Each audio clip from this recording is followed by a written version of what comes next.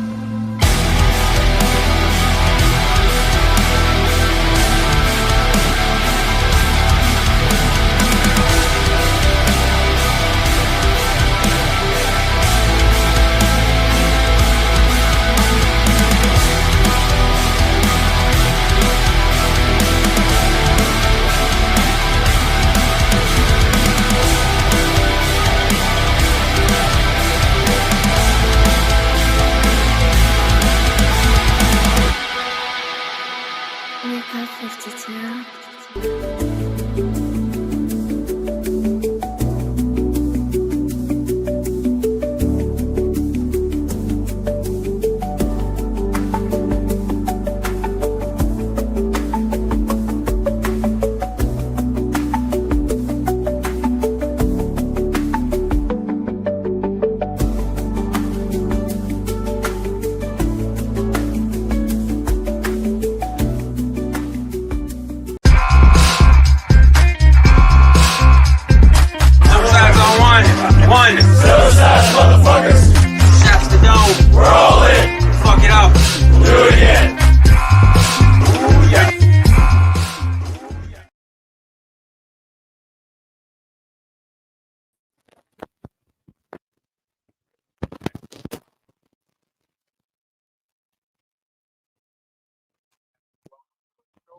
Tonight, I know this is last minute, but I appreciate you guys for joining us.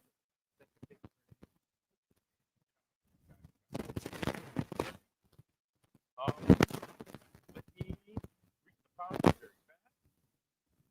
David John,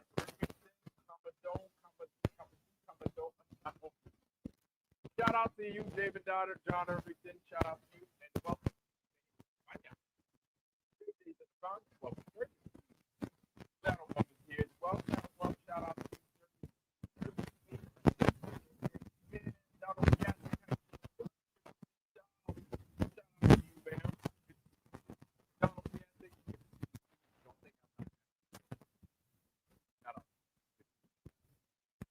Plain simple truth. Welcome, sir. Can you guys? It's my guys. How do I sound? Should have started.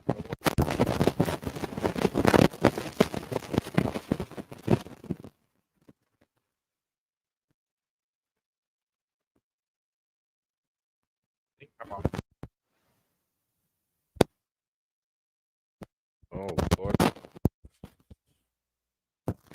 Hold on, let me try this. How about now?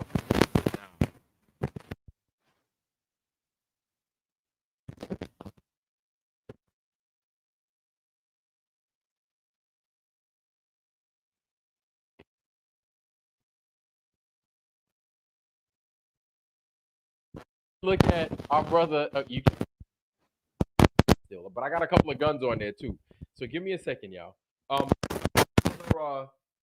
Jay Bird, Mr. Jay Bird, sent me some real nice stuff.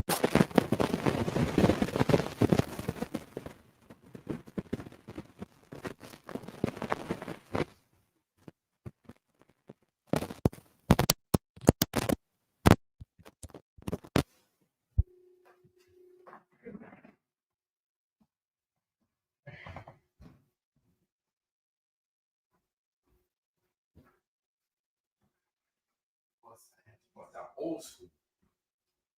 Yeah, old school out this bitch. You know what I'm saying? All right.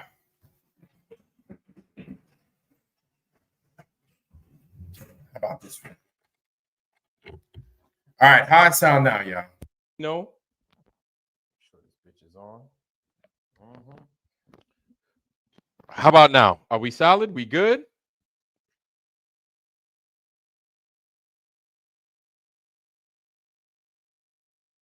You have two streams and chats playing simultaneously. Well, hold on. This is the thing with YouTube. YouTube is going to all right. So here's the thing, y'all. Okay, better, cool. Now I have two chats going. I do understand that. YouTube is saying vertical and horizontal at the same time. What is it that you guys prefer? Vertical or horizontal? One for vertical, okay, because it's up and down. Two for horizontal. Which do you prefer? Please let me know in the chat. Two for horizontal. Of course, Greg. Good to see you, Greg. Greg in Colorado. Greg B, good to see you, man. Two. Okay. Two. Oh, two. Oh, god damn. Everybody said okay. Oh shit. Horizontal. Okay. Two. Oh, god damn. Horizontal, vertical. We got one. Hey, man. Hey, David. David Irvington. Hey, man. Two is sideways. Two is like this. One is like this. Horizontal, vertical. Did I say one is vertical? Wait, do you mean vertical? Did I say one? Okay. One is vertical. All right. Two is horizontal. Just in case either I mess it up or you misinterpreted what I said.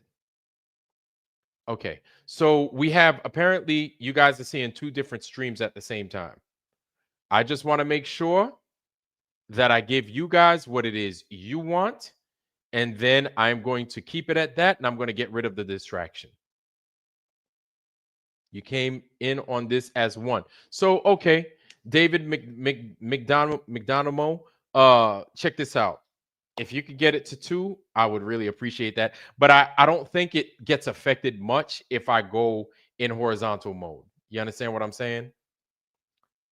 Landscape. Yes, right. The landscape. It's the sideways one. Flat Earth Outlaw. Good to see you, man. See you, Harmon. It was on the other one and it sucked. Okay.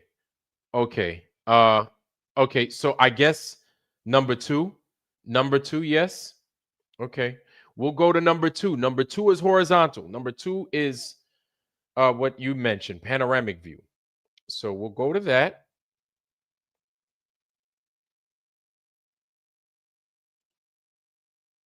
If you're on YouTube, hold on. Let's just make sure everything is solid first. Give me 1 second, family. Lord have mercy, man. They just make these things. Show vertical. No. No, no, no. I don't want that. No. Show vertical. New layout. No. Layouts. Why would you do that? Why would you give me two? Why would you do that?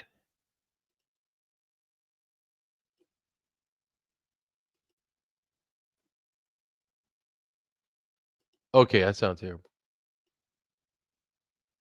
Okay.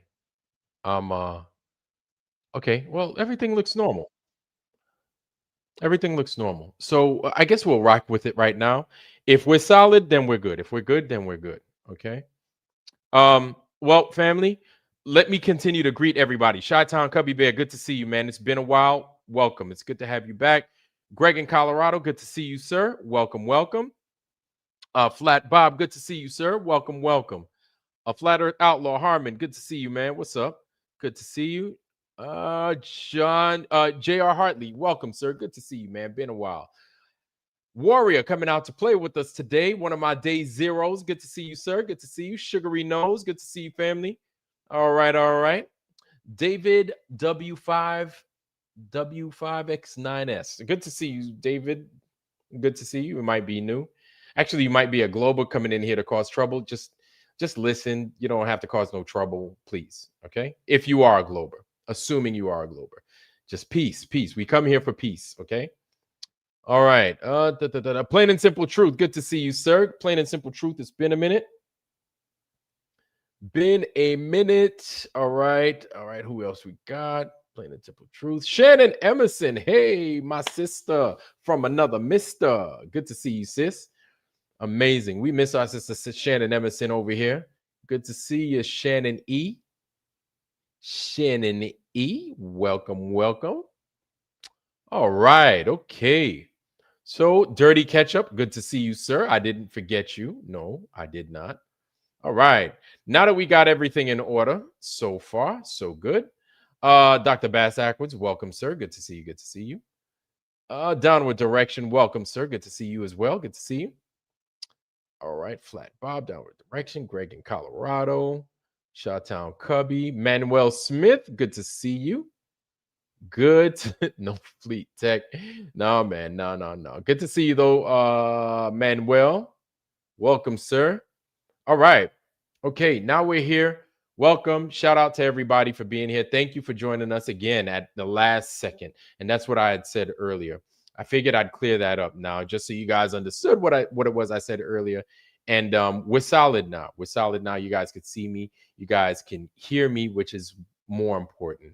And I sound a little bit more clear. So all right. Welcome, guys. Welcome.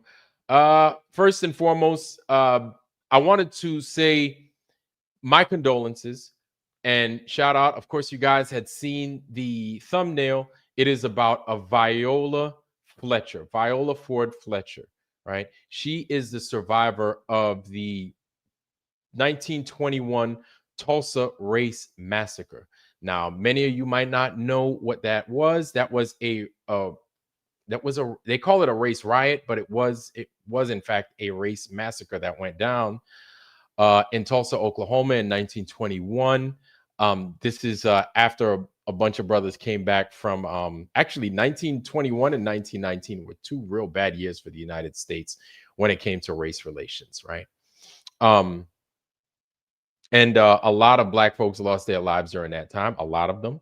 And for those, and that was 104 years. Yeah, right. It was 104 years ago because it took place, I think it was May 30th, 1921, if I'm not mistaken. But it took a few days. It was like between May 30th and June 3rd, something along those lines. I have to check back and forgive me for that. Nonetheless, it's something that happened. And it's not just that it happened, but people actually lived through that time in American history. Now, here's the thing I want you to understand is that what's important is what I just said, right? It isn't a thing that happened in Black history. This is our history as Americans, right? You're an American. I'm an American. If you're not an American and you've never heard of the Tulsa Race Massacre, then maybe just take a chill pill, sit back, and listen for a little bit. So, without further ado, I'm not going to talk too much about it, but what I'm going to do is I'm going to allow everybody to see a video of Ms. Fletcher in action before Congress discussing the time that she survived, the moment that she survived this Tulsa race massacre. So without further ado, let me go ahead and give Ms. Fletcher her screen time. Oh, where we at? There we go. Here it is right there. I hope you guys can hear it. Get this shit out the way. My name is that okay? Okay. My name is Viola Ford Fletcher. Can y'all hear that? I'm the daughter of Lucinda Ellis and John Wesley Ford of Tulsa, Oklahoma. I'm the sister of Hughes Van Ellis, who's also here today. I'm a survivor of the Tulsa Race Massacre. 2 weeks ago, I celebrated my 107th birthday.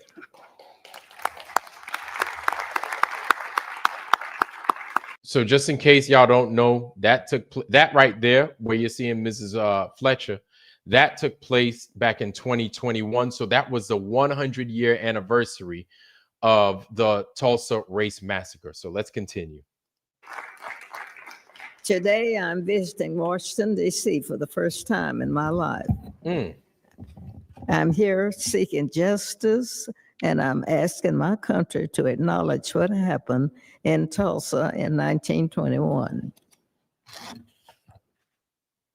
On May 31st in 21, I went to bed in my family's home in Greenwood. Neighbors of Tulsa, the neighborhood I felt asleep in that night, was rich, not just in terms of wealth, but in culture, community, heritage, and my family had a beautiful home. We had great neighbors, and I had friends to play with. I felt safe. I had everything a child could need. I had a bright future ahead of me. Greenwood could,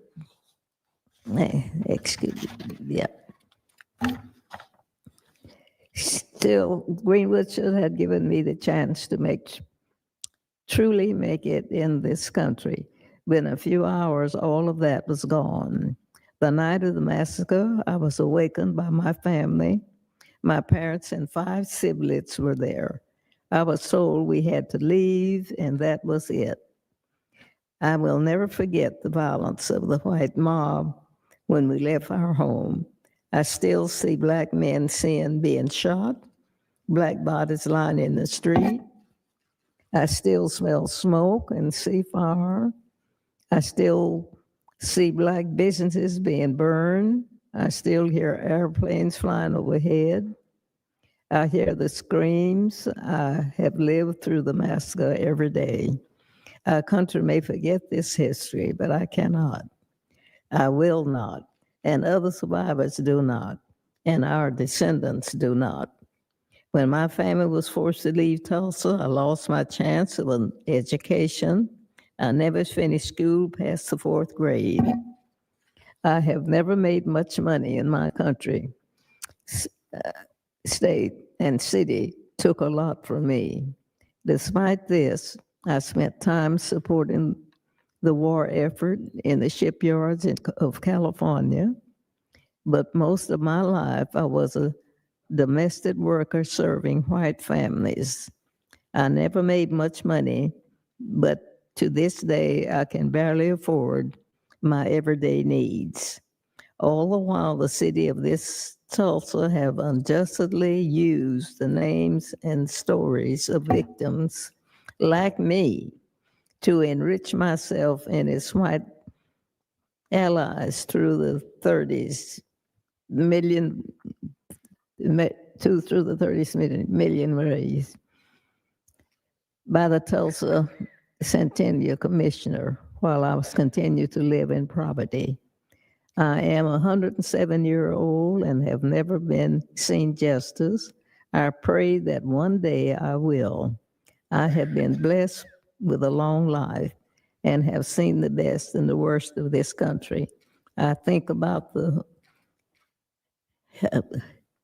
terror, horror inflicted upon Black people in this country every day.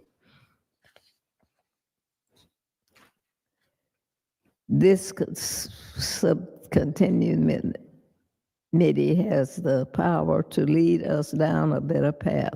I'm asking that my country acknowledge what has been happened to me, the traumas and the pain, the loss, and I ask survivors and descendants to be given the chance to seek justice, open the door. All of you know how easy it is to deny that a violent mob threatened your lives and took your property. For 70 years, the city of Tulsa and its stream of charmers told us that the massacre didn't happen, like we didn't see it with our own eyes. You have me here right now. You see Mother Randall, you see my brother Hughes Van Ellis. We live this history and we can't ignore it. It's our lives with us. Just in case y'all don't know, her brother's name is Hughes Van Ellis, and Hughes, he lived a long time too. I believe he died a couple of years back. I'm not sure exactly when, but she was, as far as I know, she was a sole survivor. But let's continue. Oh my goodness. We lost everything that day, our homes, our churches, our newspapers, our theaters, our lives. Greenwood represented all the best of what was possible for Black people in America and for all the people. No one cared about us for almost 100 years. We and our history have been forgotten, washed away. This Congress must recognize us and our history. For Black America, for the white Americans, and for all Americans, with that's some justice. Guess this was that it. Thank you. Do you want to say anything else? So that right there, that's her brother right there. This brother right here, Hughes Van Ellis. That's her brother. He was in the army at one time, and that appears that's him right there. He's no longer with us either, and apparently today neither is she. So that's it. That's the video. Let's get back to us real quick. So that right there is it for that video. What I wanted to talk about was rest in power, Mrs. Fletcher. This is a crazy, crazy world we live in. We live in a strange and crazy world. Now, I wasn't alive then. Nobody here was alive then. I've got family that's old, but not that old. My dad is 88 years old. You know what I'm saying? He was born like 16 years later, 1937. My dad was born, right? And he's pretty sound of mind, kind of. At her age, at 107 years old, she was 107 years old during that video, and she was so sound of mind and just she was still able to read that stuff. You saw how big the print was. You know what I'm saying? And I think that's absolutely remarkable. So it's crazy, man, because it goes to show you, man, that if somebody doesn't relate to you the history, you won't know. You'll never know. We'll never know. There's so much that we take for granted, I feel, with the people that have come and the people that have gone. And then once they're gone, we're never going to have their story. We're never going to have the story. So it's just so strange, man. It's just so strange that this country would, and I'm not saying that the people would, but you have people that are in a position to take our history and just hide it from you. So this, to me, is an opportunity to come out and just have us be aware. You know what I'm saying? Just have us understand that these things are possible. And so when you see something that you don't understand that's out there and it looks strange to you in this world that we live in, and it looks old as shit, Question it, right? Don't just take, well, this guy said that, that's what it is. She said that, this is what it is. Just question it. There's nothing wrong with that. Again, shout out to Mrs. Fletcher and her family. My condolences. Man, just looking at her kind of reminds me of my grandmother, and I miss my grandmother every day. Love my grandmother. I lost my grandmother in 2015, and she was like 96 years old. You know what I'm saying? My grandma was old. So to see a woman like this living through something like that, it just makes me wonder, like, golly, man, the world was just, it was a certain way back then. It was a certain way. And again, like, we could never know. You know, the first time I learned about the Tulsa, Oklahoma race riots, I think it was around like 2015, 2016, something like that, right? And like, when I learned about it, I wasn't really shocked, but at the same time, I said to myself, wow, if I'm just, and I like to consider myself somebody that knows a few things. Not that I know everything, but I know more than know. I'm socially aware. I'd like to say I'm socially aware. Let's put it like that. I'm not going to sit here and say I'm smart. Not going to sit here and say I know more than this person or know more than that person. I don't, especially if I didn't live through something. From what I've been educated, right? What I've been told, this is what I know for the most part. Okay. And so when I learned about the Tulsa Race Massacre, it was like, golly, wow. If I'm just learning this stuff now, me knowing me, right? And my thing is, I like to learn. I can imagine how many more people, it doesn't matter whether they're black or white, how many more people don't know that something like this would have taken place in the United States or would have taken place, period, right? Doesn't matter where it is. And so I started learning a little bit more about it and more about it. But in my mind, this took place in 1921. And I was like, ain't nobody alive now. Even though my grandmother was born in, at that time, yeah, she was born in, actually, yeah, my grandmother was born in 21. That's what's crazy. So my grandmother was born then. God rest her soul. Love my grandma. Miss my grandma. And yeah, like, I didn't consider anybody would still be alive from that Tulsa race massacre. All in all, to say, shout out to her, rest in power, understand that this isn't just them, right? Back in 1921. This isn't just people, and then so on and so forth. You got to realize, please, I want us to understand, and there are other things that I'm going to bring up so it makes a little bit more sense, right?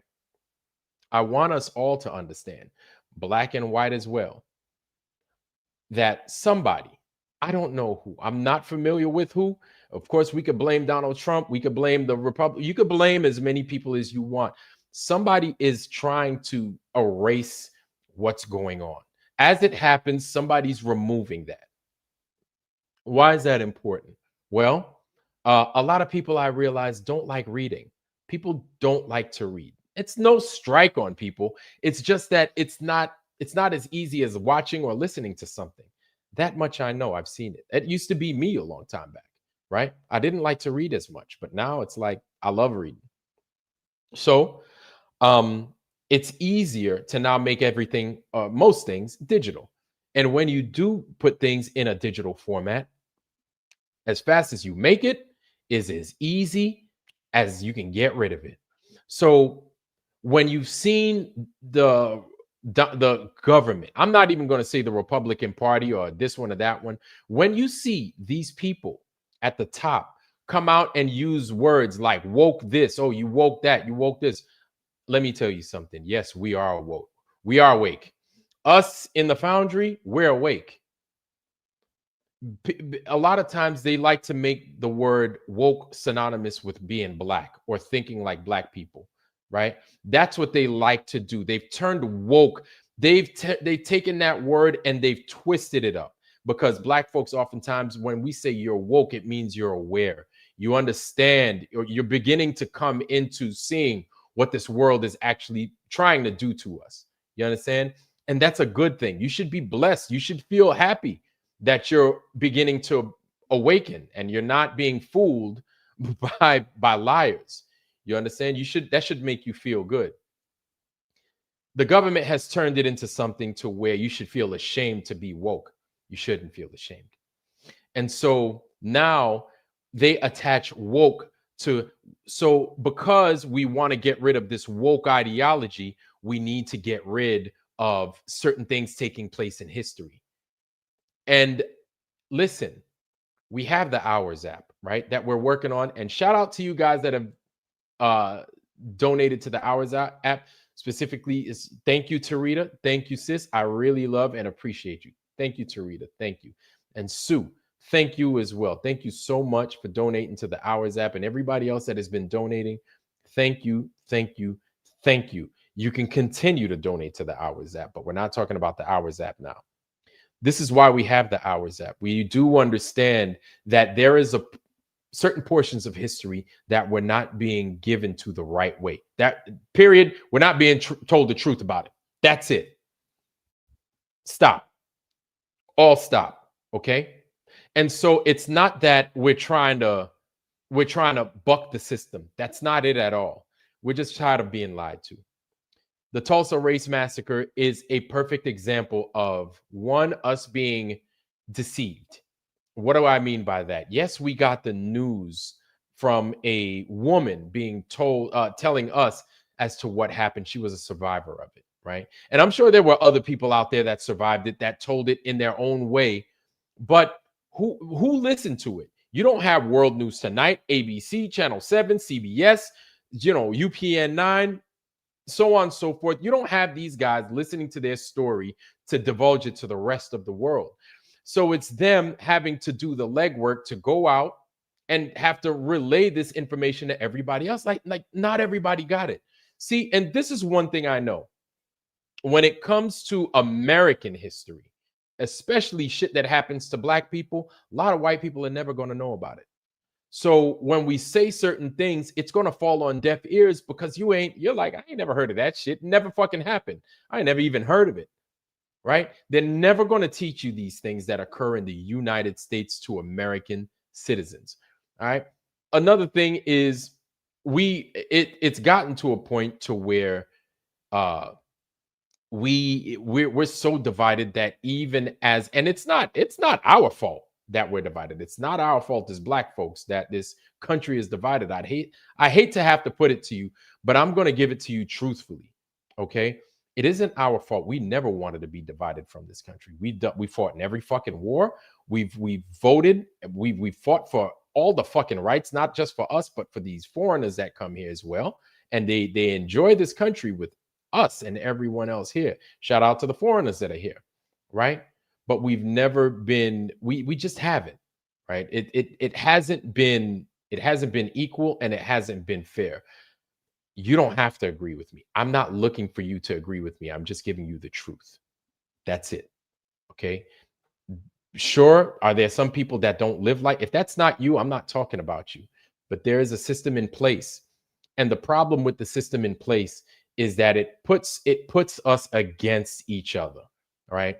It puts us, certain people, as a perpetual victim. And then it puts those that are not the perpetual victim in a place of comfort, to where you don't hear the cries of the people that are being pressed. Okay. Now, this is not, okay, I'm getting to a point. This is not to make anybody feel guilty or bad enough. No, it's not at all what I'm here to say. No, not at all what I'm here to try and jig up, right? I'm saying this because what I've noticed with this government is that they will put us against each other. They'll have a group of people, mostly us, right, in a certain position to where everybody's against that individual. Everybody is. And again, if that's not you, that's not you. But as a whole, they designed the system that way until things get to a point to where now the government needs to turn the government themselves against everybody else. And what I'm talking about is how we're living now, what we're seeing now, right? And what I'm basically saying is that everybody's uncomfortable. Black people are uncomfortable. White people are uncomfortable. This government shutdown happened. Guess what? It happened to everybody. Okay? All this shit happened to everybody. But you want to know something? Black people were sitting there like, Yeah, this all normal. This is all normal for us. See, what I'm saying is this. We know exactly what it felt like. We know exactly what that feels like. That like shit like that is just like another drop in the bucket to us. But to a lot of people that have never experienced the system turning on them, they didn't know what to do. It was as if the rug was pulled underneath you, right? And so that is a perfect example of what happens if you don't know what your history has done in the past. If you don't know what these people have been about in the past, it's going to be hard to deal in the future. Okay. So Mrs. Viola Davis, God rest her soul, and shout out to her and her family and everything she had to live through. Because, like, anytime I hear the Oklahoma race massacres, like I can imagine. But the thing is if you don't live through something like that, you don't know. You don't know. And it doesn't matter what color you are. If you ain't never lived through that before, it's hard to imagine. My parents, even, they've never lived through that right there. So even they, I would imagine, would find it difficult to imagine living through something like that. You understand? So when these things happen, know that if the government is trying to get rid of it, not only are they trying to get rid of the history that black folks have gone through, black folks have dealt with, right? They are getting rid of American history, not just American, but world history. And why is this a big deal? Why is this a big deal? Well, you see what we're dealing with now, right? Especially with the Jared Boosters, the My Lunch Breaks, the Lucius Aurelians, right? We could go down a whole litany, the Shawnee Bees.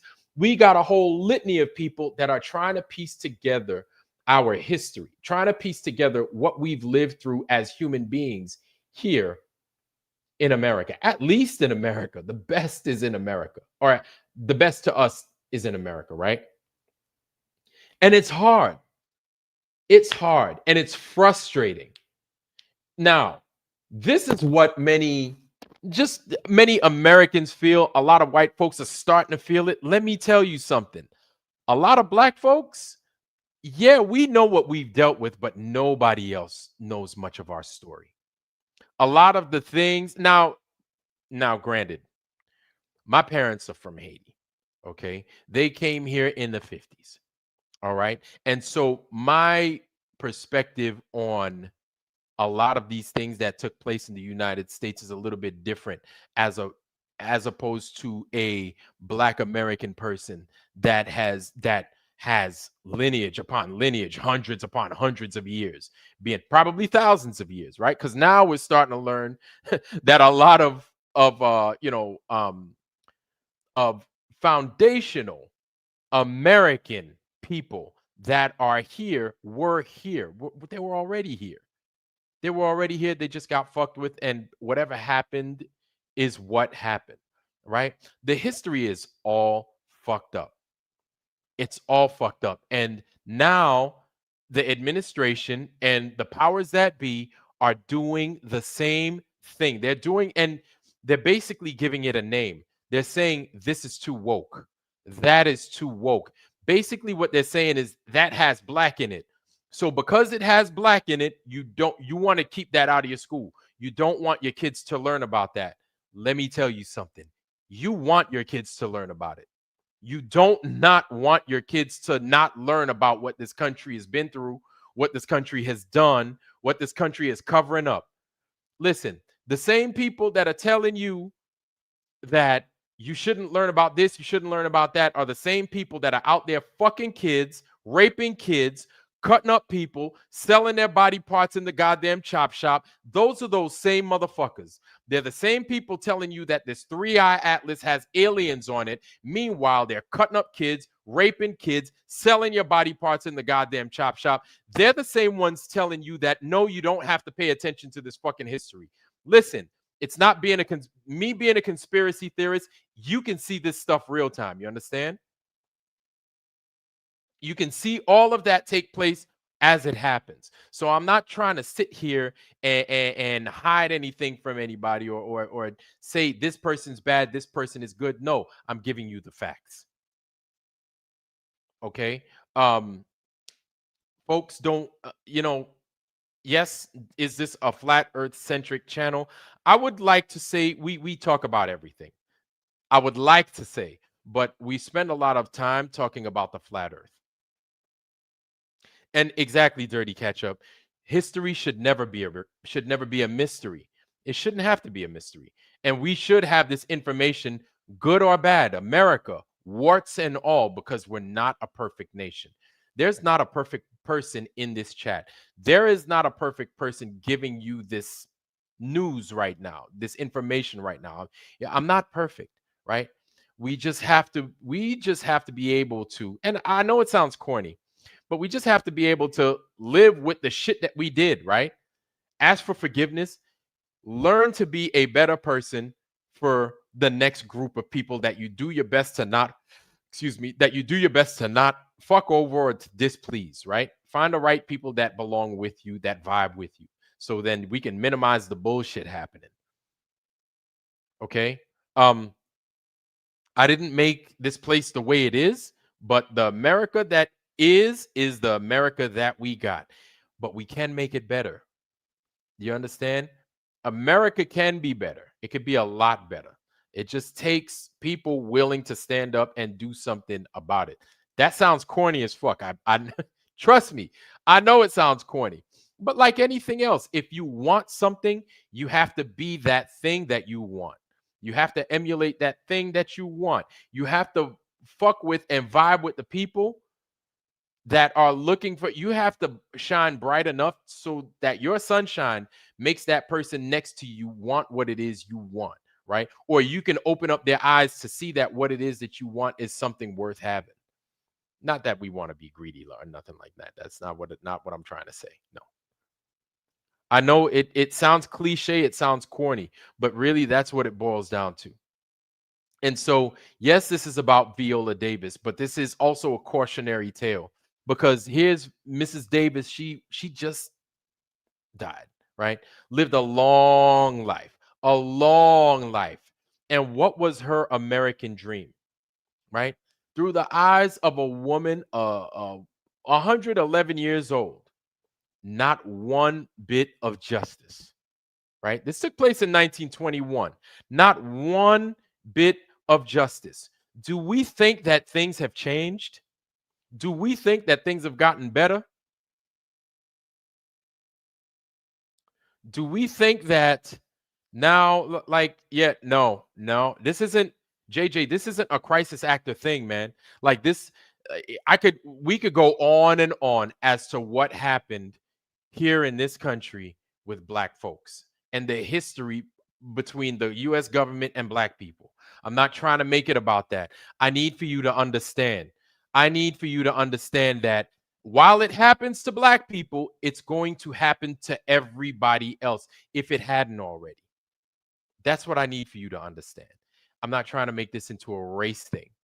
No, but the fact is that it happened to many of us and our lineage first.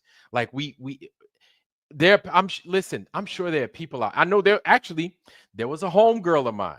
I'm not even going to say her name. Real cute girl. She was left-handed. When I was at ONI, I was stationed at ONI for a couple of months, and her family had lived through the Tulsa race riots, and I learned from her perspective what her family had lived through.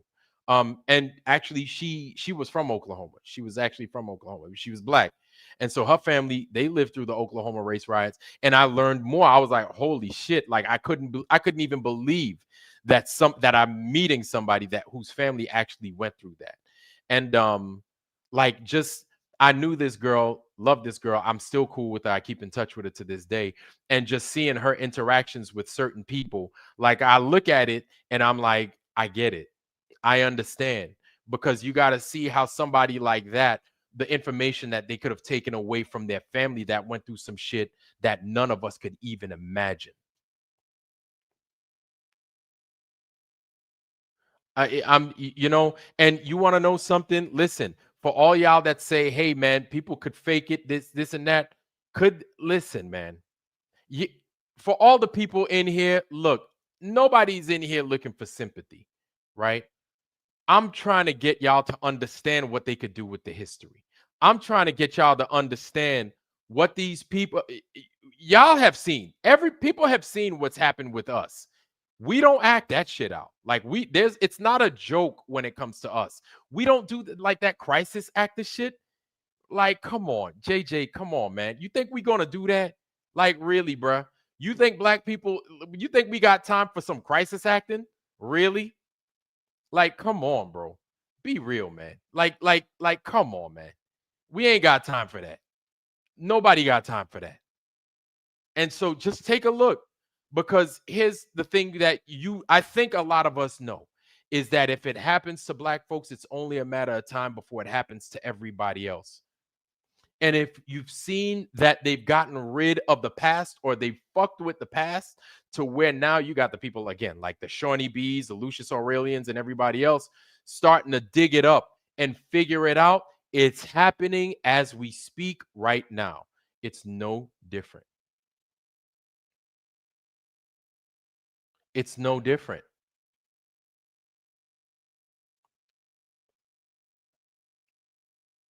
So look, you don't have to. And look, y'all could give me 1,000 downvotes. I'm not here for likes, dislikes. I'm just here to tell y'all the truth. We don't do that. Like for y'all folks, for you people that know we don't do that, that know us like that, you know we don't bullshit like that. You know we don't fucking bullshit like that. Good.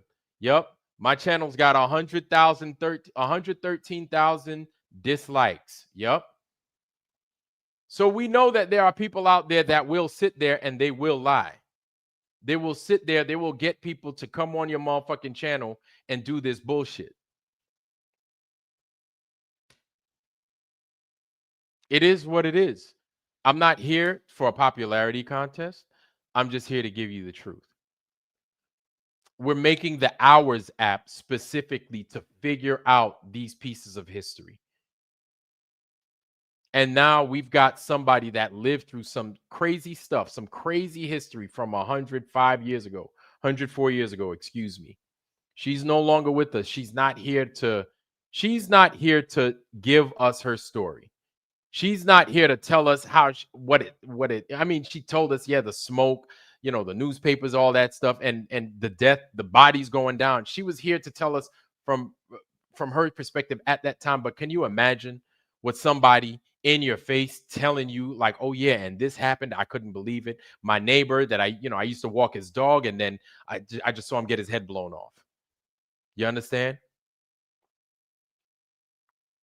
So having this happen, when it happened, I could understand if you don't understand, right? I could see a lot of black folks that don't understand too. But these are the things that go down in America, man. And then they try to wipe out. They try to get rid of it. And the thing is, they try to have us buy into getting rid of it. And let me tell you something, it's easy, especially if you're not black. It is so easy for you to buy in to that bullshit and just be like, yeah, we don't have to teach that to our kids. Let me tell you something. You are contributing to the history being disappeared. You're contributing to that. And look, man, look, don't think that I'm trying to say nice things so I could have people be on my side, so I could make y'all feel a certain way. Cause no, listen, I'm never gonna do that. And for all you guys that have given to the app, thank you, man. I appreciate y'all. But my thing is not to give you guys lies. My thing is not to blow smoke up your ass. Race don't, no, Flat Bob, race has a lot to do with it. But here's the thing. We don't make it about black folks don't make it about race until it affects something. You understand? Happened to the natives. They were mercifully. Yeah. So what we're learning, Flat Bob, is that a lot of your natives were black. A lot of your Seminoles, right? Your Creek, they were black people. right? And so basically, it seems as if the government just took anything mad melanated, right, and just threw it all in one basket and did what they did with them. Like there are a lot of black folks that you could go around here to that are like founded here within the continental United States. And I'm not talking about the Americas like in Haiti or, South America or nothing like that. But here in the United States, they will tell you that they have lineage from, Blackfoot, Cherokee, Seminole, so on and so forth. Like I grew up with so many of them that they're like, oh yeah, my great great great grandmother is such and such. My great great great grandfather is such and such. And this is the crazy thing is that we're starting to learn about this.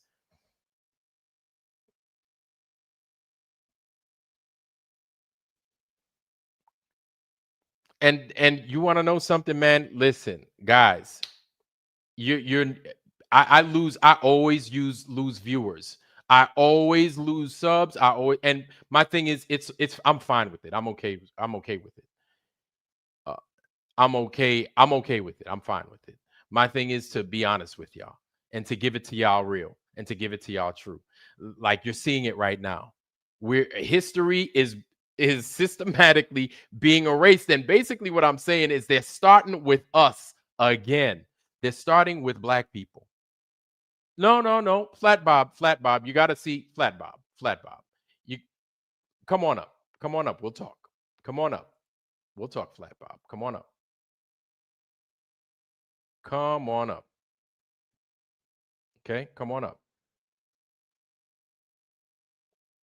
Oh, no, no, no. Eldon Bean, man, I appreciate you, fam. Nobody likes to hear that. Nobody does. Nobody wants to talk about it. But the thing is in order to get over it, it needs to be discussed and it needs to be fixed. You understand what I'm saying? Look, I don't get paid for this. I get nothing for this. My parents are, we're not, listen, at the end of the day, yes, am I black? Yes. Do I get the black experience? Yes. My parents are not even from here, but I understand. You just need to understand. And this is why I equate the black experience to flat earthers. A lot of what flat earthers deal with, I'm not saying everything, but a lot of what flat earthers deal with it mirrors a lot of what black folks have dealt with. I'm not saying everything, don't get me wrong, but it looks the same. And this is why we can speak about it, especially a black person, from a perspective in which we can. And it just makes so much sense. Mm. Flat Bob, I got you, I got you, homie. Okay, okay. It just giving you a chance. Not a problem. No, no. Now listen, I would look. I would love to say that we're all one because yeah, are we all one? Of course, right? Because at the end of the day, you're in a foxhole, you in the dugout, and you're fucking getting attacked. You ain't got no choice but to be one.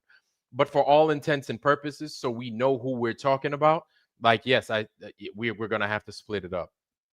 Um, but know this, you must know, you have to know that they start with us first. JJ, what's up? Is that you? That is me, brother. Good to see you, man. You as well. Yeah. Yeah. So it's not anything that people want to talk about, but at the same time, you have to know it's going to start with us. And as soon as they start with us, they work to get other people that resemble us until they get to everybody else. It's not as if this is what I want, but this is a pattern. This is like people that have seen wrestling, everybody knows King Kong Bundy's signature move. It was the what was it? The splash. The splash where he freaking jumps off the rope and jumps on your freaking thing. Jimmy Superfly Snooker, where he jumps off the top rope and his hands are up like this, and then he crashes on your body on the canvas. Freaking what's his name? Razor Ramon. What was it? The Razorback or something like that? I forget. What's his name? Damn, Jake the Snake Roberts, the DDT. Everybody in WWF or WWE, the same way they have their signature move, the US has a signature move when it comes to doing things, and they follow that recipe card to a T. And if you're not in the know, it'll elude you every time. But you could see it every time when they do it. And one of these times is now. They're basically systematically getting rid of the history as we speak. This isn't something that I like to say, but I'm going to talk about it because Well, let me ask you, Vlad. we're trying to put it together right now. Go ahead.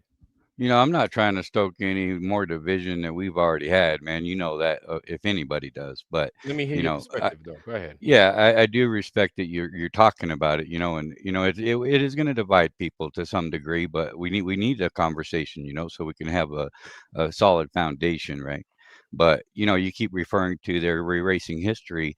I think erased history has already been erased, so this is scripted history that you're talking about them erasing. So I just don't, I don't know what's true and what's not. I can't prove either. You see what I'm saying? I hear But what what you're I do saying. know, what I do know is the source that we go to, that we're stuck relying on, has zero, and I mean zero credibility. This lady's in Congress, okay, which is every red flag known to man, okay, because they're not elected. These people are selected. But that's just Hmm. my beliefs, okay? Okay. So it this lady can be a plant just as much as anybody. And I can't prove she is, and I can't prove she isn't. I'm just saying the source that we rely on has cried wolf way too many times. Everything that they show you is most likely bullshit. You Like know I've come what? to that conclusion. That's just me, dog. You want to know something? I hear why you would be annoyed, and shit like that makes me annoyed and upset. And It for the sucks. It's most just where part, we're at. and you want to know something?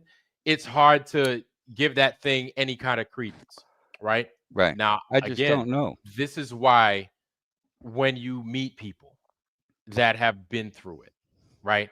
And so it's not, and my thing is this, right? It's not just the Tulsa race massacre. It's not just that. You have a series of other things as well. You also have Rosewood. You have these other things. But the thing is, JJ, is that this is stuff that nobody talks about Mm. except a select group of people. And I this just is don't know how much common. of it I could trust. I mean, like I don't You trust know, anything. I just and don't. It's just not hard, I've right? you want to know something, and I give you I'm gonna give you I'm gonna like I Just give buy me that. an easy Like I out. get it. I'm Because not you trying can't to, I don't no, know. And I feel bad if I'm wrong, but I'm damned if I do, damned if I don't, man. Because I promised myself, you Mhm. lied to me twice. That's my bad, bro. You lied to me 3, 4, 5 times. I'm insane, dude. And I feel you. I'm not playing that game, that's all. So the source is just so important where we get our information from. And it's like they're propping this lady up. She's reading from a script. And I know she's old and she probably can't read, but hey, let's just give hand dismissal to every single person. Oh, her family just died, or this or that. Every excuse in the book, right? It's To easy to say that. I totally go ahead, man. It's I easy didn't want for to cut me. you Yeah, off. it is, dude. And I'm not trying to be disrespectful. This is just where I Mhm. am, man. It's You just know where what? I am. And you want to It's know something? unfortunate. You want to know something? I don't think that's unfounded. I think that that's sincere, especially Yeah, with everybody seeing that what it is we're seeing now. Like my thing is this, man. It's the truth, right? And even if it's based off of an opinion, based on an opinion, right, off of what I've seen up to this point, like we've been lied to about so much. Who fucking knows? that's where I'm at. It's like if you cried That wolf I can't every day, see. every night, and I come every time, and I stop coming, and then a wolf comes and eats you. Should I feel bad because you got eaten by the wolf? Absolutely not. Right Matter of fact, now, it's your fault that you got eaten and you cried wolf too many damn times. So that's you know exactly where I'm at, man. I get And you. I get you. and it At the sucks same that I'm here because I want to have sympathy and empathy for humanity. You know me, brother. I have one of the biggest hearts known to man. right And here I am now, being cutthroat, cold-blooded, calloused killer, that don't give a but shit, but right? at the same time, you have to recognize, and like I hear what you're saying in general, Mhm. but it's the history that's being removed. The But we can't trust specific, history. it's but Were you it's this, there? Were your but it's parents? Did you know you her? know Did your what? I I wasn't don't there. I know. can't I say don't I know. can't say that I was there. That's what I I mean. do. Our The history only has been thing, so tampered, so infiltrated. the only thing that I could go off of as the closest thing to knowing is my girlfriend. And she wasn't a girlfriend. She was a girl and she's my friend. That's what I mean by that. Please don't get me wrong. But her testimony based off of what her parents experienced during that, or not her parents, but her family had experienced during that Tulsa race massacre.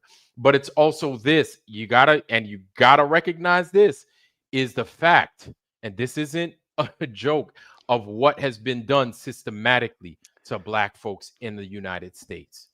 Right. Well, And also, this is yeah, something, hold on now. This go is ahead. something that my parents like talk about all the time. They were like, oh God, I Mhm. remember when this happened. Nobody even talks about that. Like this is, and this is to me, this is why it's important to talk to the old people. This is why it's important to get around old folks and Right. get their point of view on certain things and to see like, yo, like what the fuck went down back in the day, because this is what we're being Right. told. You know Well, what I'm saying? we gotta look outside the Now, box though, because we're coming from a really unorthodox situation here. Okay, regardless of what happened in the past, a lot of it was lies. There is some truth. Maybe you might have some ancestral, relations to somebody who was in this or that. But your entire life, all you've ever seen is fake ass movements. Okay, where they pay people, agitators, crisis actors. That's all I've seen my entire life. Okay. So for me to sit there and hand dismiss that and say, oh, well, this is probably true, right? but Okay. I'm not everything, saying that it isn't. I'm not saying that it isn't even true. But here we go. I Here's where we got you. have to go from here. Okay. We have to forget what happened in the past. Okay. We have to unite, bro, because everything is all divided by design. It's all about division. Here we are once again dividing each other, talking about races. We're all the same damn inside. Regardless of what our history is, we're all bleed red, dude. We're just colors on the outside. Okay. We're all the same soul, same thing, dude. JJ, I would Today. love, a lot of us would love to follow that sentiment, Well, we but need a to lot of unite and fight the right enemy, dude, because the we we enemy ain't we whites do, and blacks. It's we not. do. You want to know something, JJ? Not to me. We Not my can't life. be. It's not that easy, and I'll tell you why, JJ.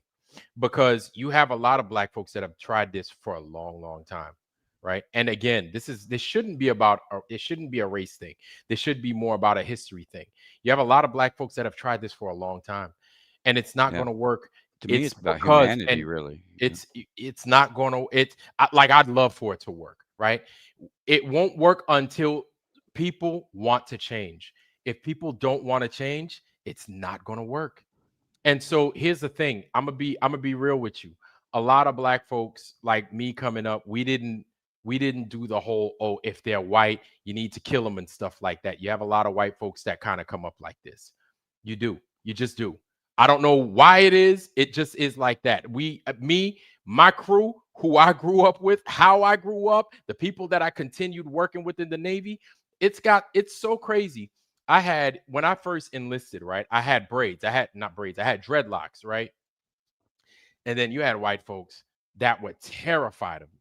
They thought I was going to rob them. They thought I was going to do everything in the book. That they must have seen Dirty Harry movies. Remember them old ass Dirty Harry movies in the 70s and shit? They seen all them shits and all that stuff.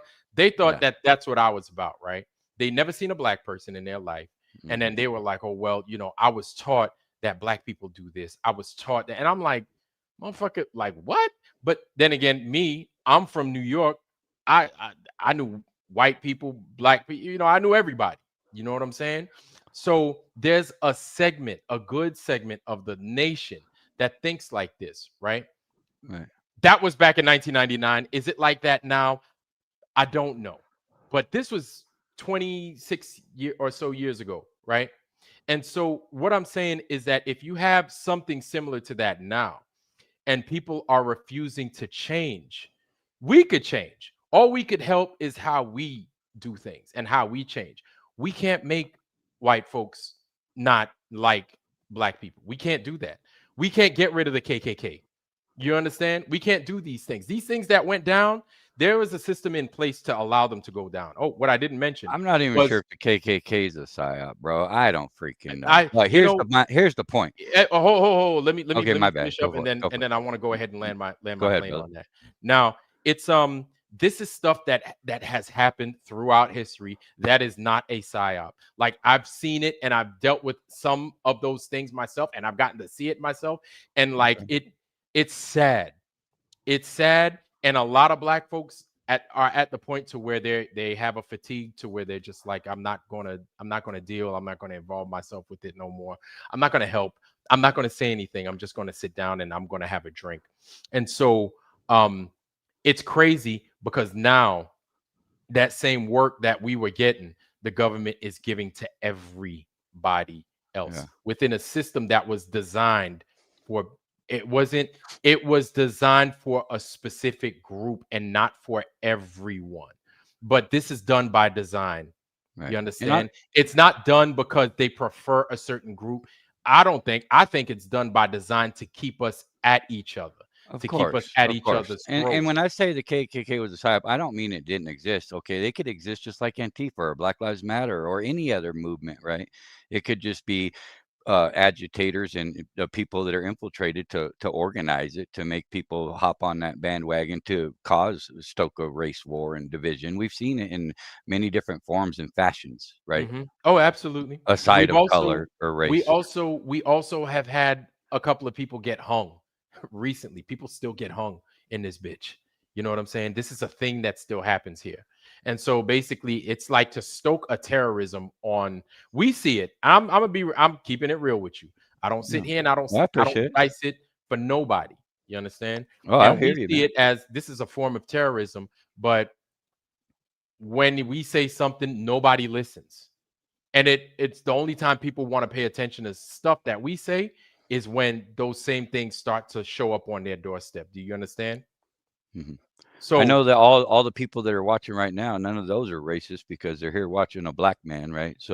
I don't. My thing is this: doesn't matter what they think or how they feel. I'm being honest. You know what I'm Sure, saying? Like, right, if I was concerned about what people thought, I would not be bringing right. up this topic. It just speaks volumes. All I'm saying is, that, because the people that you're like addressing, like the people that are racist or whatever, they're not here, right? Not that I could see, but not that they don't exist either. I'm not saying that. I'm just This saying is my this is a this good is group of people here, no. This and I is don't. I'm not accusing anybody at all. Not Yeah, at all. and I'm I'm not not saying you are. I'm not okay. saying you are. I This just is sense, like but division. basically it's this, man. It's the history. It's being washed out. Like we could and this is why when I mentioned black folks in the flat earth, a lot of people like lost their shit. They got scared. I was like, don't be scared. Like address it. You know what I'm saying? See our point of view. See my point of view. Listen to it. This Mhm, is why, to me, different people, it's important to get different people's point of view from a different background of the flat earth. You understand? Because mhm, it's a big deal to us, and you have to hear it different in order in order to better understand it. Like you got to hear it different. If you don't hear it different and you just hear the same people talking about it, you're not going to learn anything. So when people get scared about me saying, "Oh, he's talking about this, he's talking about that," I'm like, "Hey, if you don't like it, you don't have to listen." But I feel it's important not just for black people, but for white folks as well, and anybody else that hasn't seen it from that perspective, so yeah, that they can get a broader understanding as to why certain people develop and become flat earthers the way they do. Because I could tell you, I think you already know my story and how I became a flat earther, like everybody does, right? right. But it hits different when certain events happen to you in your own life, or you see certain things take place that other people may not see, and then you could compare. You're like, holy shit, I have noticed these patterns within these things taking place. It looks exactly the same. And to me, that's so important to bring information like that in front of people, so that if they don't understand, at least if they don't have to be black to understand, Mm, but if they can hear your story, if they can hear my right. story and how I'm comparing it to how the flat earth is the Hmm. same, they can be like, holy shit, Yeah. wow, that is strange. Yeah, I do It respect that matches. analogy, because I might be ignorant to what you're seeing versus what I see, and I completely respect that. It's a good Yeah. analogy. So, and lock smart, you know I love you. You know I think you're great. This whole Democrat Republican thing, listen, they both don't give a fuck about us. Okay? Both those motherfuckers don't care about us. All right? Whether Chuck Schumer don't give a fuck about us. Those other people don't give a fuck about us. Okay, none of them do. Of All course right, not. get that? Like for those people that whether you voted or not, that's your They're business. they're I not didn't. elected. I They're didn't put. selected. I Once didn't you put realize my. that they're selected Yeah. and not elected, then you'll stop entertaining the idea that these people are working for you because they were never elected in the first place. Yeah. Yeah. So that's And a they're gonna. This division to them is important because right now what they're noticing is that things are starting to change. They're starting to notice, we notice these patterns. We notice that there is a group of people that's helping keeping us divided. There is a group of people that is. I feel that in my bones. But then you have those errant people that just want to keep division. That is what it is. Hopefully they just fucking die out. But there are people that want that make money off of keeping everybody yeah. divided. Yeah, There and it's are always people. gonna be that way because in order for them to maintain the control and the power, the only way 1% can control 90% of humanity is if they're fighting and they're divided. That's we, we, why that you we're so divide, you conquer, we're right? so divided, we're minced. Right, and that's why Like we can Viola. never overcome the 1%, which should be a cakewalk if we were united. If we were, So this is that's like why at the end of the mandatory. day, It's like this is it why at has the end to of the be that day, way for them. I tell you, at the end of the day, get with your neighbors. If anything, get with your community, get with your neighbors. Because those are the people that are immediately around you. Get with your neighbors, get your water, get your food, get your get your beef jerky, whatever it is you need to do. Get with your neighbors. On Candace Owens, I don't trust her. I don't trust. Hey, Lock Smart, I don't trust her. I don't. Does what she say sounds good sometimes? Sure. Yeah, Does what Nick Fuentes say what he says sometimes sound good? of Sure. course. I don't trust her. I It's don't because they trust play him. both sides. I don't Yeah. trust any of them. I want to. My thing is When I want to trust them. I when want you to. I script a really want to movie trust them. when you script a I can't. movie, Can't you fuck have with to put an actor in to play the good guy and the bad guy. That's all they are. Everything is scripted, so they get to play both sides. So yeah, there's going to be a side that's, oh, telling you everything you want to hear, but does them. Oh that make yeah. them the good guy? Absolutely Right. not.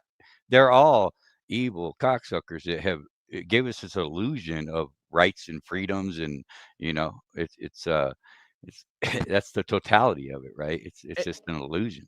Right. And they're going to give us this song and dance about how they're going to they're this one has been threatening me and that one. Are they being Uh huh. threatened? Maybe. Of I course. don't know.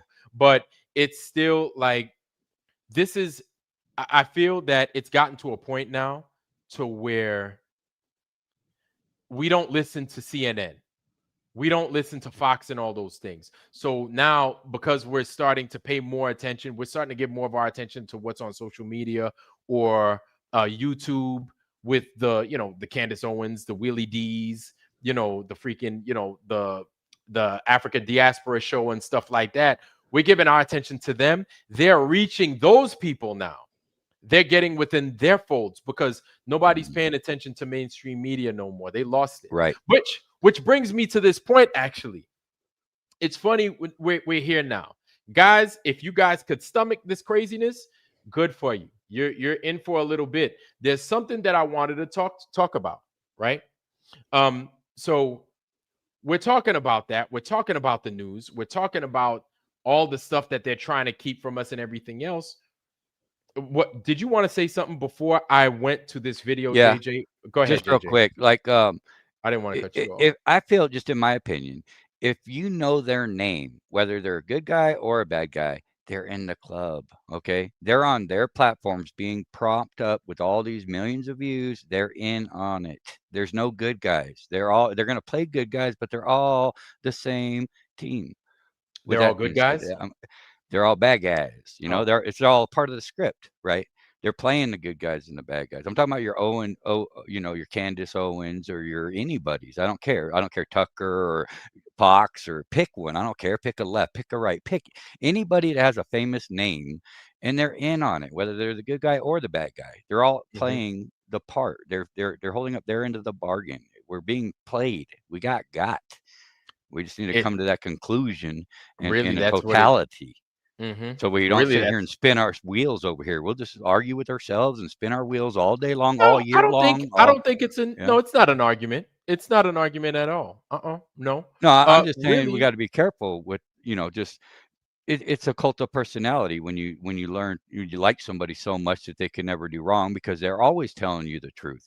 Does that mean that they're not on the bad guy side just playing you? Of course that's a possibility, right? Hmm. And the more time that goes by, the more I personally see it everywhere. Like it's the same playbook everywhere in any Hmm. Hmm. topic, right? You see it. You have eyes to see, and you don't. They can't pull that over your eyes anymore. You just Mm. see right through it. You just hand dismiss it at some point, right? Well, at the end of the day, I tell you what. This is what we have here. Us broke motherfuckers out here. It's all we got. It's us versus them. Really, that's what it Right. boils down to. Doesn't matter whether you green, orange, purple. It sucks because there are Yeah. people that are still gonna fight Right. between us. How do you And win a it's like, war when you don't even know man, who the enemy is and who the good guy is? That's exactly the point here is that we think that what do you think about this character or that character or that character? Well, if they're big and they're like huge and you know their name, I'm suggesting they are the enemy. I don't care if they're mhm, the good guy or not. I don't trust none of them anymore, man. It's just gotten mhm, to that level of an understanding of what the hell is going on and why do we always take a step forward and two steps back? You know, it just well, seems that way. It's like it's a battle that's designed for you not to win. If you had power and control, you would make sure that you have counter moves and things that are set up to where you'll never lose power or control. And these mhm, people do as well. Okay. So we're up against a losing battle, but it is important to, if we could ever unite, which we won't unless we come to a realization of some form of strategy to counter all this shit. mhm. That's just me, man. I don't know, but I'll land it there and let you get on with whatever you're going to, before you forget what you're going to say. Oh, no, no, no, no. Um, I hear you. I'm just getting rid of the trash right now. That's all. Gotcha. You Adios. agree with that though, or am I a little out there, a little too hard? I don't Well, know. What you tell me what you well, think. I'll tell you what. It's one of those things to where I hear what you're saying. Uh, but To at extreme? at the same time, to a degree, I do. Not that I think you're any worse or any better of a person. Like you just the way you are, right? You have your thoughts and you have your point of view. Now, at the end of the day, um, things are the way they are. And all we can do is go off of what, for the most part, what we experience and what we see, and then move forward from there. And so, based off of what I've seen and who is doing what, there are a lot of people we can't trust. And I will go a step further and say that, and I don't, I say this, with all honesty. Like I don't sit there and I don't mince my words, but there is a group of, well, I'm going to have to mince these, but there is a group of people that everybody knows who they are and everybody's watching them. Everybody's watching them. And it sucks that it has to be them. And it also sucks that now they know they're being watched. And so they're going to pull every fucking trick in the book to fuck with everybody. My thing at the end of the day is you don't vote them in. If you like to vote and that's your thing, okay, I can't tell you what to do or what not to do. But you don't vote them in. You don't you don't you don't give them that energy. You don't give that to them. You got the Chuck Schumers, you got the Bernie Sanders. Y'all know who I'm talking about. All them motherfuckers. You got them. They're there. They're everywhere. The Benjamin Netanyahus, you have them. You just have to. You cannot give them that power. What makes you Um, think voting's legitimate? You honestly think I voting don't is think. I legit? don't know. I don't think so. But I You're don't damned think if you do, so. you're damned if you don't, right? Like if nobody votes, then they're gonna win anyway. If you do vote, then they're Right. gonna rig it and But win at the same anyway. time, it's like I feel you're still giving them some kind of energy, I feel even if like you it's do an vote. another illusion, right? They give you the illusion of choice. You don't know these people. Oh, I'm gonna vote Whether they right do, because they're on this side, right? Or you don't know these people, right? They could just put up two different characters, and you think this is the best guy. I'm gonna vote this guy in because he says what I want to hear, right? Mhm. That's all politics is, man. They're all a bunch of rats, every single one of them. Well, whether you, I feel Every you. single one. I feel you. Now, whether you You have do, to be. You're not gonna be in that system and think mhm, you're gonna be some outsider like a Donald Trump. "Oh, I'm not a no. politician, so I'm gonna get elected and run and clean the swamp." My ass, dude. The Mhm. swamp runs the freaking world. You're not going to take that power away. You're not gonna infiltrate it and disassemble that. Now They are what they that's are. yes, and the swamp has gotten. I feel they've gotten even worse with Of this course. whole. I mean, we all knew about the whole Epstein thing. Matter of fact, there's a book that I recommend to you guys. It's called The Lost Boys of Bird Island. That is the Epstein files 1,010%. The Lost Boys of Bird Island. If you can't find it, that's because the book is around $100 in other places. If you check Amazon, it's going to be mad expensive. Go to eBay, look for The Lost Boys of Bird Island. It is a true story. The author ended up getting his head blown off after fucking releasing the book. And then they tried to freaking get it off the shelves and not being able to get published. But it's called The Lost Boys of Bird Island. It's going to be a pretty expensive book, but definitely worth the money. It basically talks about the whole Epstein scandal and everything else like that. That's it right there. That's it. The Lost Boys, again. Matter of fact, let me go see if I could find it. The Lost Boys of Bird Island. Look into it, y'all. I read this book and it is a mind bender. That's what I'm going to say. Oh, $108. There it is right there. Let you guys see it for yourselves. Yep. These guys are out there and they are not. I tell you what, it looks like they've been doing this for quite some time. They've been doing this nastiness for a long, long, long, long time. Yeah, Where am and I? we've been trained to celebrate it. That's what our holidays are, like Independence Day. We're over here celebrating Satan's freedom and shit, as far as I know. I don't know, man. I'm just human and I'm just trying to figure it out myself. I don't have the answers, bro. But it's ugly, man. That's all I know. Yep. It's And it's yeah, terrible. it's a mess. But here on Amazon, it's $108. Check eBay. eBay might have it cheaper. If you want to get that book, I recommend it. It's a fucked up book. It's a really fucked up book. But definitely get that book, The Lost Boys of Bird Island. There it is. It's basically the Epstein files that kind of got released but didn't. I'm And sure they this got a is well PDF of that. before. You think they have Huh? a PD? A You think they have PDF? a PDF? You want to know something? That's a good question. Probably be I could cheaper, and the lazy yes. people that don't like to read can get read to.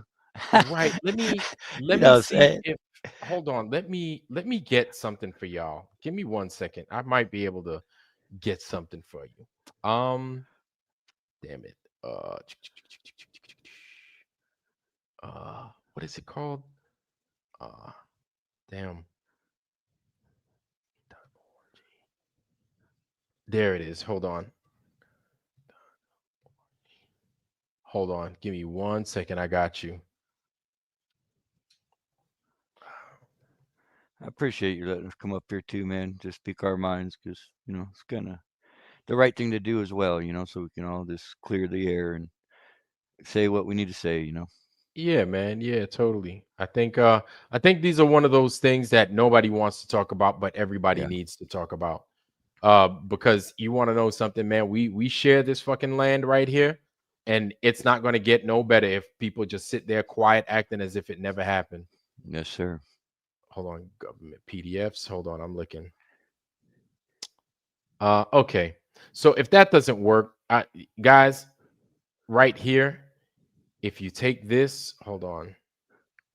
Kevin Okay, says now. eBay $39.94. Okay, Kevin. Good. Thank you, Kevin. Thank you for that. Yes, go get that book. It is going to knock your socks off. But right here, we'll basically have just about everything that you need. For the most part, you go there to archive.gov, the collection, and you might be able to find it for free. Hopefully you do. Just, yeah, hopefully you do. Now, where are we? Now, what I wanted to show y'all was this right here. We're gonna kind of change and shift focus, but not really. We're definitely gonna come back to this. But what I wanted to show y'all was this. I don't know if you guys saw it, but if you didn't, what I'm gonna do, family, is I'm gonna leave this with you guys. This is redacted, right? And this is them talking about what I keep getting on their helmet to talk about. But this is redacted talking about it, but not talking about it at the same time. So let me let this dude cook. Check the Foundry. Guys, check the chat to see what it is I'm going to drop in there. Here we go. 11 a.m. Central Time, the live feed from the International Space Station suddenly went black, or they cut to their like slate with a bunch of text. Like, we're experiencing some problems here after some sort of a craft, something just floated by, some sort of an unidentified craft to many of us, flew right by the International Space Station. So you can see it right here. And you can hear, of course, the voices of the International Space Station. Absolutely. I will not do anything inside the work volume. Now watch here on the right side of your screen. Excellent config. You're very welcome. And just to kind of smooth things over when we do come back, KU, you'll be on space to ground 3 for your ops today with Shankini. There you go. Keep sliding over. And then 3 with Shankini. Thanks. Look at those stars, y'all. Reappears. Now, according to reports, there's like a black spot plane there. So when things move in the middle of that area, things do disappear. It's not like an anomaly. That's actually part of the camera. Ladies and gentlemen, Floating please by. buckle up. What the heck is that? And then I think just shortly after that, then NASA cuts the feed and puts up their slate. It says, sorry, nothing more to see here. But this is just, one incident among many. So this isn't an isolated thing here. Our next guest, Justin Robert, has been calling out NASA's BS and lies for years in Florida. Here he is in front of the Brevard County Commission. Watch. Before we get to that, y'all know how NASA gets down. So I just find it amazing that Redacted finally has gotten to this point, without saying that they've gotten to this point, but they've got over 1 million subscribers. I think what it is was they didn't say certain things so that they wouldn't ruin the algorithm. So I totally get it, but let's let him keep doing what he's doing. Good afternoon, commissioners. Today, I'd like to bring to your attention a potential fraud on an enormous scale happening in York County. There's now clear evidence of NASA using numerous methods to grossly mislead the public about astronauts being on the International Space Station. During interior ISS scenes from NASA's own live feed, the use of wires, harnesses, green screens, and virtual reality have been detected to achieve the appearance of a weightless environment. Examples of this include astronauts fading in and out of the screen, green screen glitches, grabbing objects that aren't really there, pulling on invisible wires, getting tangled in their harnesses, and even astronauts appearing out of thin air. This begs the obvious question. If they're really up there, why are they using Hollywood techniques to fake the footage? Great question. Justin joins us now. So before we continue, because we're going to continue and let it ride, man, JJ, what you think about that? I think that's awesome. They're finally calling them out, but it's all show. You know me, man. I'm a Debbie Downer, dude. Everything is fake and busted, but I don't know. I just feel like we're being played. We're like a bunch of puppets at the end of some marionette strings, Yeah, nah, I hear you. If anybody's going to get it, and if anybody's going to, yeah, that's right. That's Justin Harvey. I think it is Justin Harvey. I want to call him Joe Hanvey because it's like JH. I want to call him Joe Hanvey so bad, but that's Justin Harvey.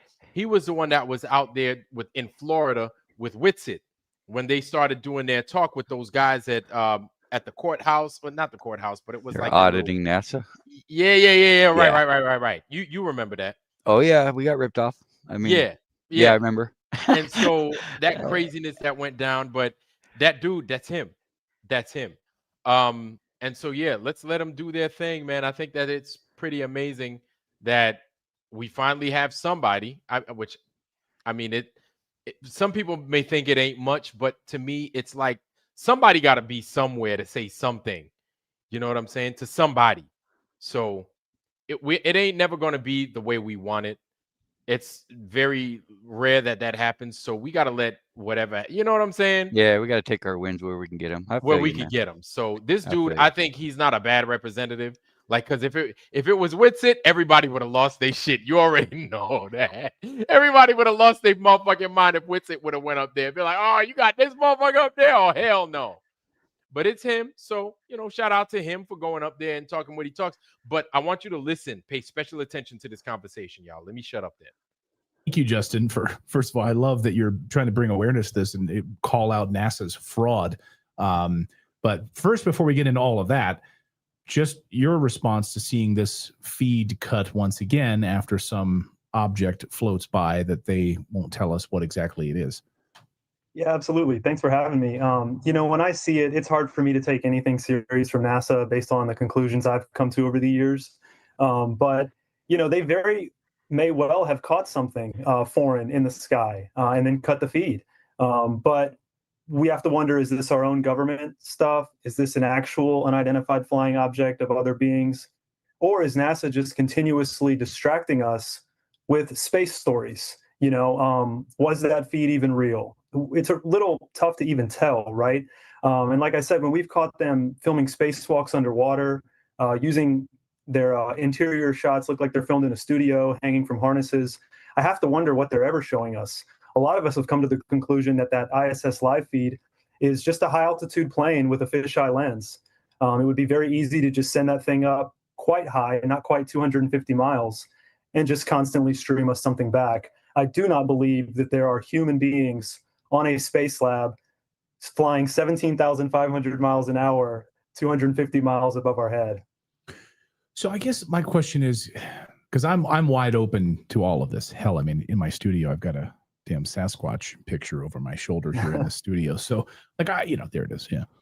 Like I'm open to anything, right? So just show me the evidence. I come from the Thomas Sowell, just show me the evidence here. And what you're showing in these videos, of course, the harnesses, the strings, like why would they do this? Why would they go to such great lengths to even have like a 250 mile above the earth high altitude plane just there with a live feed? Like what's the purpose of them lying to us with this?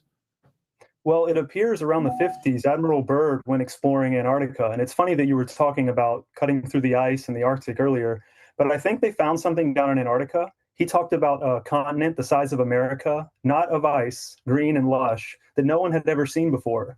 So I think they could be potentially hiding other continents, resources, who knows what other sorts of secrets. Maybe the aliens are beyond Antarctica. I'm not sure, but that was when they created the Antarctic Treaty. That was when they shut it all down, and all the countries that are at odds with each other do agree that no one's allowed to explore Antarctica independently. So it's a pretty big secret that we can look past World War III issues and say, okay, no one's going down there to mess with those penguins, right, as they tell us. And then they create NASA in the same decade. And I truly believe that they're hiding our true history, where we live, what this place looks like, and that we're not necessarily in an endless void of space, and we could be the center of this intelligent design. And it's really just to keep our focus on outer space above us when potentially there could be outer lands. I liken it to the Truman Show. Truman was very hard to control once he started getting curious and finding out that there was more out there. If they wrapped our world around the ball and just told us there was nothing else, and if you go around in the same direction, you'll hit your starting point, no one's ever going to go looking for the perimeter or the fence or the Antarctic ice wall. And that's what I think they're keeping from us by basically busy work and funneling trillions of dollars for black budget money for who knows what, and just wringing out water and space. I always ask people, how long have they been up there and what benefit have they brought to your life or humanity?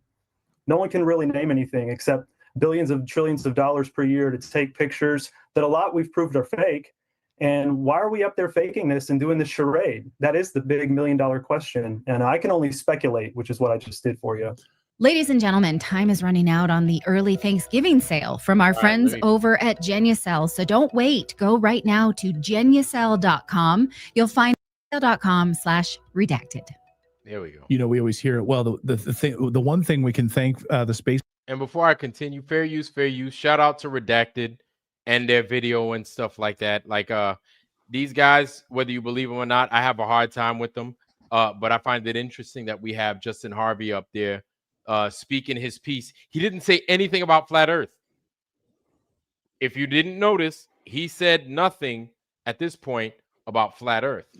Right, just to mention being the center, possibly being the center of the universe and the ice wall. So he definitely made a lot of references, but also on top of that, he kind of poisoned the well with hinting about aliens in Antarctica, throwing a Sasquatch in there. You know, he's like a Weiss. You can go listen to Weiss and he's going to tell you beautiful things. Does that make him the good guy that's trustworthy? No. Right. No, So not at all all. these people have good information. You know, there's like I'm not trying to dog everything and everybody, but we just got to be vigilant on our toes with, you know, trusting nobody at the end of the day. You know, Oh, no. They either got good information or they don't, and that's the end of that. You know. Yeah, it's either you tell them the right information or you don't tell them none at all. That's how I Right. see it. And to me, it's like, but my thing also is to acknowledge somebody went up there. Somebody's Sure. talking about this with them. Okay. Yeah, And that's so cool. it's definitely to monitor. Mm-hmm. Because my thing is nobody's going to give it to them like the way we give it to them. You know what I'm but saying? Ain't you got to nobody be gonna give it to vigilant them like that. because they, you know, outside of just this topic, they do it constantly. They have a guy playing the good guy that's going to talk about it. You know, they have a hero for you because they created the crisis, they create the hero, and you're all going to maintain ignorant and complacent due to thinking that, hey, look, people are doing stuff about it. We're making leadway here. Just those are things that the tactics that our enemies use constantly. You know, so I'm just very aware to that. I'm very keen of it. So I'm very skeptical on everything, which sucks. It's a sucky way to live, but I'm left no choice. You know, we're just victims here, man. I was gonna say, you know, you want to know something, man? It's not your fault that you got to be It's not like my that. fault, man. But I No. have to be. I have no choice, man. I have a brain and I'm using it, and this is where it's got me, man. Isn't my God-given instincts working right here? Yep. You know, Because that's what happens. And people, man, like don't think that we're doing it to be assholes and nothing like that. Like nobody wanted to be born like this. Nobody wanted life to be like this. When you get lied to enough and you've had enough, you don't just take anything at face value. You just don't. So when people are like, yo, I look through it, and then people laugh about it like it's a joke, and it's like, but it's not a joke. Like we really think these people are fucked up. We really do. It's like they lie to us about everything. And so you have to look into everything, unfortunately. And you have to It's look just into the way everybody. it is, man. It's not that we want to be. We just No, have no, to. that's- How many times can you get lied to before you're the idiot? Right. That's the question, you know? Which, listen, I'm not guys. an idiot. At the end of the day, I'm no idiot, man. Yeah. So I'm not gonna, this is where it gets you. You know, you have to be cold-blooded. You know, you have to stand the ground. You have to have that calloused mentality. Apparently, You it have to sucks. be cold about it, You have unfortunately. to be. But you can't That's- trust these people. They made it like that. Now, if you have your own channel, look, don't be discouraged because other people are saying, hey, you have to do your channel like this, you have to do your channel like that. Look, you do your channel the way you do your channel. You got folks out there being discouraged because they're like, you're not going outside and preaching like you're a Jehovah's Witness about the flat earth.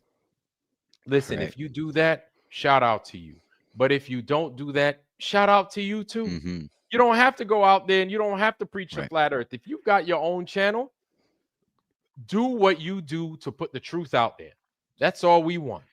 Right. Make your show, do your thing. We can watch, we can listen, we can get other people from the outside to subscribe. This is the point in my eyes, right? If you have your own show, if you have your own channel, you have your own perspective. Maybe it's different from my perspective. Maybe it's different from JJ's perspective. RG, I see you. Maybe it's different from RG's perspective. But it's a different perspective.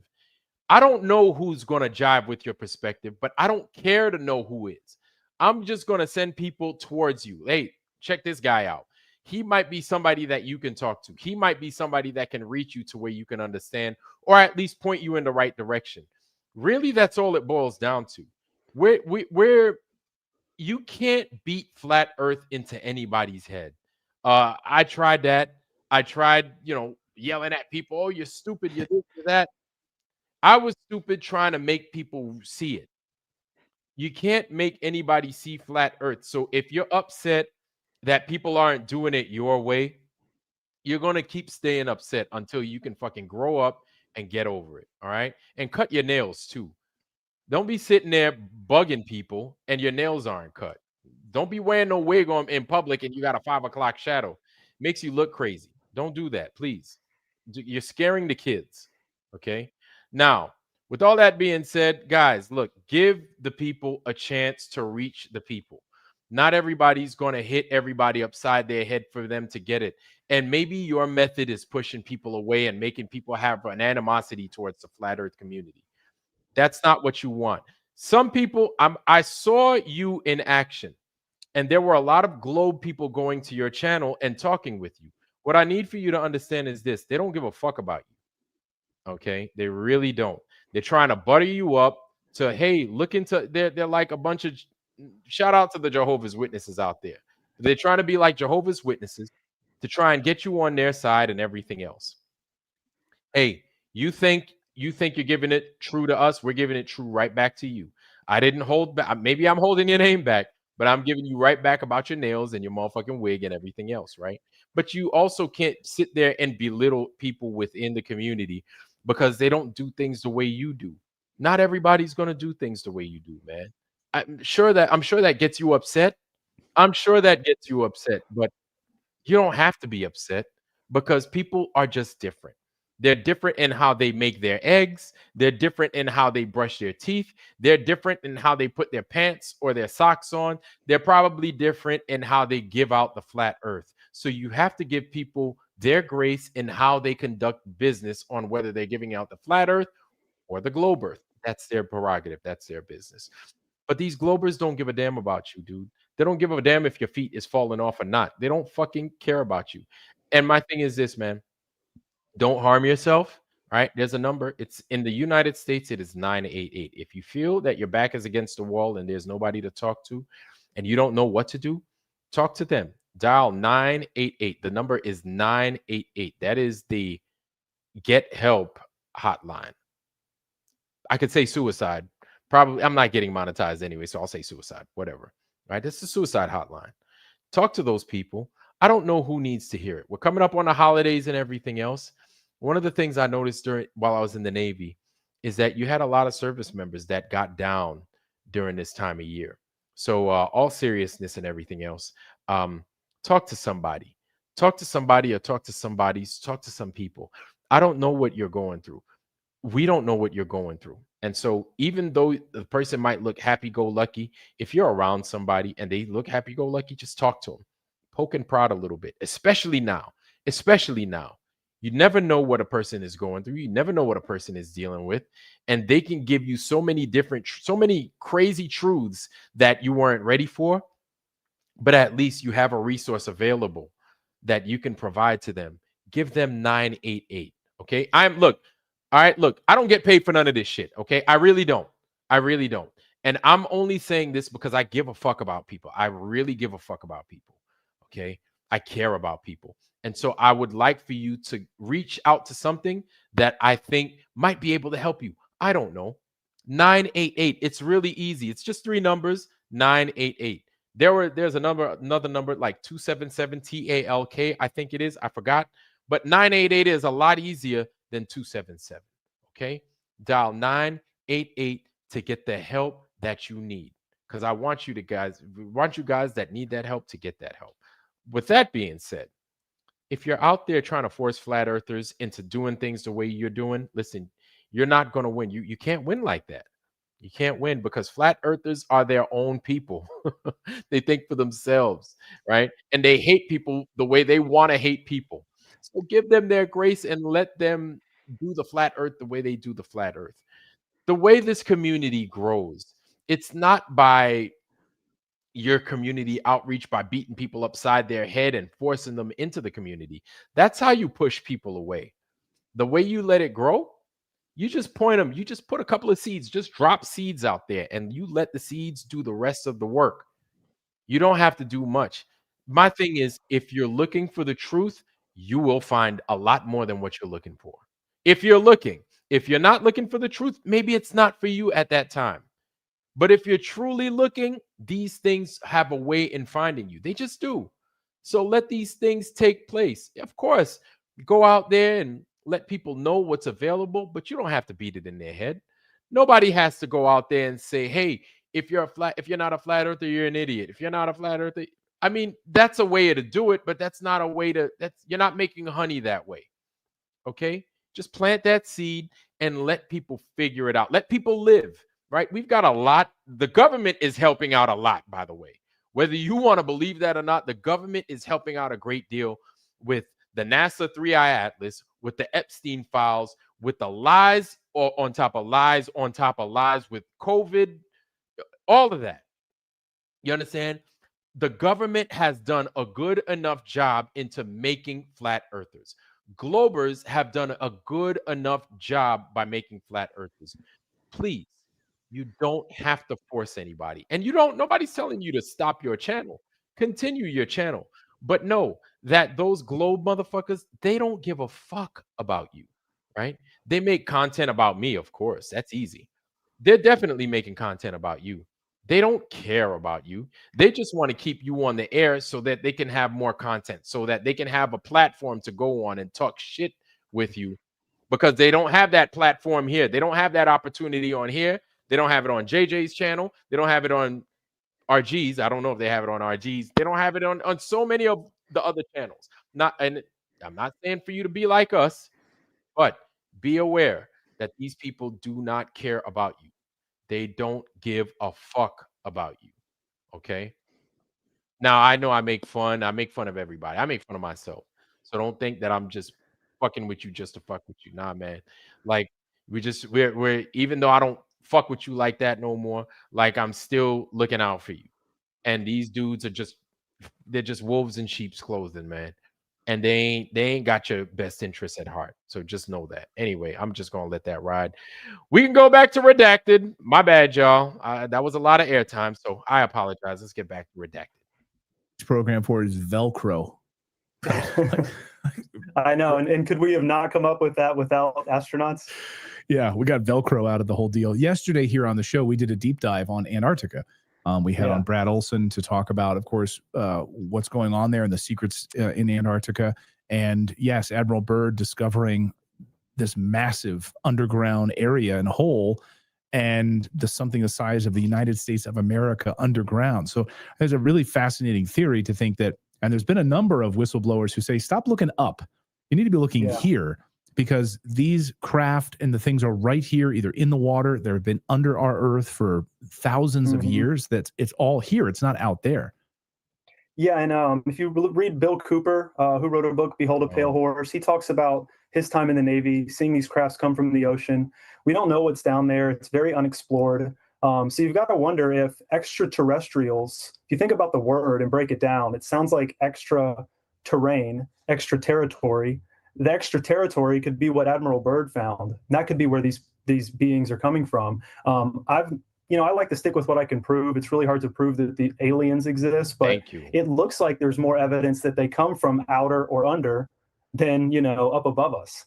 So NASA almost appears more like a big worldwide intelligence agency, keeping the biggest secrets from the world about our true history, whether there was great resets and aliens, who knows what. Maybe those are the people that keep a tight lid on that. Right. So people in our chat room are just saying that NASA is basically, a co-opted agency at this point, and NASA is fake as hell. These were all illusions up there. Like everything that they're telling us is a lie. That CGI. A lot of people are saying that like these feeds are fake to begin with. I tell you what, man.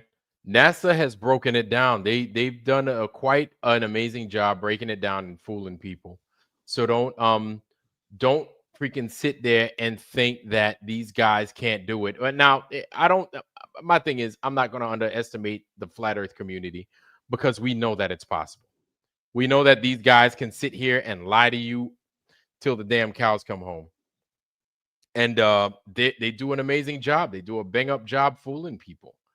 And so we need to take these things into account, recognize them as what they are, and then call them out on their bullshit at every turn. That's really all it boils down to. That's how you know your government's involved in all of it too, because like how do you have somebody like Donald Trump call out the fake news for all those years and then they still exist? Like when you make a executive order to get rid of fake news, they're over here censoring us for, you know, misinformation and all this crap. Fact check this, fact check that. But CNN still exists, okay? Just like NASA. Look at all the shit that they've done. They still exist. Now they're just going to be labeled as a spy agency. Exactly. I mean, they're all on the same team, and we got to always constantly remember that, you know. And I love the stuff that these guys are saying, you know, but once again, they put in a lot of points in there, you know, that just kind of dilute the waters, you know, talking about we don't know thousands of years ago, aliens in the ocean, possibly things like these are just, you know, they should be left out because those are things that we definitely don't know for sure, you know, and to bring it in the topic of absolute pointing out evidence that NASA's this, NASA's that, and then they go into muddying waters. Like you should leave the waters clean. Now I feel you on that. Like I totally understand you on that now, but in Justin Harvey's defense, RG, how you doing, by the way? It's good to see you. In Justin Harvey's defense, if he were to go nothing but flat Earth, they would probably would have shortened his time because he has to say some things that would keep the audience interested. Right. I feel that though, like, sure, aliens, if you want to talk about aliens, maybe some other time, but I feel as though maybe he can find a way to start to funnel that information into, hey, but those things from up top, they're fake. Those pictures that they take from up top about the Earth, those are fake. This is dust. This is this. This is that. And then you basically funnel Clayton, the host right there, into talking about those other things that other people don't necessarily talk about, into the Earth not being what we know it to be. You understand what I'm saying? I do, and it's another indicator that just exactly what I said before, how like you have to play their game because it is their script, and they're going to allow you to do this or do that, so you have to like almost fake it to make it to get some half your point across in order for people to entertain, you know, the rest of it. You know, it's almost like you have to fight fire with fire, you know. So lack of better words. Nah, totally, I dig it. RG, what up, dog? Hey, what's going on, guys? Can you hear me okay? Yes, sir. Good to see you. How you feeling? Good deal, man. I you know, I'm here, man. I'm here. I'm enjoying life, man, till I can't enjoy it no more. But yeah, man, I missed the first part of the show. I'm kind of just by y'all's conversation, I'm kind of getting the feel of it, though. This was not the first part of the show. I can tell you that right now. Okay. Not I got into this research, man, and I was talking to Justin a little bit, but he said he had two things going on, and so I didn't. You seen my comment on the other side, your other stream.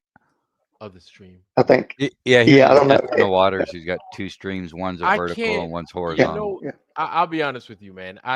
This whole vertical horizontal thing, like, I don't know what they doing. Damn, I don't know what. I thought it just made it an option for the viewer. Like they get to select it on one stream, like the same stream. Right. Open two streams. I thought it was just it makes it to where it's an option for the one stream to do either or. They're giving me too many options, man. Yeah, I'm like, look, man, just give me the same old shit that I had before. This other thing is just ridiculous. Yeah, it's weird, man, because the first stream I was on a second ago, it was like big, like elongated. You know, it had your picture and everything and more enlarged, right? And then now I jumped to, I thought it was the regular stream. There's two simultaneously that I can see now on StreamYard. I can see both of them. Oh, Lord have mercy. Let me get rid of. I got rid of the vertical one just for now, just because. God Dog, man. Next time I'm gonna make sure that when I get to do the option to set up the show, that I don't put that craziness in there. God damn, because YouTube just not YouTube, excuse me, but Rumble just makes the shit just fucking god dog, man. Like, Yeah, do it's you all want it good though. vertical or horizontal? Like, man, just put it regular shit. I don't fucking care. Let them figure it out. God damn. Yeah, And you then feel it's like like, look, you're we'll give you both. like Right. you feel I'm like like, you're in a look, drive-through or something, taking your yes. order. You I want would like chicken one nuggets? vertical with yeah. I'm like, yeah, RG man. sounds just a little bit loud to me. I don't know if it's just Oh, me. am I loud? Just a Oh, little I was bit. Could gonna say be. you sound good to me on Okay. my thing, It but might just be me. Okay. I don't- my But y'all headset. both sound good too. Yeah, y'all were in. But hey, just a comment one thing right quick. Yeah. You know, and I like how it is being said out loud. Not to take things at face value, and from their track record and stuff. It's like they're full of shit. From their track record. But when you get done with this, I do want to say that things that were recorded or put in print or physical things you can see that were in Antarctica at the time. I wanted to bring to your attention. Here in a little bit, but Wait, what do you yeah. what do you mean that were things that were recorded by whom? Well, I know it's kind of burnt out by now, but I really didn't do this research until later and came to it just independent research and things that were in Antarctica and right next towards where the TFE was said to be, the Union Okay. Glacier. Right. And we know there's a mountain range there. It's called the West Antarctic Divide. And there's a Okay. range of mountains Okay.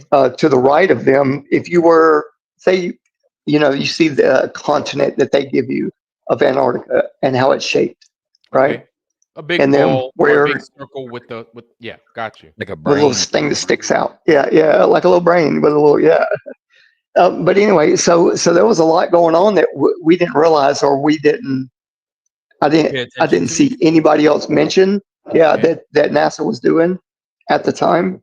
Okay. And they were launching 2 balloons, right, with this next generation. They call it next gen technology. That how they got the big underground station that they look at neutrinos, right? They're supposedly that's what they do with this. Underground station I don't know. where? In the Cheyenne Mountains In- or where? No, in Antarctica at the South Pole location. I've never heard of this. They have the whistleblower that supposedly worked there and has Havana syndrome. The guy that went around, Eric Hecker. He's I don't know. I'll have to just show you one day. But what had happened is, so there. What I think happened is that they literally physically had a way of showing a 24-hour sun, but it only went around. It's a balloon, right? That went around in a small area, but at 120,000 feet, I think is what they said. Really? On this paperwork. Yeah. Oh yeah. And it's a huge, like 100-foot balloon that's silver. It's really highly reflective, right? And the thing it was carrying, it had a payload that it was carrying. Okay. Of like brand new instrumentation to go to low Earth orbit, right? Just way high up, and take in these neutrinos that are. And they had to do it in a place that was highly noiseless, right? There was no other radio waves or stuff that would interfere, right? Right. With what they recorded, and supposedly they were taking in these high energy neutrinos, which I've told y'all before. I don't want to go over it too much, and you went over it a lot right now. I'm like, well, there was these huge balloons, like they were different. They're not like these high, like stretchable. How do you say it? They look more like the Chinese spy balloon, the big old round ones. they're just Or more do they look round and circular. Right, Yeah, like the thicker. Chinese spy balloons, right? Right. Those were Well, those, this those one, look like actual. the Those look like spheres. yeah, and this was a sphere, and it was silver, like whatever it's made of. I've got all the paperwork and shit and all the stuff I researched, but I just wanted to let y'all know that, and let you know that I did some research that I just haven't shown anyone yet, but I think it's the right time. December 2014, same time as the TIP. Yes, yeah, December 11th, there were a lot of articles written, and they were going to send up the balloons, and the latitude longitude is 79, 28 or 26. That's where the camp was, Union Glacier. And on the other side of the mountain range, is where they did their tests. So it seems to line up in the way that if these guys were literally in Antarctica, I think that's how they would affect it. And yeah, that's that. And we may have lost Vlad, I guess. What'd you do, RG? Look, Oh shit! I I'm back. don't. My there you bad. go. I'm back. I fell off for a Okay. second. Then I'm back. But Okay. I heard what you said. But I was like, Flat Bob. I have no idea what freaking material them balloons are made out of. Yeah, I can drop a link here for them if you want to go read about it and Go ahead, actually drop the see link. the balloon. Yeah. Okay. No, I'll do they it in didn't the back chat here. It didn't spook me. No, somebody was fucking with my stuff and then freaking said that I was dropping spam in there, so I had to kind of reboot my thing. But no, I heard them. Yeah. But That's a good move. I don't know what the hell those balloons are made out of, but they're made out of some kind of material to withstand that freaking crazy pressure and craziness up there, Mm-hmm. So Yeah. So it's not even pressure, but rather the lack of pressure. Excuse me. All right, yeah. Roger, what's going on, man? Good to see you. Oh, go ahead. Hey, look, I'm gonna drop some links in the back chat here, Yeah, go ahead, man. and you could do. All right, but I'm gonna mute up. Yeah. So let's finish up Redacted real quick, y'all. I'm over here fucking wilding out. Let me go ahead give y'all back Redacted. Hold on. Give me 1 second. Boom. We'll let Mr. Harvey finish up. And for y'all that didn't get that, I'm gonna go ahead and give you the link to Redacted. Please make sure to subscribe to those guys so then that way we can give them the credit, right? Subscribe to Redacted, right? Because they have these fringe news informations. It's like they're on the outskirts of the news, but at the same time, when they don't provide the information that's necessary that we need to hear, I'm like, they ain't giving it to us, man. I can't trust them. I have a hard time trusting these dudes. And so we don't hear about these guys like talking about why it's necessary to understand the true worth and where it is we're not, why it's necessary to know this as a foundation. You know what I'm saying? And when they don't do that, when they don't deliver, man, I have a hard time just fucking with them. I just do. That's me though. So you do what you do, but me, I can't really fuck with it. Oh, I wanted to show you guys something, but we'll go to Redacted. We'll go to Redacted. We'll let you kind of see that real quick. And there it is right there. We'll let them finish. So yeah, maybe they're cut, go ahead. And another one that really just struck me when I went down this rabbit hole was the photographs of Earth from space. I mean, you remember the blue marble that they put on our iPhone when we first got the iPhones? That's not even a real photograph. And when you dig deep, it's like a NASA guy has this long explanation about how he had to create it in Photoshop. And I'm like, how high have they really been? And then you catch astronauts saying that we've never been above low Earth orbit before, kind of a slip up. And so if we didn't go to the moon, which I think is pretty well accepted, especially most people in this audience, then you have to ask yourself, how high have they really been? If you've got satellites up there for decades, tens of thousands of them, and not one of them has turned around and taken a picture of our home in one full frame, every single one is created in Photoshop. I always ask people to pull them up, and then you get one that they admit is fake. Another one's got something funky written in the clouds. Then you find two that are from 20 years apart and they have the same cloud pattern, like identical, showing they're using trickery. So it's just, you just have to ask why. And I'd really like to know where our tax dollars are going, because a lot of it goes to NASA. Right. And these secret off the books projects. So it's like it's being funneled there and then siphoned off into these defense contracts.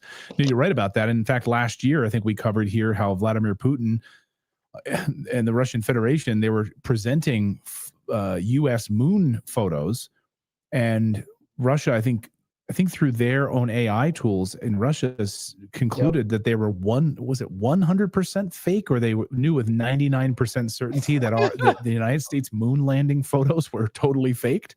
And Putin just said, I'm not surprised, because I think he knows. I know. Yeah, at this point, the moon landing one is kind of that, oh yeah, we all know that's fake at this point. I mean, you just simply look to the astronauts. The 3 men that got back looked like they were being served a life sentence. Right. You know, watch a championship basketball team's reaction, and then watch those astronauts and think about why they're so different. They should be the same, and they're not even close. So it looks like men forced to lie. You know, Neil Armstrong gave like one speech for the rest of his life, and he said something like, I hope that the younger generations can peel back truth's protective layers. I mean, talk about a cryptic thing to say as an astronaut in one of your only speeches to a bunch of young people. And, you know, Buzz Aldrin's been caught slipping up. I feel like Buzz Aldrin wants to tell us. He's probably just scared to death. But, you know, he had an 8-year-old ask him why we haven't been back to the moon in 50 years. And he's like, well, that's my question. And it's because we didn't. And then he just starts to mumble and fumble. And it's like, man, you're not acting like you went. You know? No, I've interviewed Buzz Aldrin. I didn't get a chance to talk to him specifically about this. It was a brief interview years ago. And boy, do I wish I would have. But there's been a number of times, not only that interaction with that 8-year-old where he was like, we haven't been to the moon. He like just openly admits that we haven't been there. You wonder as he nears, you know, if he would just, you know, come out, if there's some sort of something he's written down somewhere for family members that he can release this information, it would just shatter everything we know about this. You're right. And then that press conference with Neil Armstrong and Bud, they're all sitting there. It looks like they're at a wake. You know, they're miserable after they get back there. I mean, people are like, oh, well, of course, you know, you travel, but it was days, or it was like more than a week or so. I mean, it wasn't like within the first 10 minutes of them landing in the ocean. Like they had been back for a while before they did that press conference, if I'm not mistaken. And there's been a number of times though that I've just been curious. Buzz Aldrin's comments about not going to the moon and we haven't been there, and that wasn't the only time he said it, if I'm not mistaken. No, it's been a number of times he sort of slipped up, and you know, it just there's been a couple of different ones. I mean, you've had a guy on the ISS say it was callers calling in or something, and he said, you know, talking to you just from the other side of the country in Maryland or something. He almost made this reference as if he was in California or he was in Maryland. And it's like, wait a minute, you're supposed to be in space and not really stationary. You know, why would you reference like where you are? And from the gravity pockets, you've had the guys actually drop objects on the ISS where things are supposed to float. So I just keep asking, like I asked in that meeting, you know, I'm not trying to make any positive claims here of what's going on, but why are we faking the videos if we're up there? If I tell you I own a Ferrari and I keep sending you pictures of me standing next to the car, and each time you can disprove that I've faked it, I'm not going to trust you going forward about this Atlas thing. I'm not going to trust you about going to Mars. And I'm going to return over every stone from the Challenger explosion, which I also did a speech on, and Gus Grissom, who was tragically killed, I believe, by NASA in 1967. Well, people are saying, well, yeah, Buzz Aldrin's old. He has dementia. I don't know that that's the case, but he said these statements years ago. I mean, these are like decades old statements. So this isn't like something he said last week, just to be clear about that. I want to get your take on this before we let you go, Justin, which is about this 3-eye Atlas and NASA now coming out, I think today, I think it was officially today, where they're basically now saying that this is a comet. That's what their official commentary is on us, although they wouldn't let us use their cameras. We wouldn't get close-ups when it was nearing Mars. They gave us the lower resolution photos. They wouldn't give us the high definition photos, which we know they have. What do you make of this position on 3-eye Atlas as an interstellar object? It's simply a comet here, even though it's been acting incredibly odd for an object like this. Yeah, I don't really know what to make of it because, you know, it's a big problem when our only authority and source on the information is NASA. You know, we have no way to verify if that was really a black hole they took a picture of, if this is really this thing coming at this speed with this trajectory. I mean, we're just looking at lights in the sky, and they could tell us it's something. It could fly by and be no threat. They could be fear mongering us. We could be mustering up new emotional support and a budget for NASA in a way. I don't know. I've always theorized that the final card is the sort of fake alien invasion. If they can't fool us with false flag terrorism, Y'all fake alien see, invasion, y'all see how they do that bullshit? New emotional support and a budget for NASA in a way. Look at that. I don't know. Y'all see how they do this bullshit? They put a bunch of flour on the background. They just put a bunch of spots on the background. And then this is what they do. They just change it. Man, these dudes are just devious, man. Look at this shit that they do. Look at this. I've always theorized that the final card is the sort That's your point of reference is that background. And then they want to be like, see, that's it right there. And I'm like, they're not serious people. Or, it's not that they're not serious people. It They're looks not like taking Hunter any Biden dropped his Coke bag. Right, and it's spilled all over the place. Yeah, Yeah. I'm like, man, these people aren't taking us seriously, man. They're fucking with us. of fake alien invasion. If they can't fool us with false flag terrorism and viruses and all these climate hoaxes, all these things that they've tried, and maybe we're about to kind of get our power back and win the info war. A lot of people think the final card is a fake alien attack, which would really, get us back into, oh, hey, government, save us from this threat, kind of like they wanted us to do with COVID. So I always tell people to have their guard up for that sort of scenario. Take everything they say with a grain of salt and just keep an eye on it. We really can't do anything but kind of watch what the information they feed us and vet it and, use our discernment. Right. They would love nothing more than to use these reverse engineered craft that they have to kind of pretend that they're aliens and get us all scared. No, we need to herd you into a biometric tracking, future where we monitor everything. It's for your safety. So, and I know Jeremy Corbell has warned about it. He said this is one of their plans. They're going to say there's a large interstellar object coming. It's of unknown origin, and we all need to be controlled and, sort of herded and corralled. So you're right on the money, because to me, Jeremy Corbell almost sounds like he's a flat earther, but whatever. I'm not going to put words in nobody's mouth. Just waiting for that to happen. I know it's coming. Justin, great to have you here. Real treat. I always love. I'm always pleasantly surprised when we have a new guest on and we haven't had on before, and you make me smile. So love to have you back on. Thank you. Keep doing what you're doing there. Going after. Okay, so that's redacted, y'all. That was redacted having our one of our flat Earth people on there, and so I think to me that is a W. That is something. You know what I'm saying? To get the information out there. It's basically like saying, tell me you're a flat earther without telling me that you're a flat earther. It looks like we lost our G. But yeah, no, he made a lot of good points, man. He did a really good job. I can only critique a little bit, and that's pretty good because I have high standards. Yeah. And you know what, man? This guy, man, like I don't.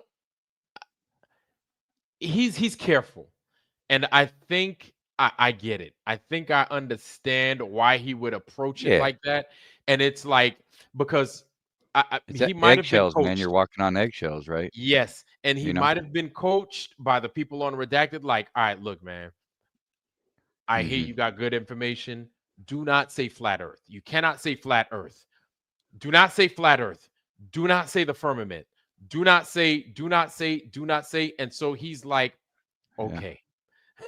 So now he has to tailor his whole, how he's going to divulge it to everybody into what it is he gave us right there. And to me, and honestly, it's a good approach anyway. It really is, because we could stick to simple facts, without saying the words flat Earth, just water. It's level, right? There's no convexity. I never said flat Earth. But when you say that though, JJ, you got to remember, some people would be like, "What the fuck are you talking about?"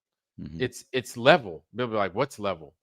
That's the thing is, I'm not saying that we're smarter than anybody. Please, y'all out there, do not take it as that. I'm not saying that we're just better or smarter than anybody, but where we are in our thinking is totally different, right? When we see certain things, we might see they might set off different triggers in a flat earther than they do in a normal lay person. You understand? Like if you see a series of 33s, Your layperson might be like, oh, a bunch of 33s over there. We Right. might see that and be like, hey, Mhm. what the hell's going on? I'm not going there. What the fuck kind of operation are these guys running?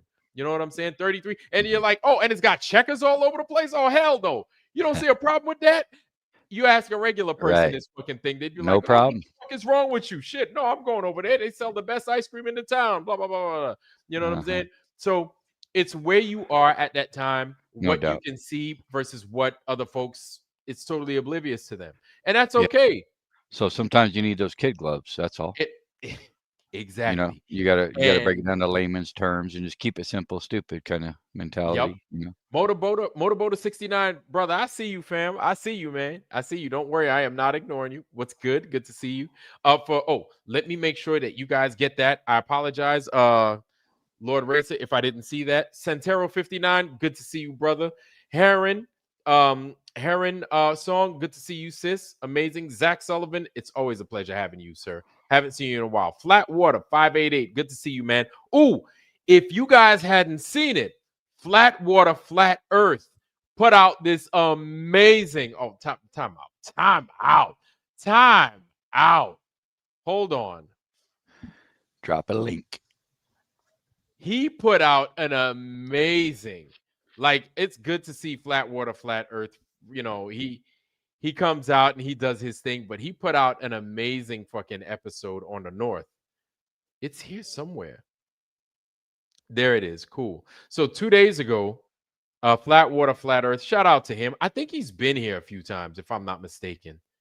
He's been on I've the seen him. channel. Huh? I've seen him a couple times. Yeah, a lately. couple times Flat Water, Flat Earth Recently. has come Yeah. through, you know. And this is his latest on the North. If you're not subbed to Flat Water, Flat Earth, please make sure to subscribe to him. Also, please make sure to subscribe to Feed Your Mind TV. He just dropped another one. Anytime I see these Flat Earthers drop their stuff, man, I get excited. I love watching their stuff. It's amazing. This one right there. And yes, see, the Akinator. Good to see you, bro. The Akinator knows what I'm talking about. It was a really good explanation on the North. Now, I'm not going to do it, but I want to show you guys something that I got in the mail today. This book right here. Can you guys see it? Let me know if you can, if you can't. Can you see it? Doesn't look like it. Them motherfuckers look like a bunch of turnips with smiles on their face, or smiles on their body, or smiles on their turnip body. Those are not turnips. Those are blemmies. I was recommended to get this book. Apparently, this book has to do with the old world, the world that we don't see that exists anymore. I'm going to read this motherfucker. I'm going to break it down, and I'm going to tell y'all what it is. Amazing stuff from what I've heard. From what I've also heard, it's a lot of English that's a little bit different from what it is we have. So hopefully this is like an abridged version. Yeah, it's called The Travels of Sir John Mandeville. Mandeville, the two L's at the end, right? L-I-L-L-E, Mandeville.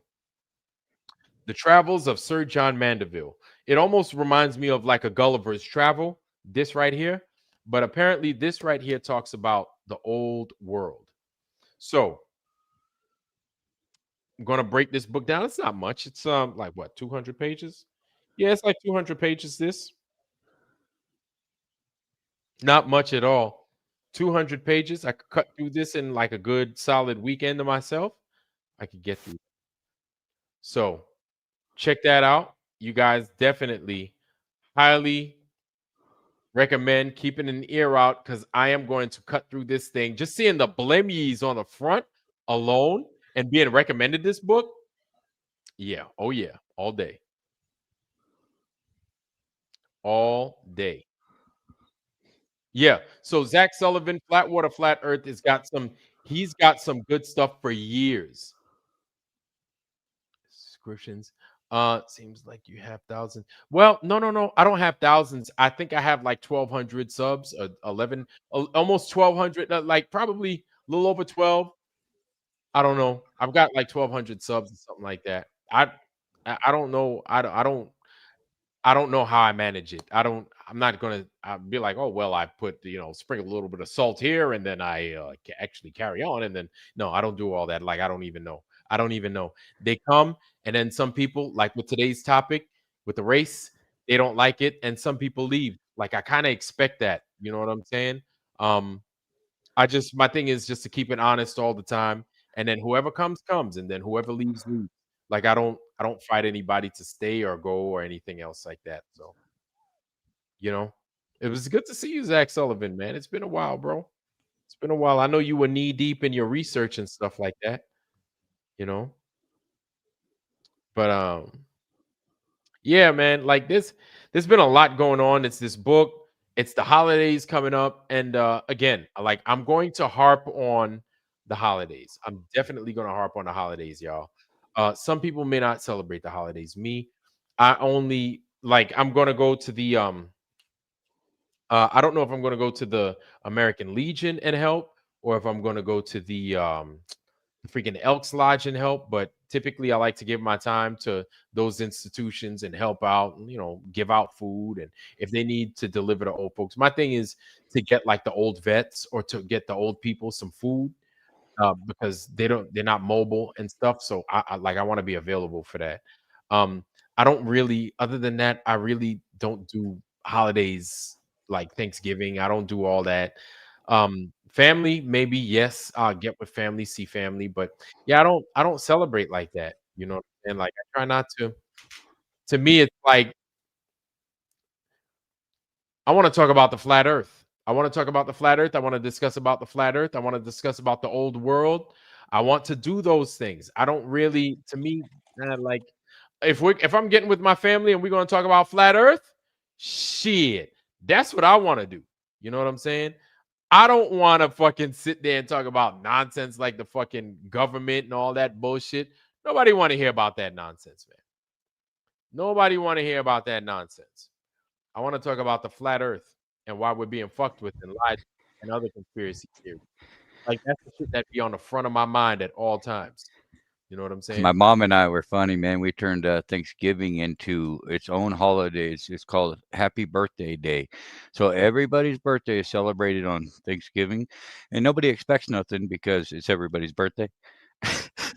So it's kind of a cheesy way to get out of having to buy people shit. And you don't have to worry about remembering everybody's birthday. Just tell everybody happy birthday day, and we're good. Yeah. Yeah. Good times. Yeah. And I mean, that's cool. That's cool. Like everybody getting the same thing, nothing. But we getting together. At least y'all are getting together. So yeah, they had a tradition, man. They'd go camp out for a week every Thanksgiving for a whole week, man. It was cool. They bury a turkey and cook it underground and shit. We had a lot of fun. Oh yeah. Oh, that sounds like the Hawaiian style. How they do the luau's and stuff. How they do the pig, roast pigs. Yeah. But me, I don't eat pork, but I like the style of just taking it, putting it in the thing. But you want to know something, Heron song, December 20th, alone on the beach somewhere getting a tan on your arse. No, it's a real old. I feel you. I feel you.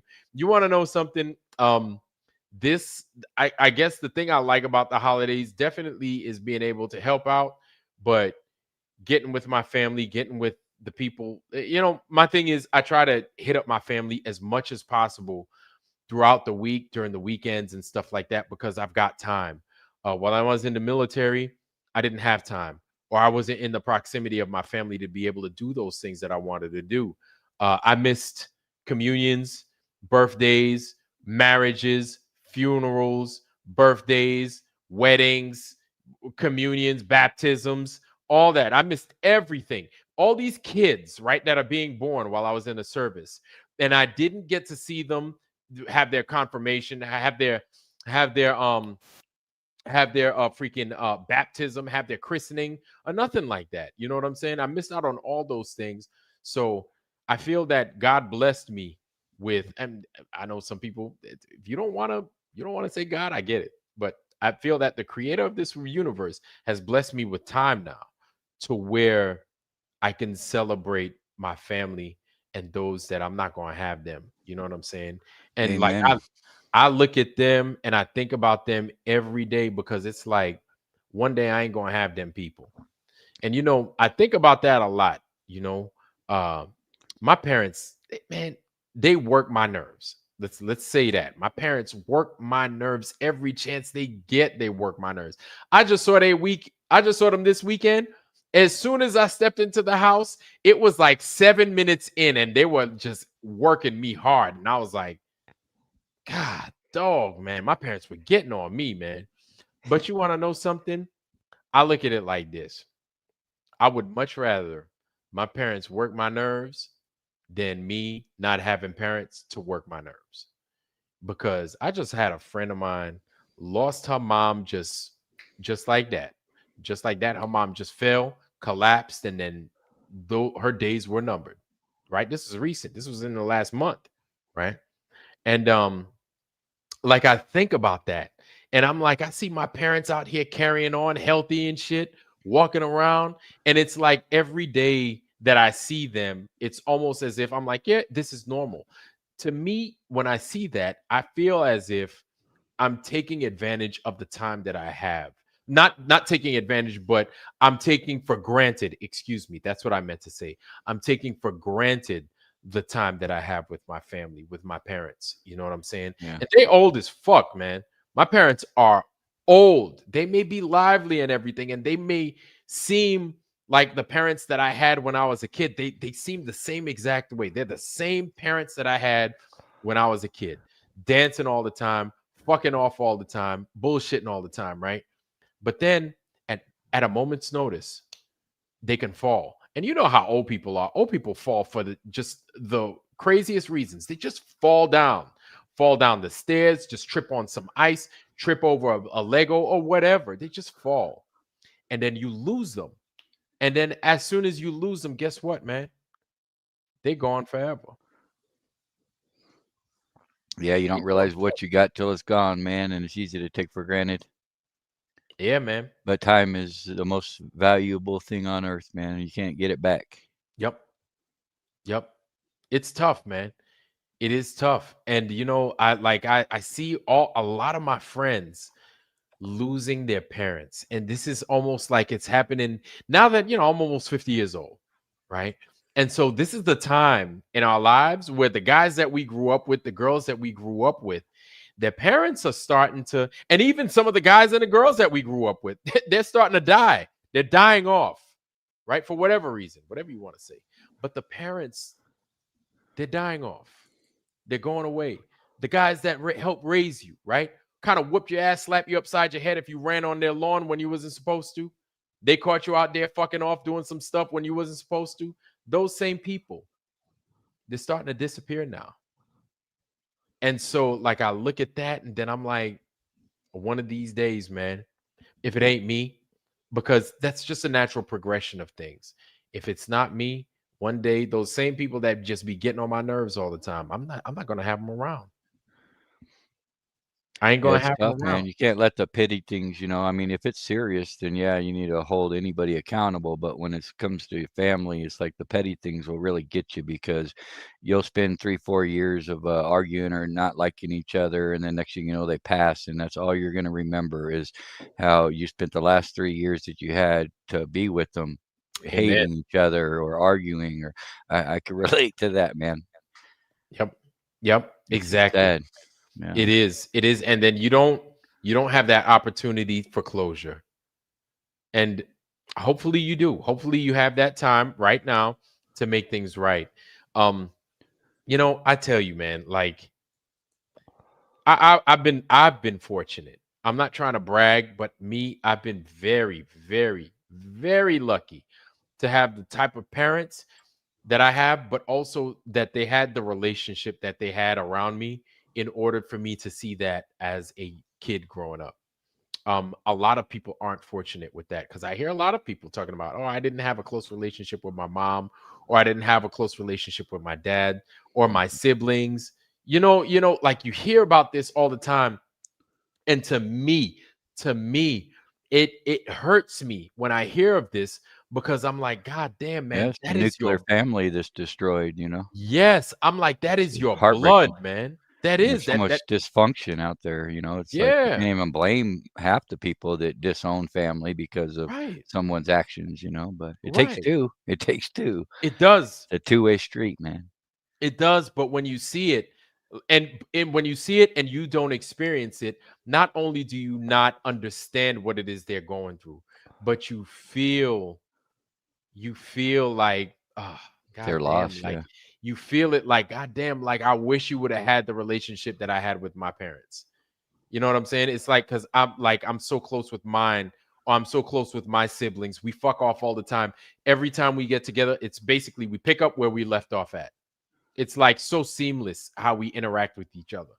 And it's like, say every once in a while we get on each other's nerve, but the amount of love we have for one another is so strong and it's so tight that when I don't see that for somebody else, I don't scoff at them. I feel hurt for them, because it's like, man, I wish you could experience it the way I've experienced it. Now, do I understand where it is they're coming from? I don't really. But do I get why they'd be upset? Maybe a little bit. Well, in But I some don't. circumstances, it's better to be apart. You know, like when my parents split up, I felt it was a blessing, just because there was too much verbal violence, and just you're helpless as a child. You know, you have to witness that, and then you grow up thinking it's okay to treat a lady like that, and it's just there's a point where you cross a line where it's more harm than good to stay together for the sake of the children. You know what I mean? That's kind of what I experienced personally. And plus there's a lot of dysfunction in my family personally, and I'm sure a lot of people could relate to where I've disowned family members where I don't give a shit. They're no, you know what I mean? Nobody has amnesty, but if you have any type of way to save a relationship, do it, man. Cause time is of the essence, and that's all you have. And it's ticking away. Yeah. Slowly but surely, all of our time is ticking away. It sucks. It sucks, but definitely get with your family, man. Get with your family, because our days are numbered. Whether you want to believe that, I don't care how healthy, how young you are. I don't care how many marathons you ran, how strong you are, how good you look. Our days are numbered. They really are. So it's good to just go out there, man, and get with your family, man. I don't know what everybody's relationship is. I'm not going to tell you what to do or how to do it, but we don't have much time here. And so I think the thing is to have that honest conversation, whatever it looks like, with those that are a part of you. You have that honest conversation, because once they're gone, that's it. Time's up. All bets are off, and then you won't have that opportunity to make that happen again. So yeah, man, it's tough, now that like I said, now that my days got, like I said, God bless me with what I got after I got out the military, and my parents are still here. It's like I have no choice but to enjoy the days that I have with them, because if I don't have them, once they're gone for good. Harmon, what's going on, man? Good to see you, homie. And then monitoring your Rumble thing. I don't know how the guy did it. I'm sure it's been done before. It's first time noticed. He manipulated your thumbs up and stuff and gave you 507 thumbs down. Yeah, I know. I don't know how have they done that before? I haven't seen it.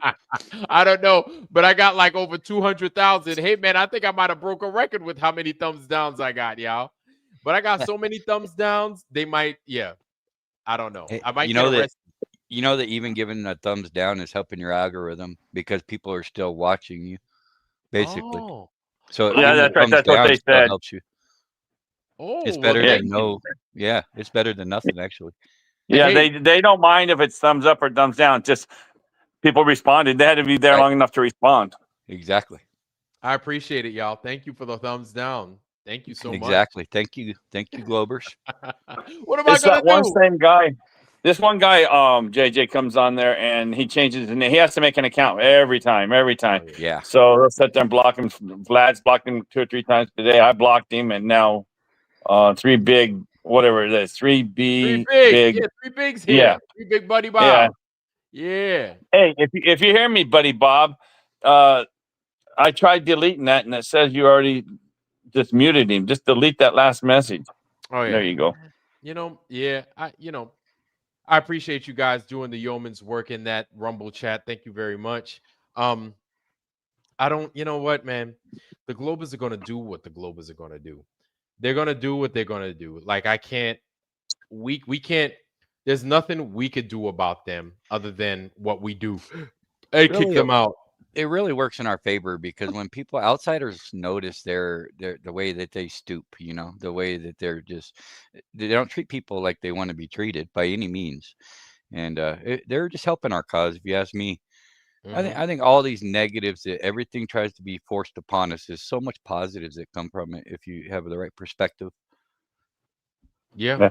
Yes, Saddle Bump, thank you for the link. And also Mad Mac, I think it says. Yeah, I voice text a lot too. I get in a lot of trouble voice texting. If you slur your words or talk like JJ, they come out crazy. Well, how do I talk, dude?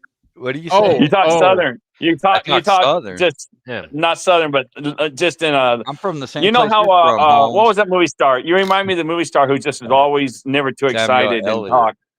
No. Samuel I'm talking about Jimmy Stewart. Jimmy Stewart. Well, I don't fuck, man. Fuck a Jimmy Stewart. You remind me of that Richard Simmons. Yeah, that's who. Oh, Just fucking with you. Hey, that's my cousin. I got you. Leave my cousin out of this. You remind me of that Tom Cruise. No, it's like Richard Simmons. No, Yeah, I was giving you a compliment about Jimmy Stewart. That he always was just a nice, easy talk. Oh, well, I'll tell you what. There you go.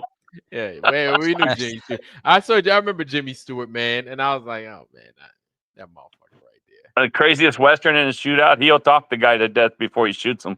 I'll tell you what. I think he was from Pennsylvania, Jimmy Stewart. Was he?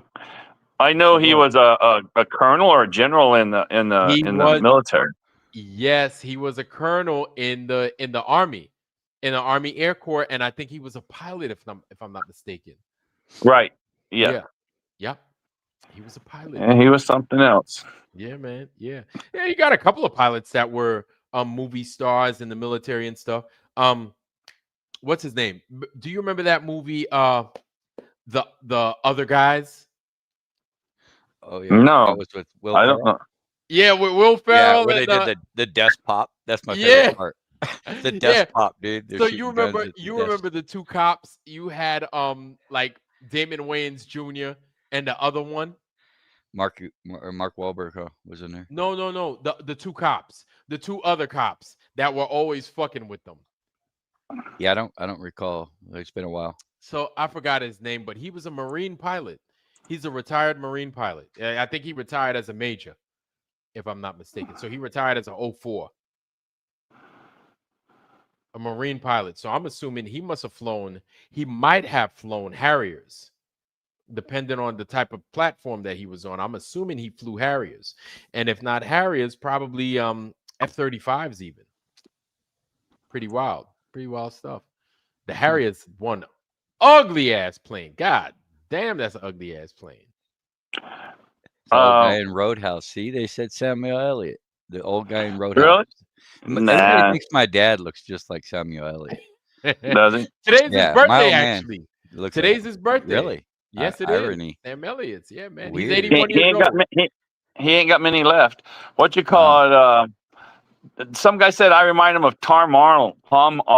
Yeah. Oh God. Who said it? Lock Smart. I think you're not. I think you got your last name wrong. Is it Lock Smart or Mark Lark misunderstood? Smart Lock. Yeah, he's got it wrong there somehow. Lock Smart. Lock S Smart. Yeah, my uncle always told me if you're going to be a smart ass, say something smart, dumbass. That's what he always told me. Well, Subtle Bump says Sam Elliott for you too. I don't see Sam Elliott just because you got whiskers. My old man I could looks see like Sam Elliott because of the beard. Like that's what I was thinking instantly. Yeah. No, I'm talking by the way he talks. Yeah. Just nice and easy smooth talking. For all you guys that were born on the 23rd of this month, the 23rd of November, it is 11/23. They call that, instead of, how we have 3/14 Pi Day, 11/23. You know what kind of day that is? Fibonacci. Day. Oh, Fibonacci Day. Ah, Yes. The Fibonacci. Fibonacci sequence. Well, did they Yeah. make the calendars to fit their numbers, or did they make the numbers to fit the calendar? Golden Because ratio. so Yeah. in the real world, it's this isn't the real months and stuff. No, they No, need no, to So go you're back to right. the 13th so which month came calendar. first? Which came first? The Fibonacci code, or did they fit the calendar, or did they come out at the same time? Oh, that's a good question. I would say that Because if it doesn't fit it. I would say that if this is the 11th month, it could have whatever name they want it to have. But it sounds as if this is actually the 9th month. Well, I'm just saying that all these numbers coincide with our calendar. We know this calendar hasn't been forever. So, like I said, which one came first? There was another question I was asked. I'll ask JJ too. This is the good one. Now, I run into a couple of doctors who've woken up now, right? Some are prominent and stuff like this. And I mean, for those guys to wake up, it's hard because they're really got every kind of scientific minds and all this stuff. I'm not talking about your regular doctors. Sometimes with PhDs and stuff like this. And they sit there, and like one of them woke up around 2017 and to climate change and stuff. Then he started waking up and saying other things. Okay, so you get that, right? You woke up, but yet you run in your business. Now you woke up and you're going off just getting rid of mainstream medicine. So what's harder, that waking up, or a few years later, you're making money off some things that are still part of the heliocentric model, but you don't realize it. But then let's say 5 years later, you realize it is. Do you give up all that lucrative business that you are doing now? I mean, that would be harder for me. I don't think I would give it up. Yeah. You know I what I'm wouldn't saying? give it up. Greedy I wouldn't. bastard. Go ahead, well- JJ. What were you going to Nah, say, you're JJ? good. I was just gonna call him a But yeah, greedy bastard. what would be harder? What would be harder, JJ? I'd say doing what you're saying. Yeah, they have too much commitment. You know, they got too much invested. Yes. Just And like, they weren't you know, lying, or they were just misinformed, you know? Right. And do they give up that $400,000 or $500,000 a year and go to I nothing? would, It would go to I zero. would, but I mean, that's only if you had something to, fall back on, even if it wasn't Right. as much. You can't just fall to nothing. But I would definitely wing my way out of it because I have a conscience, bro. Yeah.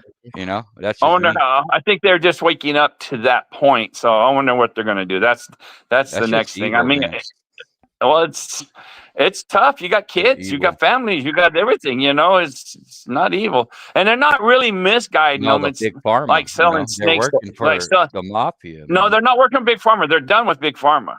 Oh, okay, I got you. But So they're some of like their healing independent products doctors? and stuff that they come to that. Their information came from big pharma, but they don't realize it. Remember how I always say, Yeah. I look up and see what I'm still believing in the heliocentric model that I don't know that I am. Right. yeah. Like Yeah. gases and everything. Right. Yeah. It's like that. They don't realize it. A few years later, they're going, oh no, what do you do? And it's not Yeah. bad. No. It's just, it's Yeah, that's why I say that the highest form of education today is the ability to unlearn. Because these It's- people, they know it all, but they don't realize that, there's a lot of poison that they gotta. That's the hardest part is like not going to your instincts to rely on the information that you've relied on your entire life. You've relied on that information, and now all of a sudden you got to stop. That's a very tricky thing to do. I'll catch myself, or saying globe on accident or, something stupid, which, that don't make me a shill or a glober by any means, but it's just instinctive because it's so repetitive throughout your life. It is. It's all that pump. You got to understand too, man. It's those accolades that they get. It's the hype that people put behind when they accolade them. And then they're like, so you mean to tell me I'm getting all these accolades? You mean to tell me I'm getting all these props and what it is it's a lie. They don't want to accept that. A lot of people don't want to accept that. They're No, like, they're in fuck too no, deep. it's not a lie. Some people Yeah. get in too deep. There's just Yeah. too much. That's where cognitive dissonance comes in too, because it's just Absolutely. too overwhelming to start over at that point. It's just too Yep. much, and that's where Yep. cognitive comes from. Yeah, it's and you know what? Like I could see why these guys they have been so bred to believe that bullshit that they're like, oh, I learned about the neutrinos and the stuff that you were talking about. I learned about this and I learned about that. There's no way in hell they could have made that up. Right. That fucking world, So man, it's like a PhD, preaching his thing when, let's say he realized the earth is flat. He can never admit that. Oh God, no. His entire career, his entire have you guys heard of Steve Young, the physicist? Yeah. Left-handed quarterback for the 49ers. Yeah, that's the joke didn't laugh. I didn't laugh the first time. I'm laughing the second time. It's not funny. Anyway, this guy Lad Steve knows Young. his left-handers, man. Have you heard of him yet, JJ? No. Well, he had woke up during the 2020 thing, right? And he got his degree in PhD. He's got a PhD in physics and stuff like that, right?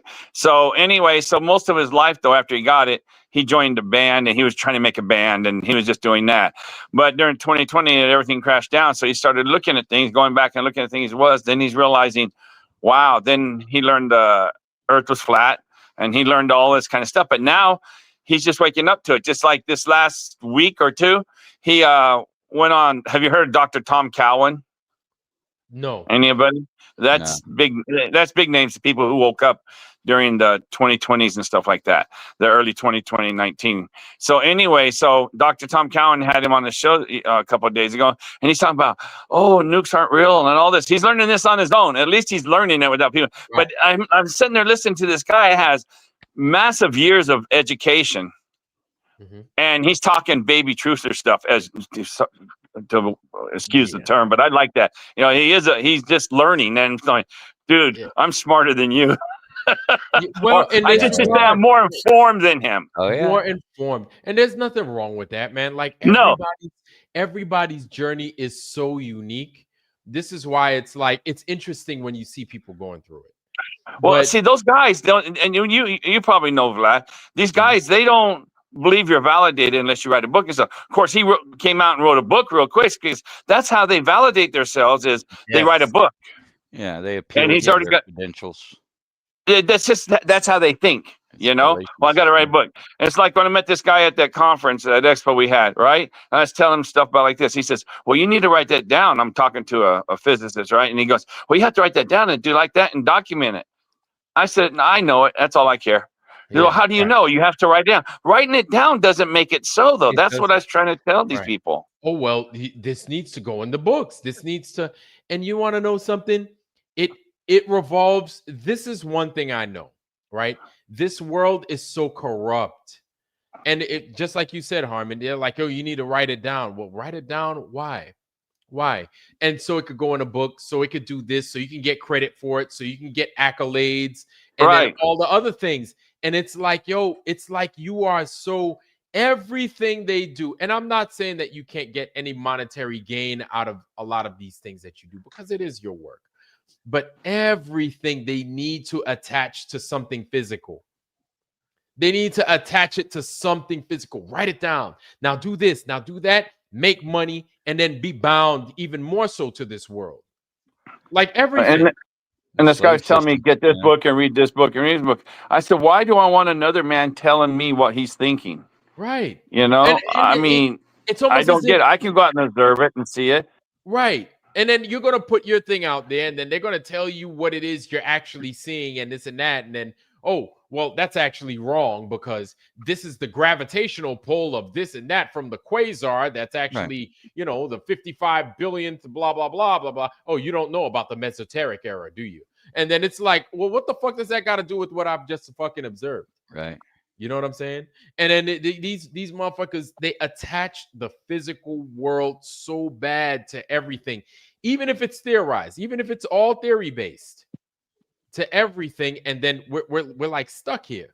We're stuck in this bullshit by design. Mm-hmm. Yeah. Okay, I'm gonna drop this link. What you got? This is Dr. Tom Cowan's link, and the guys.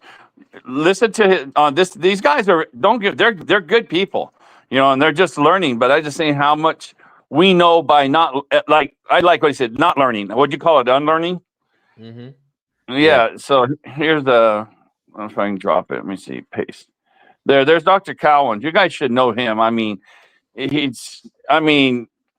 doesn't say he's a flat earth, but we know he is. But that's another thing. He talks all about the things about flat earth. but he doesn't say flat Earth. Now you can't with Oh, his business. You know, you just can't.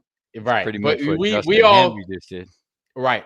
Exactly. All Yeah. of us that Yes. know, we all know. And you want to know something? If you think about it, we really don't have to say flat Earth anymore. No. Really, if you think about it, like for those that know, we understand. You don't have to say it anymore. Well, It doesn't need to be like I said. say, that's my stick now. I've learned how to talk to people without making flat Earth. I'll meet everybody and I'll just talk to them. I said, hey, did you know the sky's a clock? I just put it, the sky's a clock. I said, how do we measure the sun? How we measure the days? And most of them get sun. Then I say, how do we do the months? And then hardly any of them get it, but I get moon. Then I tell them about the stars during the year and the seasons, right? And I said, and having even mentioned flat Earth, then I get through all that and get them talking about it and thinking, oh yeah, I see that, and I see that. And so I said, at the end, I'll say, that's only possible on a flat Earth.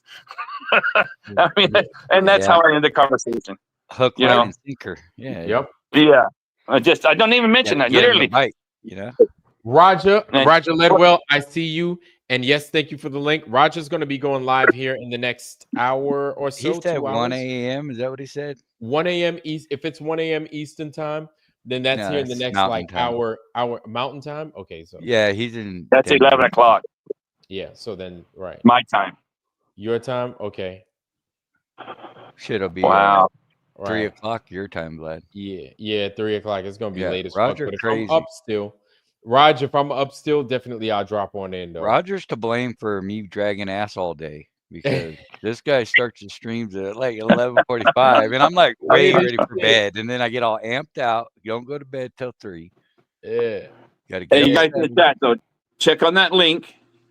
And his latest talk is with that Steve Young.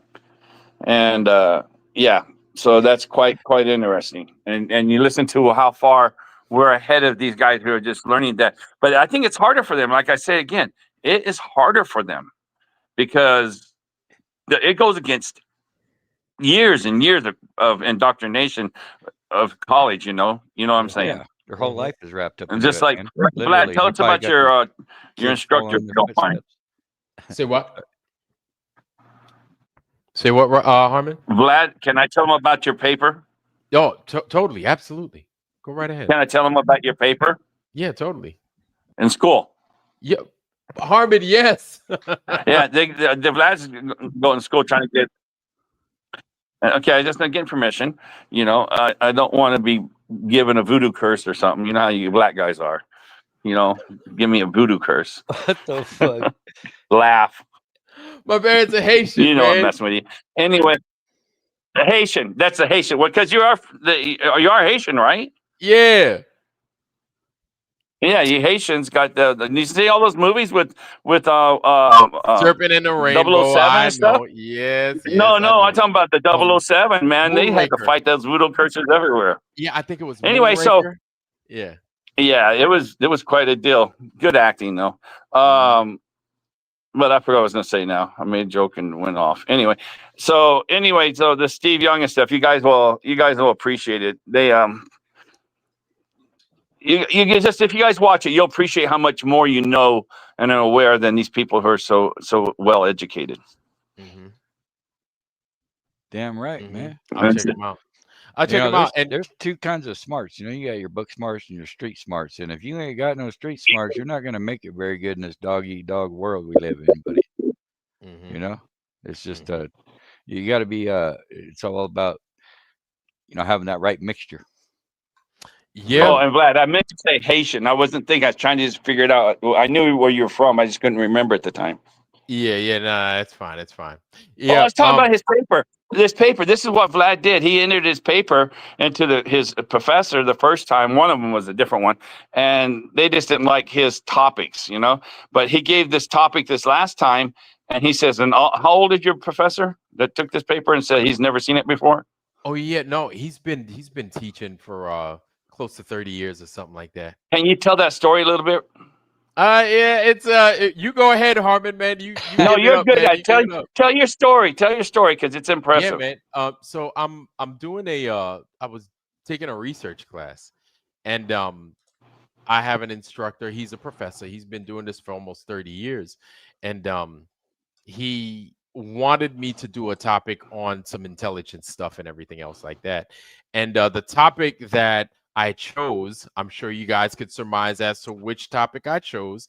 He said that is a highly contested and a highly controversial topic. And so what I mentioned to him was because we needed to have scholarly sources in order to provide for that research paper, because this is a research class, right? This isn't emotionally charged or anything like that. And so I said, look, with the libraries that we have, nobody is going to talk about this subject in such a manner. And he said, I understand. Pick a subject, pick a topic, but it needs to be within the realm of science. What do you think the topic was I discussed? So that's the topic I chose. Right. So that's the topic I chose. And I did the research. But the thing is, I've been doing this research for almost a few years now. So my resources were like, I had like close to 50 different resources to give this topic on. I think I did 17 pages. I just needed to do like between 10 and 12 pages. I gave him 17. And at the end, the product, he was very impressed. He said, I've never, ever in all my years of teaching and instructing, I have never gotten a topic like this. He's like, I didn't believe it, but now you've got me thinking. That's all I needed to do. That's all I needed to do was to get him thinking. And I provided my paper. It was well researched. I took some time. Shout out. I'm going to give you guys y'all's credit. Shout out to Eric Dubé. Shout out to Eric Dubé. Eric Dubé, you did an amazing job. You have some great resources. You've made some amazing books, and your books have provided me amazing footnotes as well as an amazing bibliography to go off of. And shout out to Eric Dubé. Shout out to Mr. Hendry. I think it's John. I forget his name. John Hendry. Eric Hendry. Eric Hendry. Shout out to you with your 1001 proofs the Earth is not a globe, right? And yeah, all these guys, I use their resources and everything to make my thesis. And it was off the chain, and it got the job done. And now we've got somebody that originally was not a believer. Now he's looking into it. As a That's all we skeptic. need. Yeah. So how old is this man? I don't know. I don't know how old You he guys, is. what would you guess? I would guess he's probably 57, 58. Okay. So you got a guy who's still really quite there, and you jogged his brain. Yes. That is awesome. Yes. Yeah, it is. Wow, that's awesome. And I've never seen this in my whole life. That's, and that's amazing, isn't it? Here he is, so educated, but it's so, the education system so pushed away from learning that he's never heard of the simplest things. no. Well, a true No. wise man knows he knows nothing. Right. And you want to know something? I wasn't trying to wow him with the biggest things. I was like, no, water lies flat. Pilots fly straight. And pilots will tell you they fly straight. Here are the documents. Here's a flight summary. Pilot's flight summary. Here is this. Here's that. Like, these things are normal. Bridge builders, they rely, all of them, everybody. Here's Surveys. a periscope. Here's a gyroscope. Here's a Yes. lighthouse. Yeah. It's pretty basic. It's pretty easy. And you want to know something? We don't have to But it's do not much. easy for a guy like him. Say again? It's not easy for a guy like him, though. I mean, like I was telling you at the beginning, these physicists and stuff, you know how hard it is against everything you've ever thought. I mean, I'm glad I was never in that boat, Mm-hmm. Like I say, I never even graduated high school. Yeah. And you want to know, I think it's crazy the world we live in, really. We get lied to so much, and we believe so much of the lies that really that's the language that we speak. It sucks. It really sucks that when you start speaking truths to people, like, everybody looks at you crazy. But I mean, at first we get annoyed with them, but then we have to look. We've all been lied to. Really, that's what it boils down to. And it's funny because when I Well, was that's got to that feel good. paper, You think they'll get back with you? I think Yeah. so. I've spoken to him a few times as of recent, but even still, it's like it's such a simple thing that even with something as basic as the topic that was given, like somebody that far in his education was floored by it. And I'm like, I'm really not that smart. Like I just gave you the truth. He didn't, and you want to know, I feel that have you ever been so thirsty that your first sip of water felt like your entire body got quenched? Have you Yes. ever been that thirsty I know what that you you're mean. like, Good you had a analogy. Good analogy. yeah, that's exactly what it felt like, I'm sure, to him. Because when I explained it to him, and I didn't have to super explain it or anything like that, he just read it for what it was.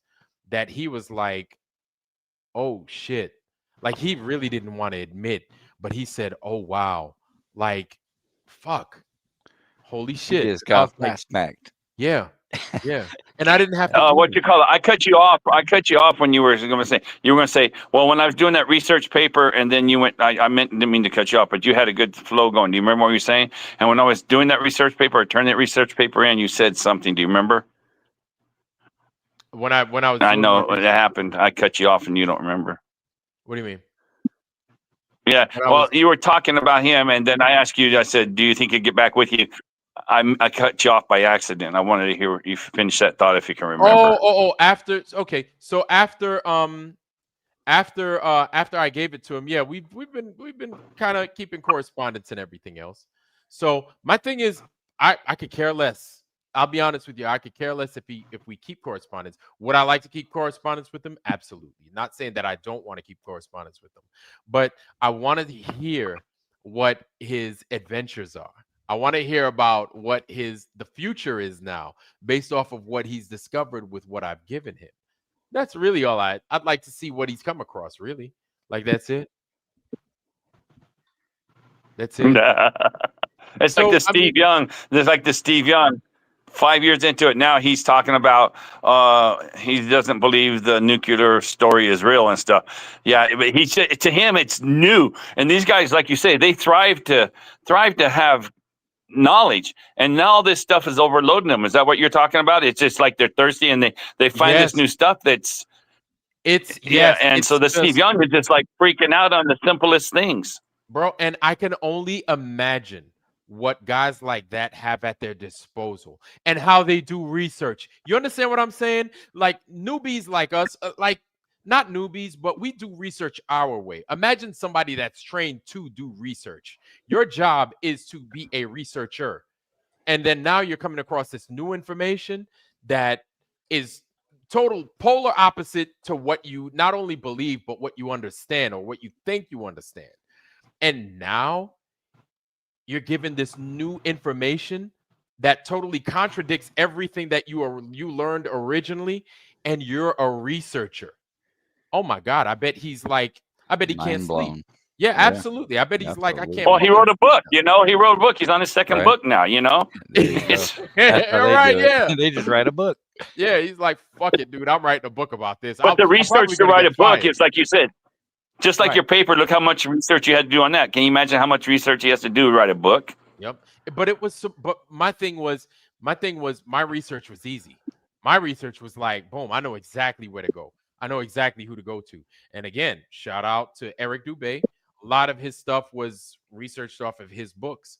And it's like, it's right here, right?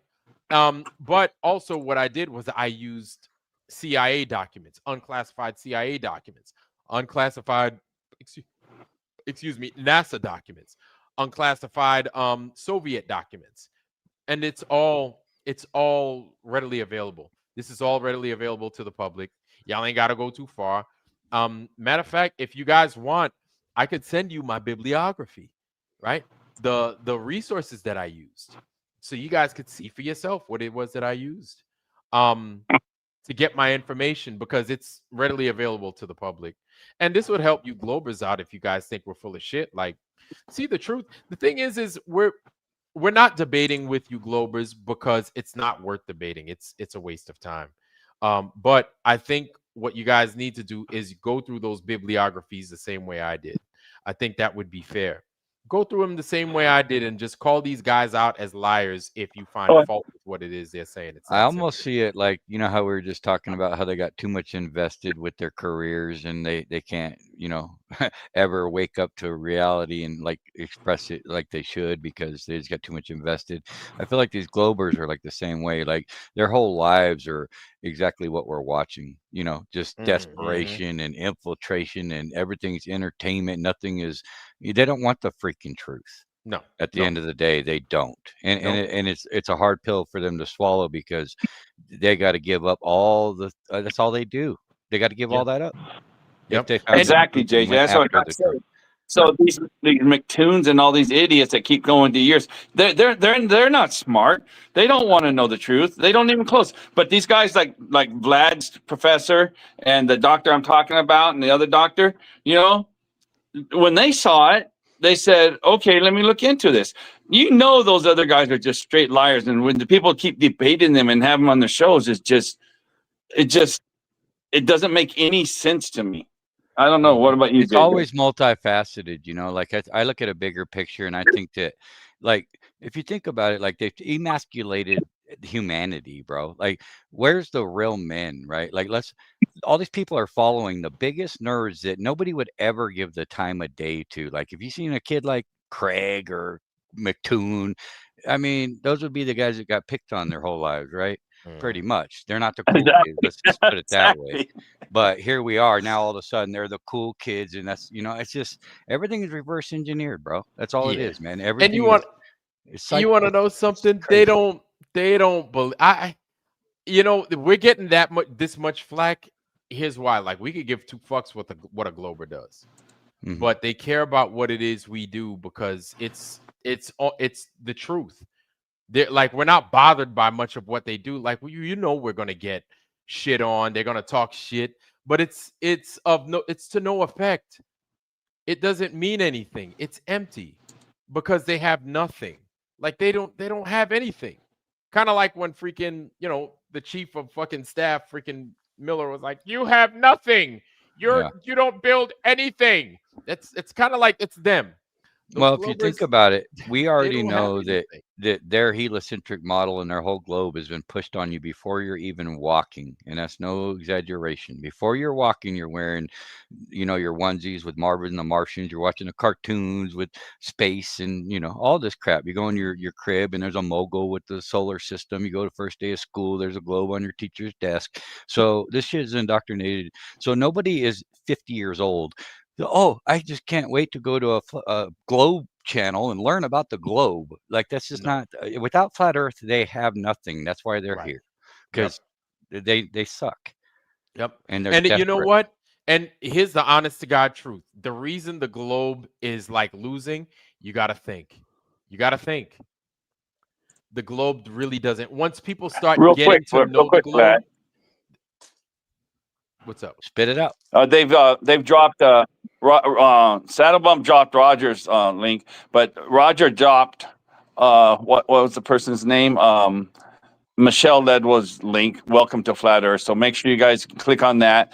And hello to Ryan and to Ryan and who was it?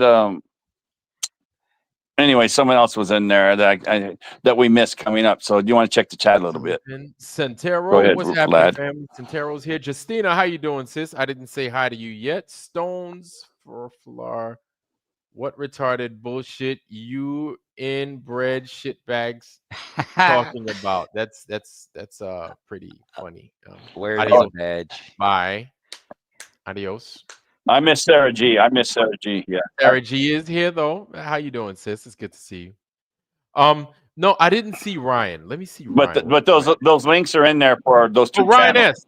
Ryan S. Okay, I see him. Ryan said hello to several people. Yep. Okay. And Michelle. Yeah. No. Michael. Say hi. Michael Ledwell.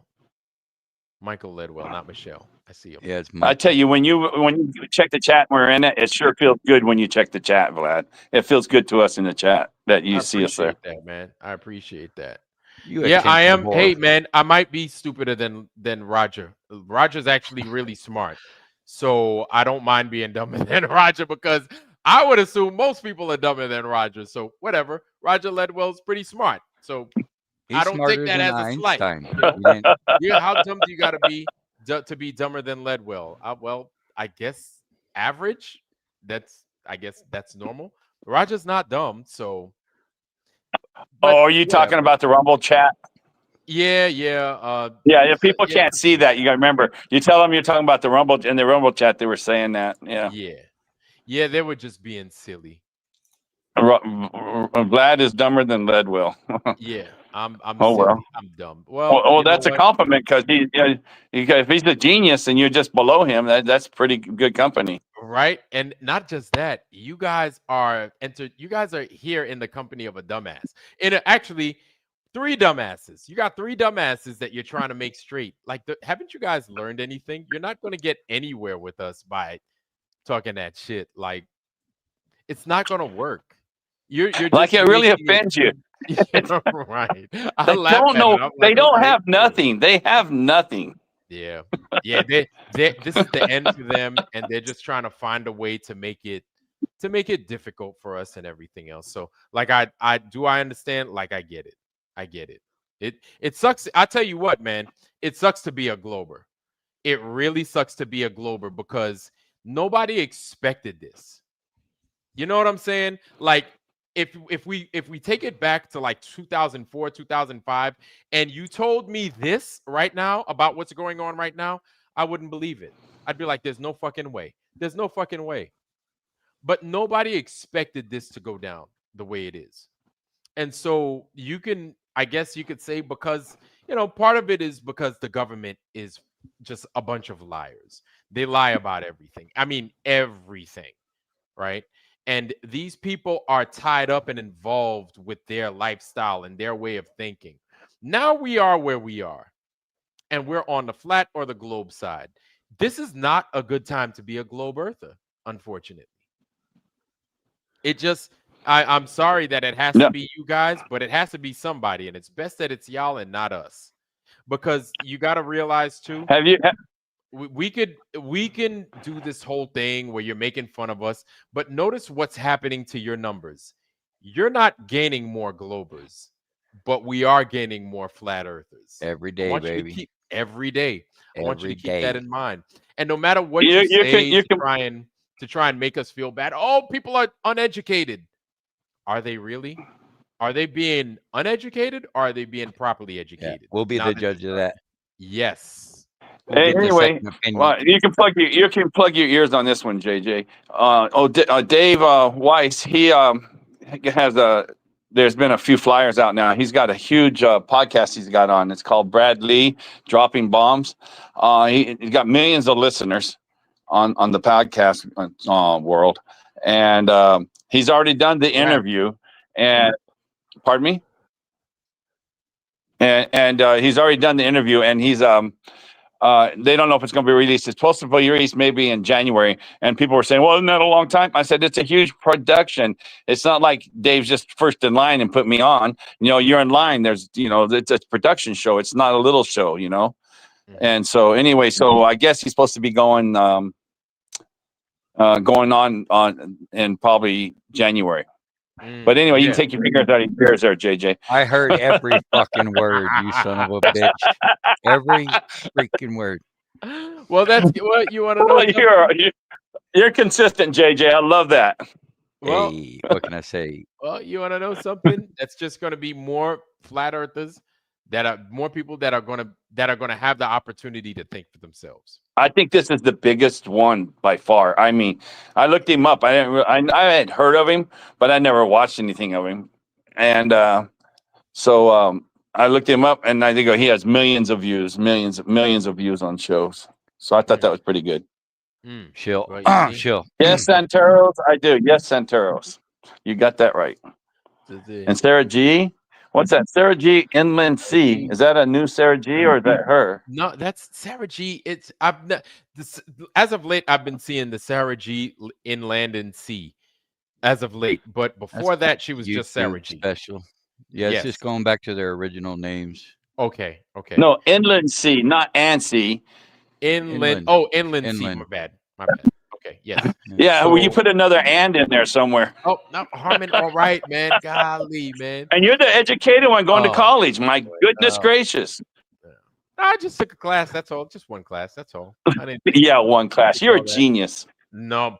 All his family are just so proud of him. Vlad's oh, doing this for his parents. It's a great thing. You are. It's very good. He's a good son. He's probably one of the best sons I've seen around, better than I ever was. No, He's doing this because it makes his father happy. No, man. And that's what he's doing. My dad's like, hey, man, just stop. Just don't get in any more trouble, bro. Don't make me get Right, okay, I understand. I forgot. Vlad, I forgot. Cool. Yeah. Don't make me get the belt, man. Don't be getting in more trouble. Yo, Marcy Chan. Marcy Chan is in the house, though. Shit, it's been a while. Good to see you, sis. Much love, sis. Here's Sufanelli. Oh my God, we got the Get Fresh crew coming out here. Sufanelli's here. Yeah, there they are. Did someone raid your channel or something? Damn, No. I don't know. Shit, man. Like everybody's coming out here. I didn't see Maria Walker, but I think Maria was here too. No Pebbles either. I haven't seen Pebbles. No Pebbles or Maria. I haven't seen those two. Yeah, Pebbles been busy, man. Pebbles got all kinds of shit going on. You know, she's got grandkids and stuff like that. Yeah, Pebbles is that old, believe it or not. I've been really busy as well. Hence why I didn't stream last week. You know, I don't blame you. I'm exhausted when I get home. You put a couple videos out though. I watched those. Yes. I like those. Yeah. I'm learning, man. It took me 5 months, and I finally start uploading videos. Yeah, the one I got the SR-71 Blackbird versus Space Shuttle. I like how you broke it down, but they still won't get it. Well, it went up on a rocket. Yeah, I'm trying, but you did a very good breakdown on that one. You're very good, Justin. Yeah, it wasn't me, man. Those are just videos off of other sites. Right, I understand that, but you still have to put it together. Yeah. Yeah, right? that was real good, man. I commented. No, you just upload them, really. Basically, I'm just taking stuff from my other channels like BitChute and stuff. I got for years, I just save stuff, put it on my favorite list, and then now I know how to upload and all this crap because I was way Is it behind. actually a video complete already that you're loading? Then yeah, I don't get no credit. Oh, okay. So I thought maybe you stitched it together or something. Nah, I'm still. Well, learning, man. You pass it on and it's good. That's good. Exactly. What I wanted to also show everybody, there's a treat. There is Jim Anis's one of his latest ones, Sergeant Moon Cookie. So if you hadn't seen that, I want to present that to y'all. And we're going to take a little bit of 6 minutes or something like that. Sergeant Moon Cookie. Wanted y'all to check that out. Our brother Jim Anis. Booty hole up in the house, boy. Just don't say anuses again. Just anus is cool. Anus is you're getting a little carried away there. Nah, Jiminous. Here we go, baby. Y'all go ahead, take a break for the next 7 minutes. We'll be right back after these messages. Oh, ladies and gentlemen, this is your captain speaking.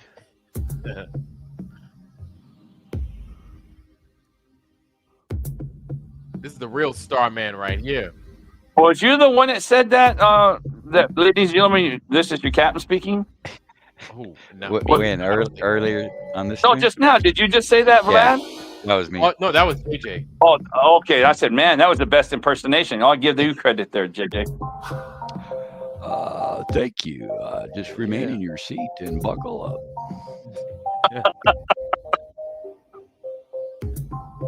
What is this? What's the name of this one? This is and this is Sergeant Moon Cookie. Shout out. Okay. To Jim Anis. I don't see. Hold on. Let me get it, and we can see.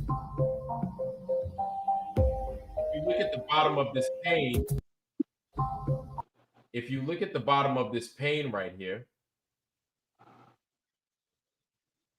If you look at the bottom, he's got the date, right?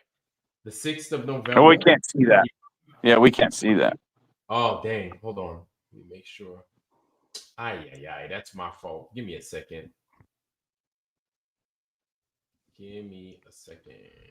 But I know what he does. He shows all the information, temperature, and where he's taking that and all that stuff. Amazing. Guys, if you want to get into doing what Jim Anise is doing and you want to do it the way he does it, that right there is how you do it, right?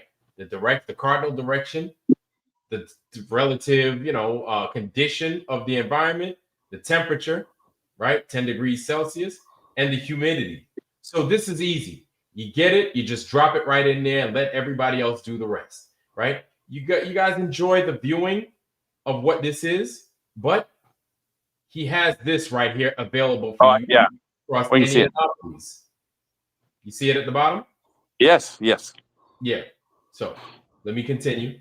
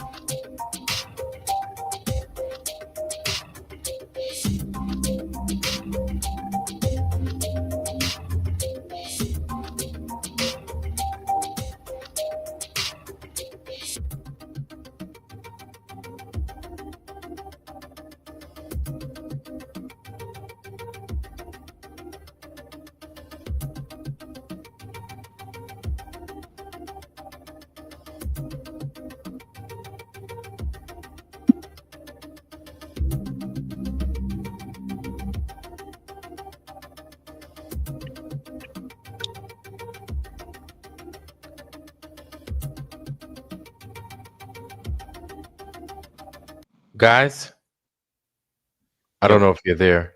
Yeah. I am looking at the moon, right?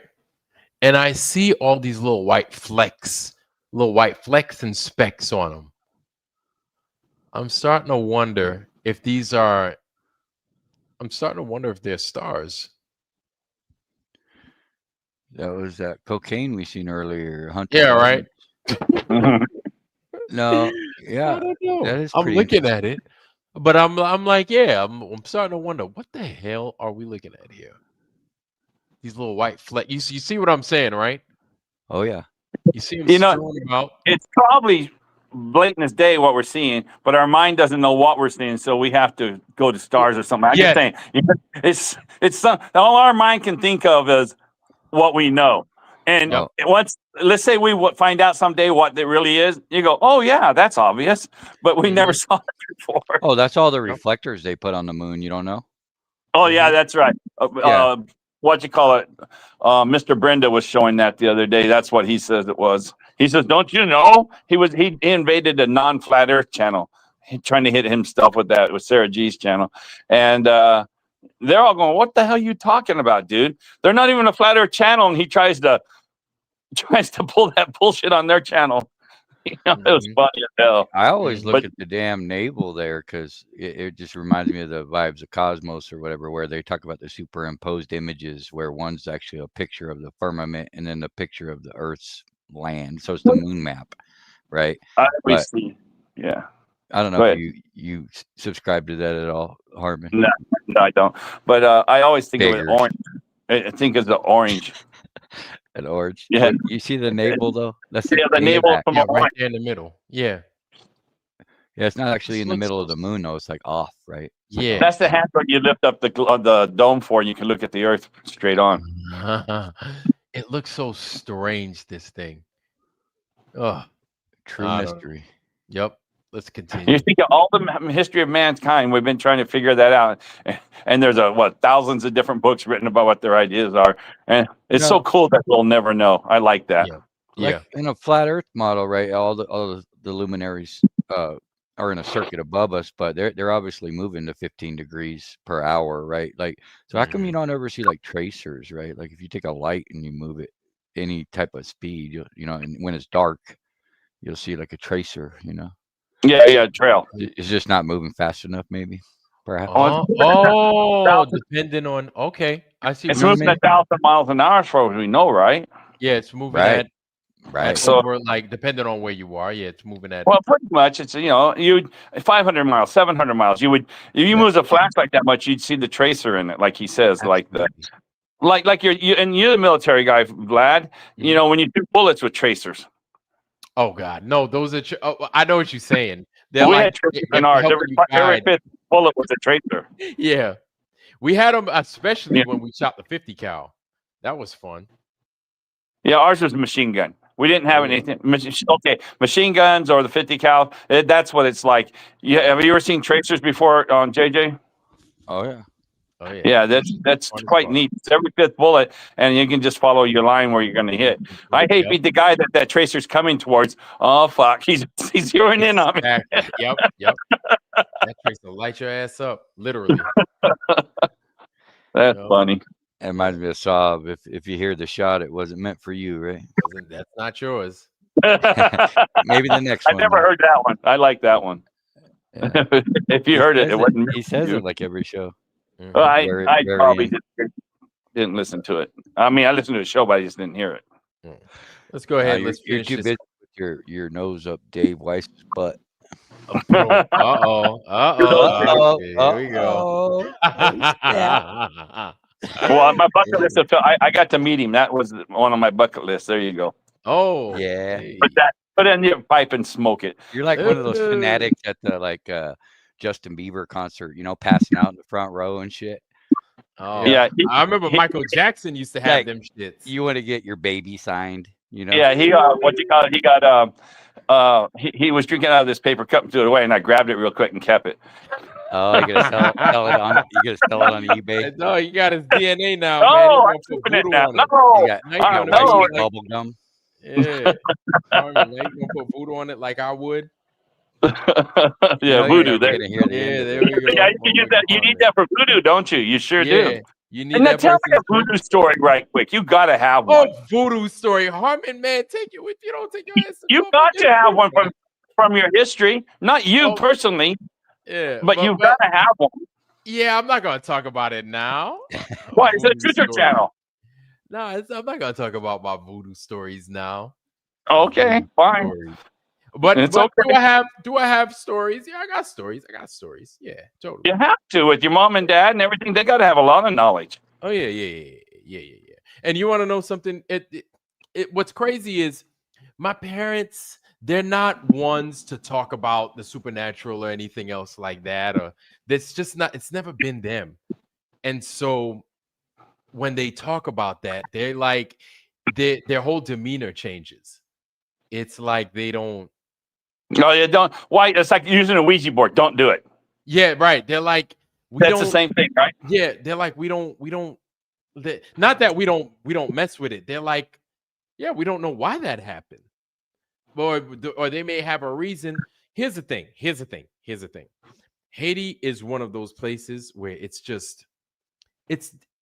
okay. I'm not going to say it's weird or strange, because if you live in Europe, like old Europe, what I mean by old Europe, if you live in like a place like Corsica, or if you live in a place like Toulon in France, if you live in even in the DR, Dominican Republic, Centero, shout out to our brother Centero, okay?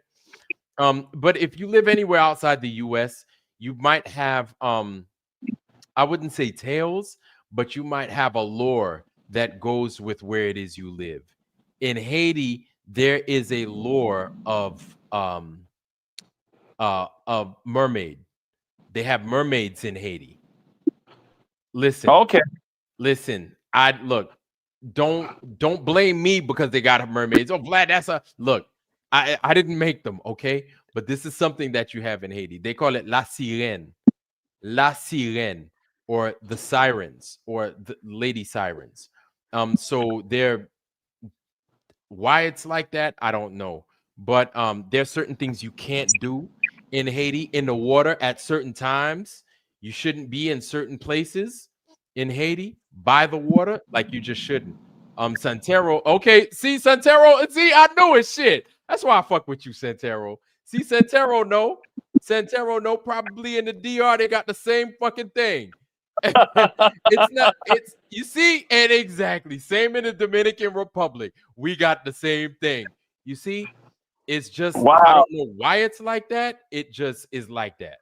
And then it's got to be hidden knowledge. It's got to be hidden knowledge too, though. It has to be. I mean, the people from that area know about it, but it doesn't get brought up here. Do they have it in Louisiana? I bet you they have something. I'm sure they got something in LA. But I don't know what it is in LA. But I know in Haiti, yes, and they even listen. It's so common when my parents were in Haiti that they make little songs about it and stuff. They'd be like, oh, like Mary Had a Little Lamb. They have like the same thing. They have songs that the kids would sing, the school kids would sing about, the lady of the lake or the lady in the water. Don't go messing around. Don't bring your lunch to the ocean with you, because if you bring your lunch and you didn't eat breakfast and you bring it to the crazy shit like that. That's what Santero just said. If you say something weird shit, you might get taken by the seat. Taken by the seat, yeah, see. Yeah, our parents used to tell us to go play on the freeway. Out there they tell you to go play in the sea. Yes. See, Santero knows, man. Santero knows. That is, yeah. So Maria Lajos. See, okay. So they have in the DR. They share DR shares the same island. If you don't know, they shares the same island as Haiti does, and so much of the lore is like the same. It might have a little bit of a Spanish name to it, and it might have a French name, which is on the Haitian side, but it's basically the same thing. It's the same thing. And then, yeah, Santero knows it's not a joke. It's not stuff that you joke with. So this is why, like, when my parents would tell me these stories as a kid, they didn't like say, oh, it's just a joke. It's just a joke. They sat there and they were like, yeah, this is what happened. And we don't know why or what it is, but they would tell me the story of La Sirène, and kids getting taken. And here's the crazy part. This is where it gets crazy. Kids would go into the ocean. Meanwhile, they're not supposed to be in the ocean, right? But they go in anyway, fucking off. Kids don't listen to their parents. And then after that, they get taken by whatever's in the water. We know it as a mermaid, right? They call it in the DR Maria Lajos. In Haiti, they call it La Sirène.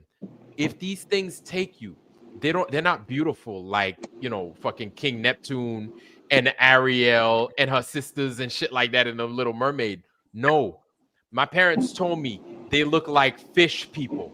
They look like people with fish face, with fish heads.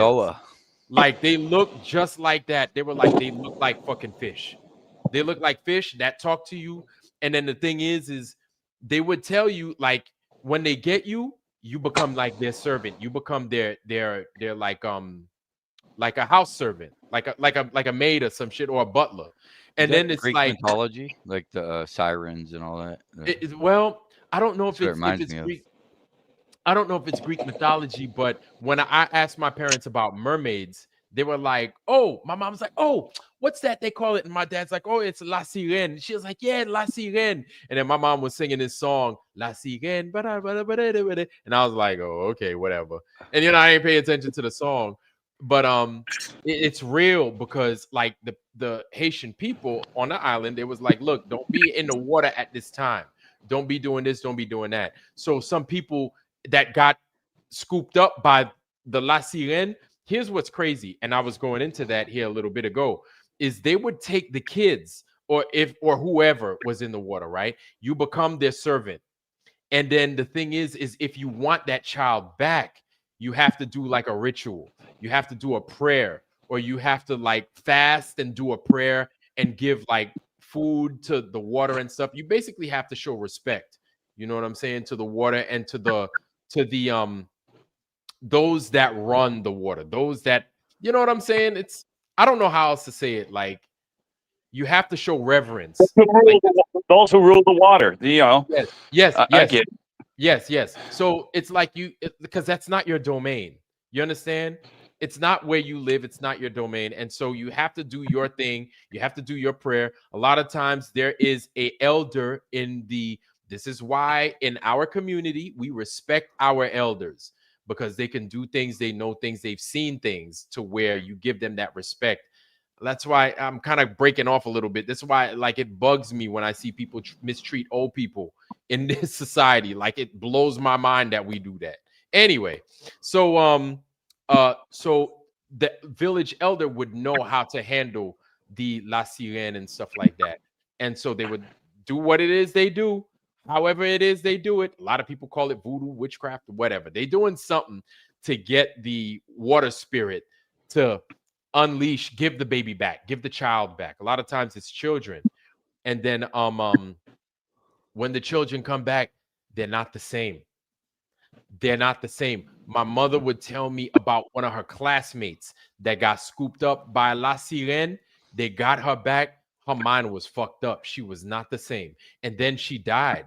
She died like, not that she died like the next day, but she didn't live. She didn't live a fulfilling, normal, because at the time they were teenagers. She didn't live like long like that. From what I remember, she didn't live long at all. And this is what's crazy is I was just asking my mother about it, because I was like, yo, mom, I was looking at the Little Mermaid, and I was looking at Haley Bailey, the Black Little Mermaid. And I was like, oh, it makes sense, because the Little Mermaid is supposed to be in the Caribbean. You know what I'm saying? And people got mad. Oh, it's a Black Little Mermaid. Oh, I was like, it kind of makes sense, because mermaids in the Caribbean should be black, because that's where the black people are. You get them out the Caribbean, whatever, right? And so I was asking my parents, I was like, yo, what do y'all call mermaids?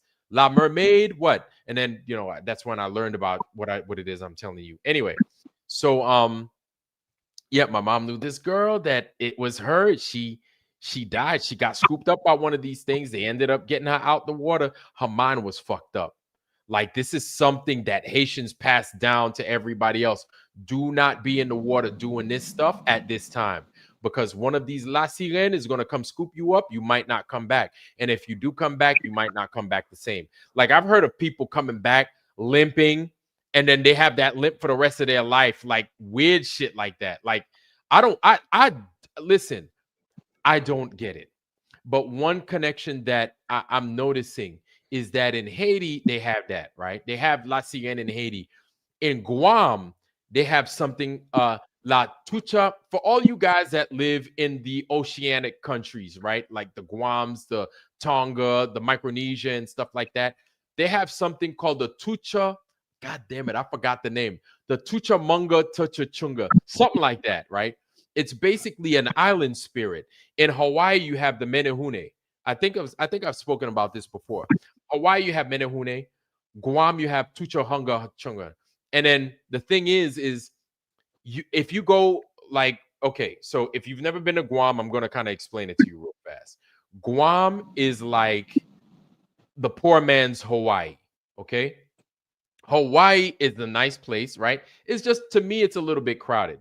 I prefer Guam because it's like Hawaii after the apocalypse, right? Not as many people, real nice place, real cool people, chill and quiet, right? Where Hawaii's cool people, just a little bit louder. Guam, you are exposed more to the woods. So if you were on the road, say you were on Marine Corps Boulevard, right, in Guam. It's just one of like the main strip. It's like the Broadway of Guam, Marine Corps Boulevard, right? If you're on Marine Corps Boulevard, you still have access to outside of what's the populace, right? You have outside of what's the populace is like the jungle. So for all you Marines, sailors, soldiers, airmen, sailors, Space Force, I guess, right? All you guys out there, or if you're from the oceanic countries and you know what it is I'm talking about, you can relate, right? And before you go into the woods, for whatever reason, I don't know why you'd go into the woods. People like to go into the woods in these countries. It's their business. Before you go into the woods, you have to ask for permission.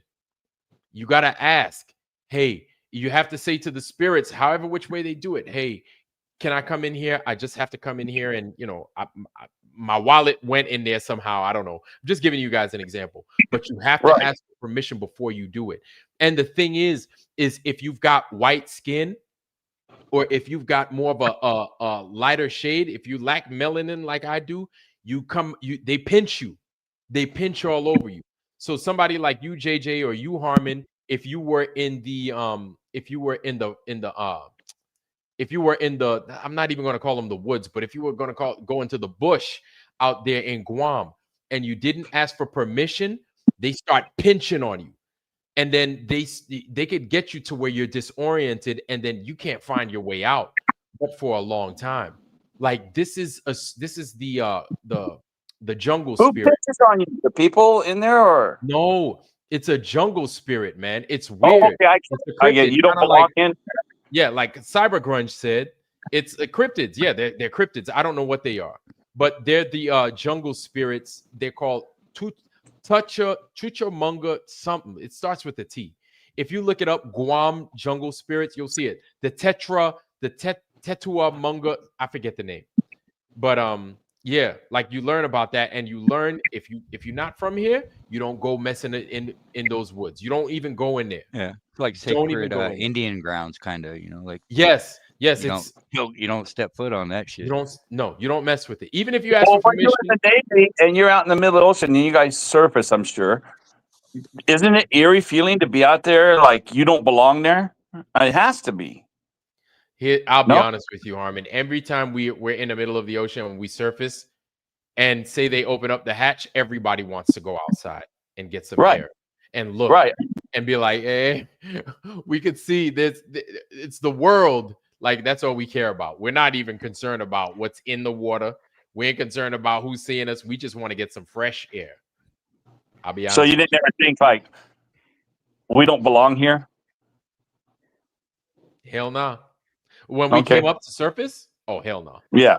When we came up to surface, if they made swim call or fish call, like it was like we wanted to come up and everybody just wanted to see the real sun for once. We wanted to see the sun. We were yeah, it's like an inmate getting to go out to the yard for once. Yep. Or you could have been one of those people that were off for your watch and you were asleep because it was your time. It was your rotation for sleep and you didn't get to see the sun. It was like, man, you sleep, dog. Sometimes whoever it was that was sharing your rack would wake you up, be like, hey, man, wake up. Yo, everybody's got swim call right now. You want to see the sun? And sometimes you just be so tired. You're like, nah, man, I'm good, bro. I'm good. Or they might have that must be something. It must be something to do that.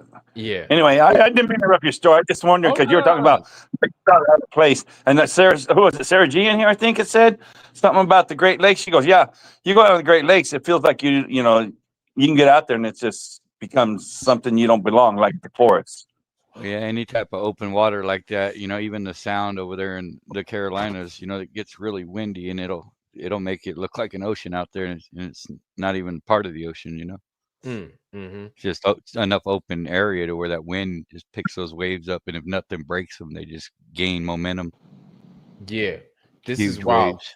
Now, this is one Santero's talking about called Siguapua in Haiti. I don't know about that. I've heard about the women with the backwards feet. Their feet are backwards. I've heard about that. I've never heard of, but I'm gonna check that out. It'd be hard to put their foot in their ass that way, though. Yeah, Do right. they walk? Put their heel Do they in your walk butt. backwards?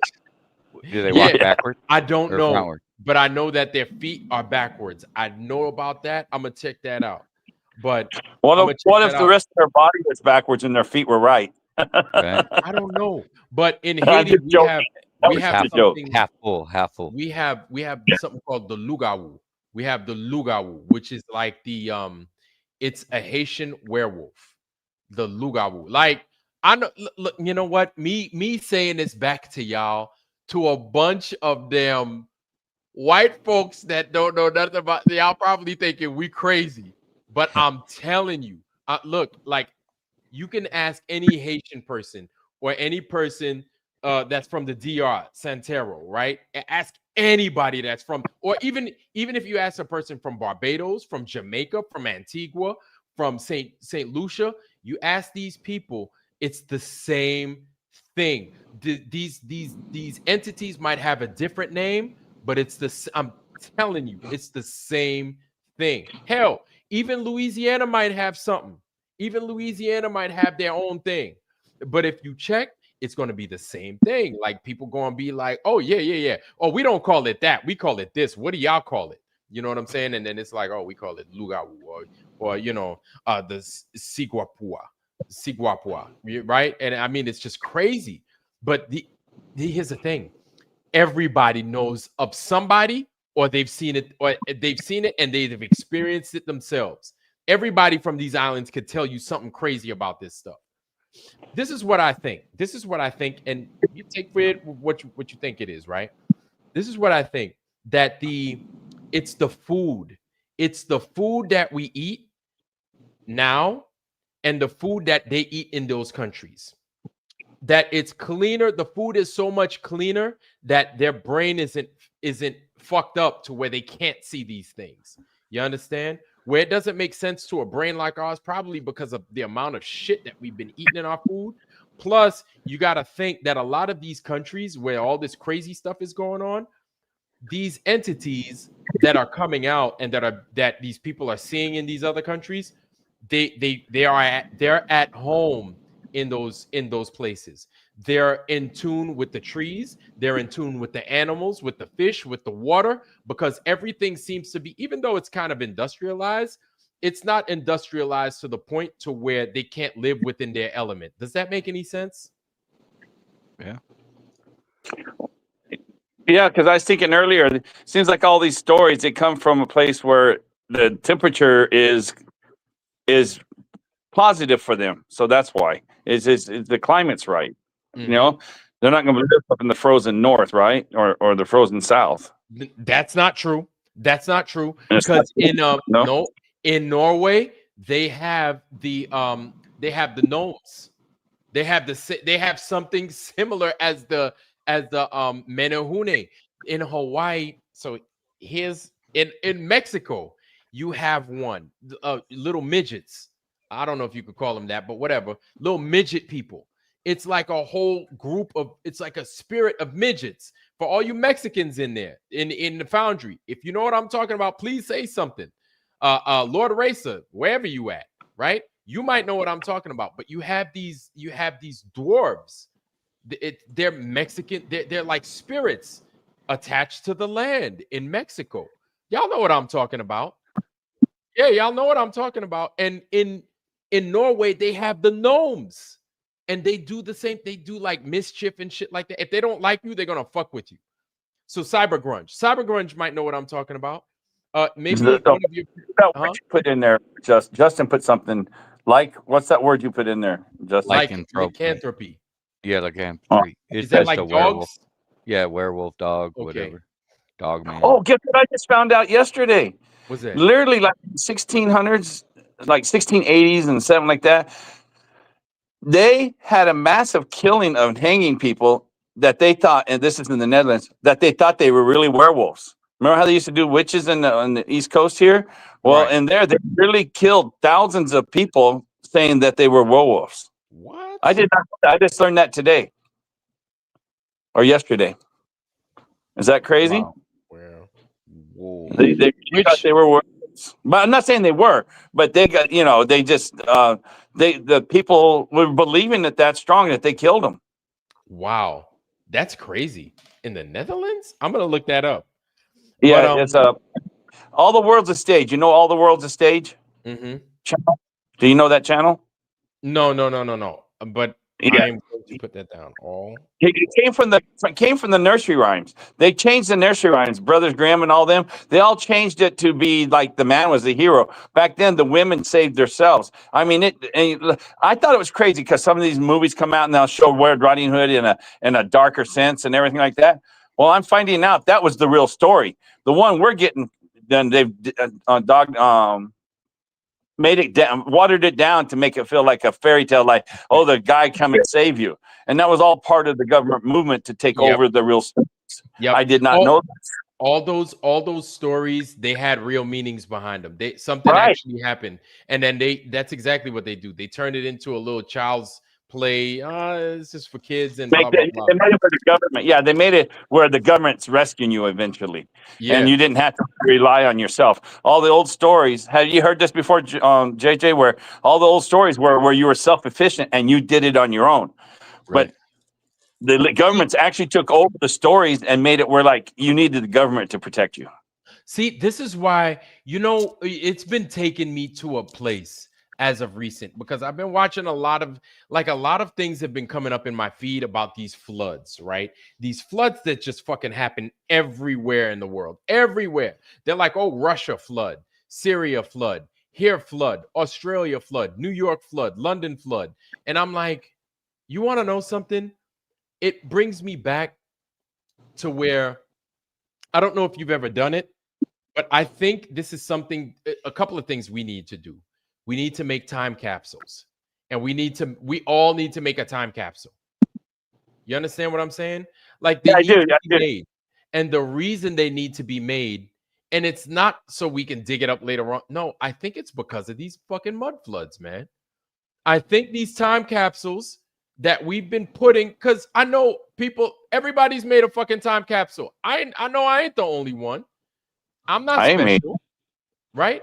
So when you make a time capsule, I think it's there to leave for the future generations, because something's going to happen. Somebody needs to come across what this place once was. And I'd go a step further in saying that everybody needs to start documenting what we're experiencing by hand. You can't leave it. You can't leave it on you can't leave it on a computer. You can't leave it on a laptop, because I look at it like this. Say something were to happen, whatever the next generation is, assuming they know how to read, what if they don't know how to make this stuff work? So you can't rely on them figuring out what it is you're saying via this thing. You can't. So everything needs to be written down. Huh? Or you know what? Okay, we keep saying, oh, that's how they communicated, right, on the caves and stuff. What if they had the same train of thought as you? Hey, we need to write this somewhere where the future can read it. So they actually put it on the stone and the rock. Say, well, this will last forever. And so then when we find it, we think, oh, look, this is how they used to communicate. Maybe they're trying to tell you something. I never thought of it that way. Yeah, no, totally. I think they were trying to leave stuff behind for us. That's their time cap. Yes, that's their time cap. Because you got to look at it like this, right? These in Prague, where they have that, like, I'm looking at that fucking big ass clock in Prague, right? And it is like the world clock. I'm like, they knew something. They knew something was going to go down, or maybe they did. And whether they did or they didn't, they knew something enough to where they made the clock that way. You understand? So if they made the clock that way, they probably left hints behind somehow. Now, I'm also going this far into saying that because you still have things like the Voynich manuscripts, right? I don't know if you guys are familiar with the Voynich manuscripts, or if you've heard of it. Okay, so no, I never heard of it. So if you look into what the Voynich manuscripts, like, there's a lot that they talk about. Hey, Jim Anise, how you doing, sir? We were just talking good about you and showing your stuff off. Shout out to you, sir. So with the Voynich manuscripts, it talks about how Actually, we don't know what the fuck it says.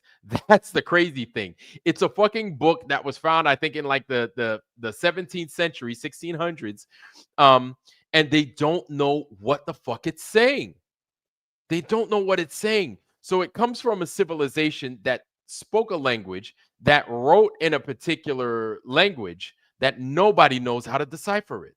Nobody knows about the people know they call it the Voynich manuscripts because of where it was found, who found it and stuff, but they just don't know what it says. Obviously, again, that speaks to a lost civilization. That's going to be us one of these days.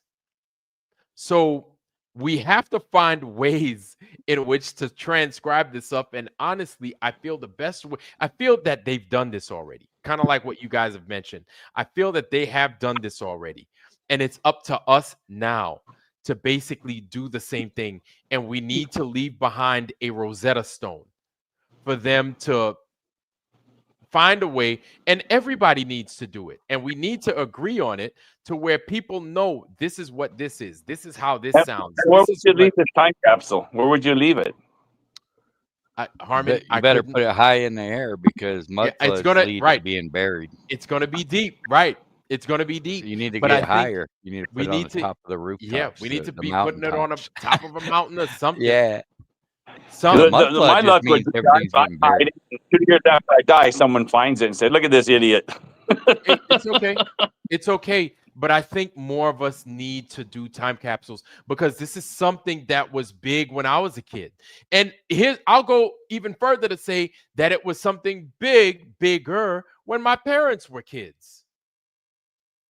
Right? This is something that grown folks, old folks used to do time capsules all the time. They did it. Right. No all the new buildings built in the 50s, 40s, and stuff like that, and 60s. Even if you look back at the movie Back in Time, Back to the Future, they were doing time capsules all the time. Every building, when they'd put a time capsule in. Yes, you put a time capsule because this flood is coming. They might still do it. Hey, at the very least, you might be able to get rich off of, burying something that's worth a fortune in the future. Something. Just anything from time your childhood or your parents' childhood, everything. They don't do time capsules no more, man. They stopped doing them shits. They just it's just something that people just like, oh, whatever. We need to keep doing time capsules. I'll put a link to David Weiss's channel. Huh? Oh boy. I was messing with JJ. I just puked a little. I said I'd leave a time capsule with Dave Weiss's link. Yeah. So I seriously think we need to do time capsules. And here's another thing. I also feel that a lot of these time capsules, not all of them, but a lot of them were dug up and nobody accounted for them. They dug them up. They probably dug up like old time capsules where, they gave it showed off the government and the government was like, all right, cool. They took it and they locked that shit up. Like I could see that. Or they're just in a place where they're so inaccessible that they're lost to time until they're found at the right time.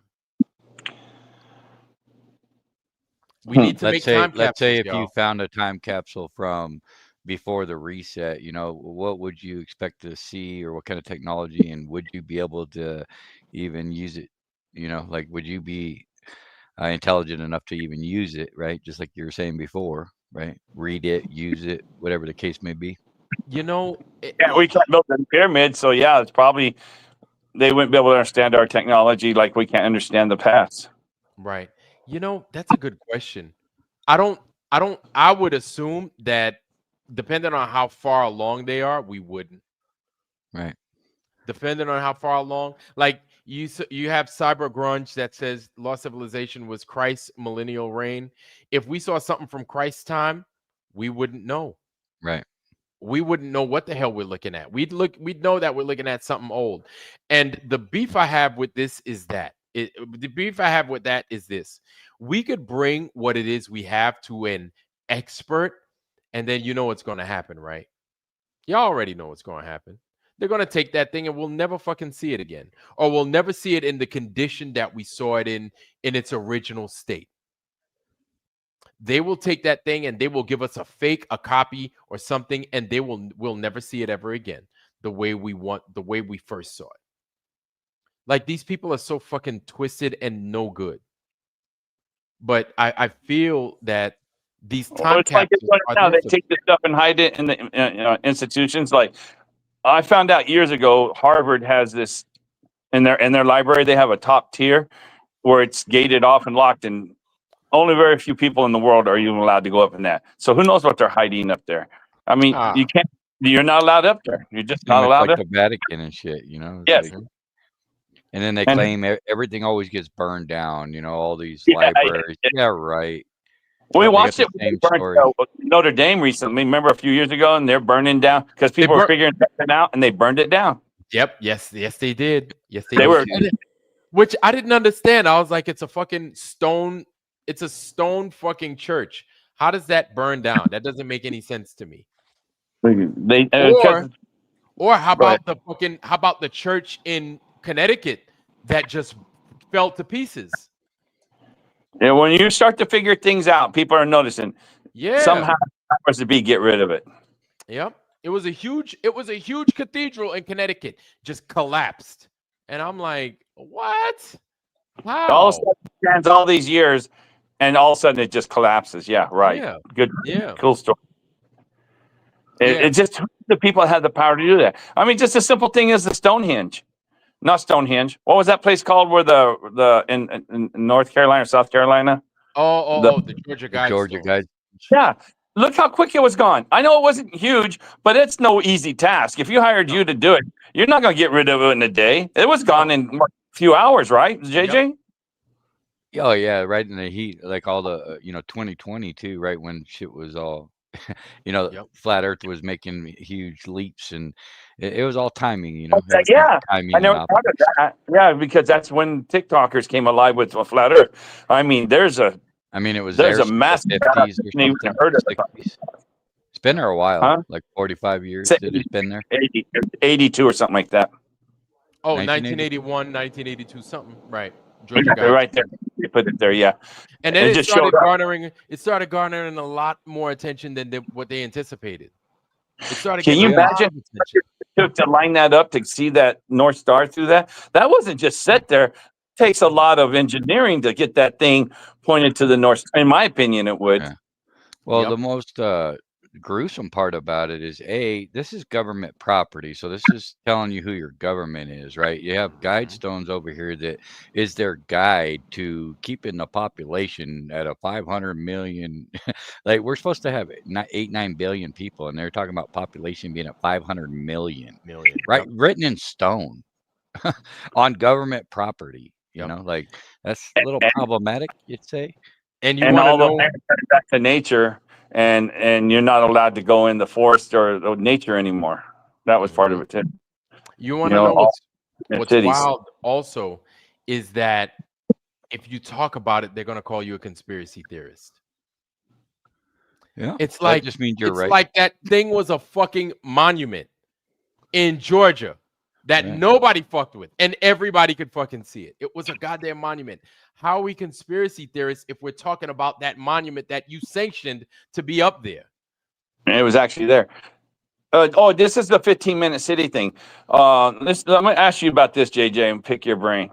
Do you think we could live in 15 cities? They could implement it within 2 months. Repeat the question. Okay, 15-minute cities. We've all heard about these 15-minute cities, right? That's where they like lock you down, basically. Or, Yeah. Well, you're not allowed to go everything you need is going to be within inside your 15 minutes. Your doctor, your grocery store, whatever you need. Might not be, like stuff that you just want, but stuff you need. Right. And I looked at it and what they did already in a few countries. We think they have to build this new infrastructure to do that. No, it's an electronic grid. 15-minute city. So they put you and you're coded, whatever your credit card, whatever, you got to have a chip that once you go outside this 15 minutes, everything shuts down. You're not allowed to go any farther. And they were showing they already got them all set up throughout the whole world. In the United States, they already got these 15-minute electrical grids set up. Not that's going to hurt you. It's just that like when I crossed the bridge here from, I live like 2 miles from Arizona. So when I crossed the bridge, right in the very middle, I mean, as soon as I cross, I've walked it too. 5 feet on the other side, and my phone switches over. 5 feet across the bridge. You know, and I go back and work 5 feet the other way, and now I'm back in Nevada. So they've already got the grid set up. Yep. And so, can you see that? That's what maybe you knew this already. It was new to me. Mhm. Well, What about I think chat? with the Easy Pass, that's like the way in which you're starting to be kind of wrangled in. The Easy Pass, because here in Northern Virginia, there is Easy Pass everywhere. Right I next don't to know the what that fucking is. Pentagon, there is Easy Pass everywhere. So basically, what they've effectively done is they have made you, if you're taking the fucking shortcuts, no, not shortcuts, but the faster way to get from point A to point B, they have made you not want to travel because of that Easy Pass. Mhm. I'm telling you, if you want to go from Ashburn to Chantilly or Chantilly to Fairfax and Fairfax to goddamn McLean, like that's what they do. They put those fucking, and they're Tolls? Are expensive. they tolls? Yes. Oh, you talking about on the roads? Yeah, I remember Yeah, you telling me. yes. I know what You you're can't go talking about. anywhere. Crazy. It Yes, And you and can't they get there. discourage you from going anywhere. Mhm. That alone right there, they're like, oh man, I gotta eat. I don't want to fucking go take, hell no. I ain't going nowhere. That's how they get you. Yeah. And these things are within like a 20-mile radius. This isn't far, not far at all. Right. But I'm saying they can shut our car down and everything now. We know that. It's like Oh, yeah. my car won't cross over the bridge. You know, you're not allowed to go. You know where you go. Your social credits aren't good enough. No, you're not allowed to go. So that, I mean, it's already in place. Oh yeah. I think Yeah. we only have to flip the switch. That's what I think. That's it. Well, And you good want to know luck on not something? having a huge resistance You on want that. to know That's all I'm something? saying. As soon as the people get that wild hair up their ass to have that huge resistance, they flip the switch. Yeah, but the thing is, That's when they'll do it. you're on foot after that. You know, Yeah. out here where I live out in the country, you know, Yeah. just go to my closest store is 5 miles away. But You know, those that they want to be able to take care of business are they're the only ones that are going to be able to have access to automobiles that can move, to vehicles that can do this, that, the third. And then when we're on foot, right, with our little damn 38s and 9 mils and 50 cals or whatever, we're on foot versus the rest of the government, whatever they have in store. Probably a drone, a whole system of fucking drones, a whole swarm of drones, right? Them drones that are dogs and them drones that are people. It's fucking ridiculous what they have at their arsenal to try and throw at us if they feel they need to fucking calm us down. It's crazy, but I already know they got it. They got it, and they're ready to use yeah. it. Could be a fly on the wall. Yeah, Jay, I don't think, Jay, that it will. That people will rebel. I mean, they barely sneezed in 2020, and all the tough guys and all those guys all locked it up and said yes, sir.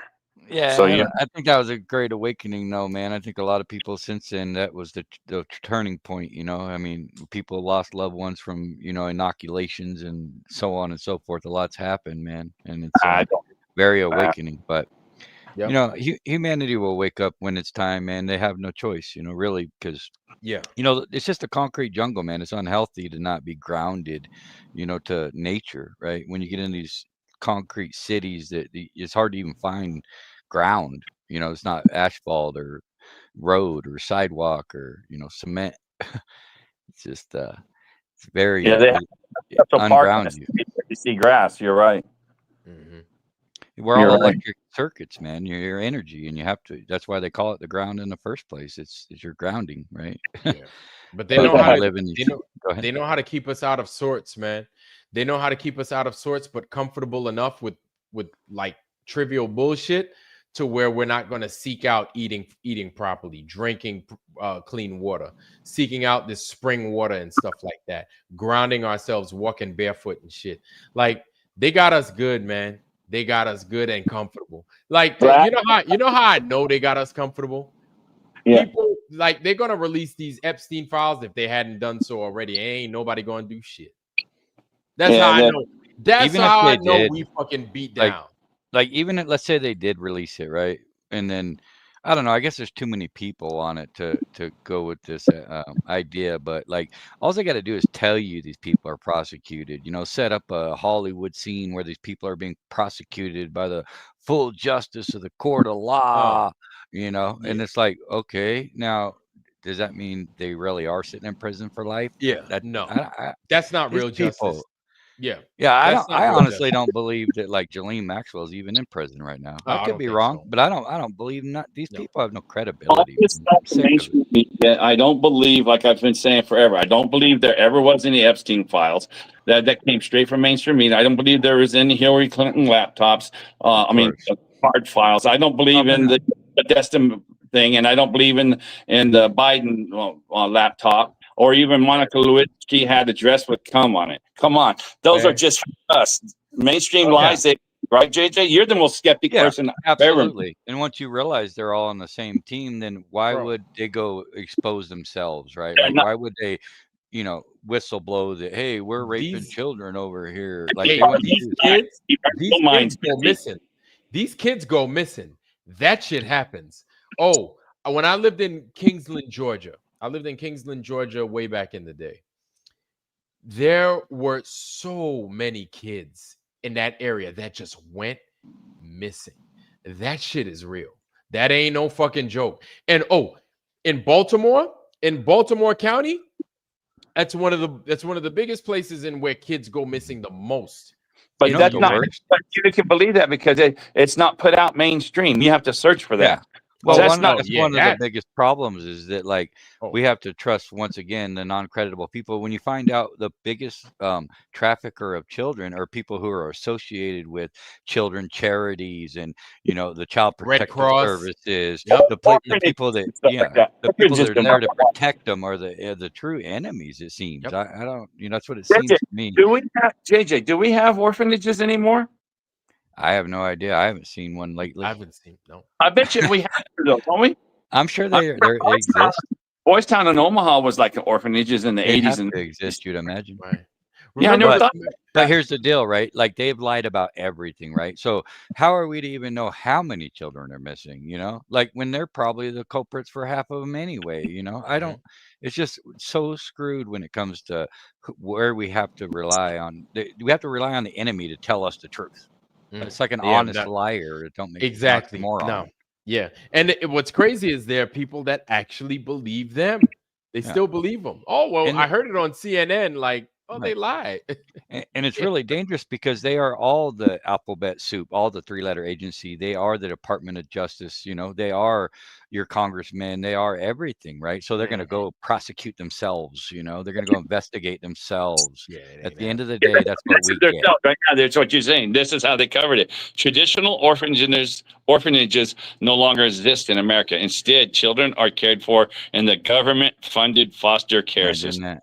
Yeah. Oh, my Yeah, God. trust that. They took it over. Yep. Fucked up. It's just like Oh the my yeah. God. It's just like kind of like the jails being contracted out to civilians. The government now has hold of these kids. And then at the end of the day, they own the news networks too, so they get to push whatever narrative at the end of the day, and you know repeat it over and over and over to where just people just believe everything. They're you know? just runaways. They're just runaways. Yep. Yeah. Whatever They're story they want to They got regurgitate. caught though. Sheesh, my gosh, that's crazy that they took it. They took the farming system over, calling it what did I say? Calling it the foster homes. Oh my goodness, what a system, huh? Yeah, you know what's even crazier Dirty. is that we just learned that, right? Like, how do we not know that already? That's already mind blowing in itself. We just have to ask ourselves. Talk We just about suppressed, you know, like how could you not know that? How could I not know that? I didn't know that. You I ain't know? going front. But it's by design, you know. yeah. I think somehow we're programmed somehow not to ask the questions. Exactly. Somehow we've been indoctrinated not to ask. It's in your head subconsciously. So that's the first time I asked. I was going, you know, they got all these movies with all these orphanages. Oh, no, why? They're still orphans. What Well, happened? the second it becomes notable or like a big problem, all they do is they push narrative after like psyop after psyop. And tomorrow will be a next Charlie Kirk or the next big storm or the next tragedy, and it's like it's just the back burner. Everything's swept under the rug with more propaganda, just more propaganda, and we constantly can't stick to, you know, just your Saddle root. bump says here. Saddleworm says here, yeah, Child Protective Services. Yeah, right. And it says Yeah. the Amber program. All of them are all the same. Exactly. They've all been They're all working. prosecuted Yeah. allegedly my for God. literally trafficking children. Yeah. You can't trust them. And You I don't can't trust nobody, man. yeah, I don't Matter of It's- fact, it's if one you parents- are the one that's supposed to be trusted, that's the least person you should trust, if you ask right? me. They'll go to all these drug people or people that's not taking care of their kids or whatever, and they said, "Well, we're taking them from you and putting them in the child protective." Oh, service." yep, they're fucked. Those kids are fucked. Those They're kids are gone. fucked at that point. Yeah, they're fucked. Yep. You don't even have to be doing drugs. You could just be doing your own thing, and then they're like, yeah, we're taking. And you know what? In 2013, I remember it's a big deal that they're using Facebook. The people who were going collecting the children, what they wanted, if they wanted this and that, they go on the Facebook because everybody's putting their families on there, and they were seeing which kids they want. If you want this kid, type of kid, this kid, and they would go and use that as a shopping list. They were using Facebook as a shopping list. You see? And they squashed that story quick. Oh, Isn't that crazy? Disgusting. Yeah, if you think about it, that's what you're doing. You're putting them on there for sale. Wow, if you never, it was a big deal when for internet. Don't put your kids on it. Don't put your kids' pictures on. It was a big warnings in the 2000s. Don't do this. Don't do this. And all of a sudden they come out with what was that first one before Facebook? The MySpace. Oh, MySpace. And people just started. Oh, my loving kid! Look at it. That she can dance and be in a leotard at 5 years old. Oh my gosh, we just fed the monster, didn't we? Yeah, fed the monster. Man. Wow. Yep, I'll tell it now. Don't put your kids on the internet. Zero. Not for nothing. Not sharing a family picture. And this Zero. This government's talking about getting mad at the damn senator for saying don't obey unlawful orders. I'm just like, man, I'm like, fucking. You know who that was, right? Yeah, Mark Kelly, the astronaut. Yeah. Which one was the one that that guy that you had on earlier, Justin? Which one was he talking to, Scott or Mark, when he asked him about the space? Oh. Which one did that guy ask? Because that guy you had on earlier went to his speech and asked him about what about bubbles in space. You knew about that, right, Justin? I'm not. You're talking about the one we watched earlier. With When Justin when Justin Harvey asked the which astronaut was it? Was it Scott Kelly or was it Mark Kelly? I'm not sure. You remember he's up on stage, he asked him, he says, "What about bubbles in space?" What? What do you mean? What are you talking about? What about the bubbles in space that we see on the video? Right. Do you remember? That's that guy, Justin Harvey, who asked him that. Yep, that was him, the blonde-headed dude. Oh, okay. Recently, this year, he went to wherever NASA's land is in Florida, and he went to that county seat, and he wanted to file suit against NASA for lying. Yeah, I think about that's. They said Brevard County. I know there's a NASA right there in Florida. I know they have a spot right there out by Cocoa Beach. Nice And anyway, out there. we don't have right up. He says it's in your city, it's in your county, it's what you cover, and they all that guy he's done a lot of stuff like that, that Justin Harvey guy. I mean, how would you like to be able to be the one that asked whichever Kelly that was? What about bubbles in space?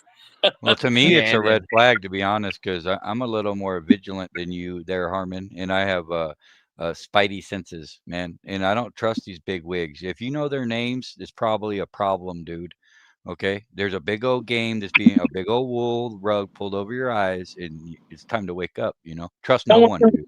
This for years until someone brought him up on the state onto their channel and said, "Hey, can we?" I'm not saying that I don't like what he's, talking about or what he's doing. Just like your Weisses or your Witzits or your Jarens or anybody for that matter. Weiss in with Jaren and Witsit. All of them are the same. Wash your mouth out. Okay, right? your sergeants, your Hiblers, I don't care, dude. I don't care, man. I don't trust But nobody. you just see this guy for one time, and you didn't. He's not that big a. You're Justin Harvey's not that big a name if you didn't know who he was. Yeah, I didn't know who I knew who he was by his association with Witsit, and I seen him that one time, or those couple of instances, and I haven't really seen him around the flat earth that much. You know what I'm saying? Somebody just dropped a video not too long ago here in this stream of Jaron and Duffy at the Mavericks game.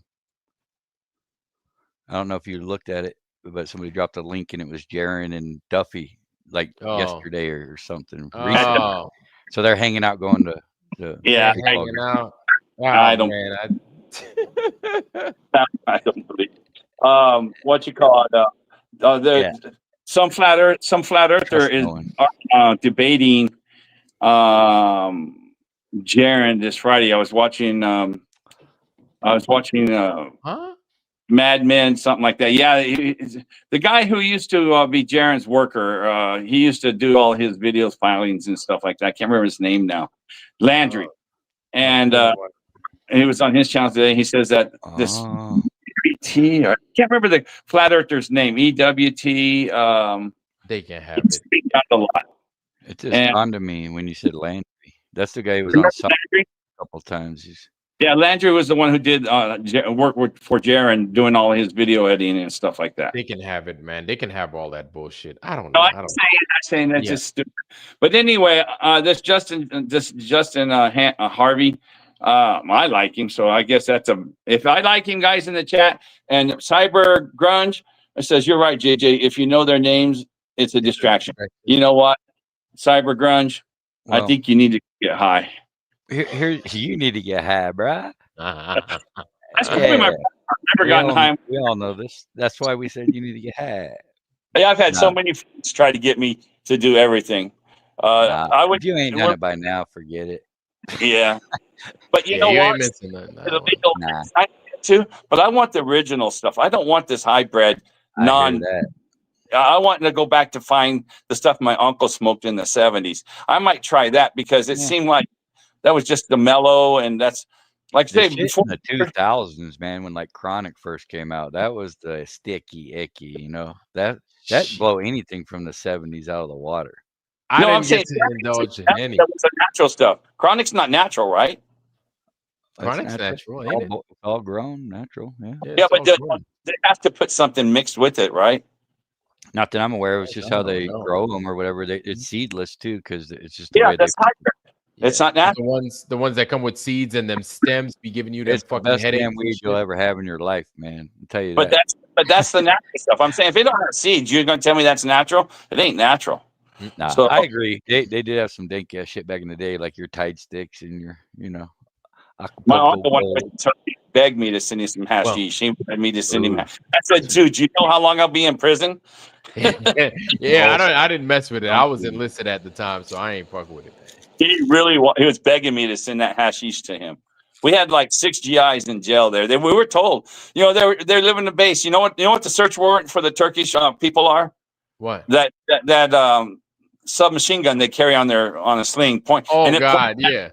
That's their search warrant. And you had GIs that would get in trouble off base and trying to tell the Turkish police you don't have a search warrant. Oh, like you're in Turkey, man. That gun is their search warrant. That's what we were told. First one. But you got guys so stupid that they think I'm an American. You can't come into my house in Turkey. Shit. And they're probably still in prison, as far as I know. There's a movie, Harmon, you might have seen it. I think it's called Midnight Run. Yeah, Midnight Express.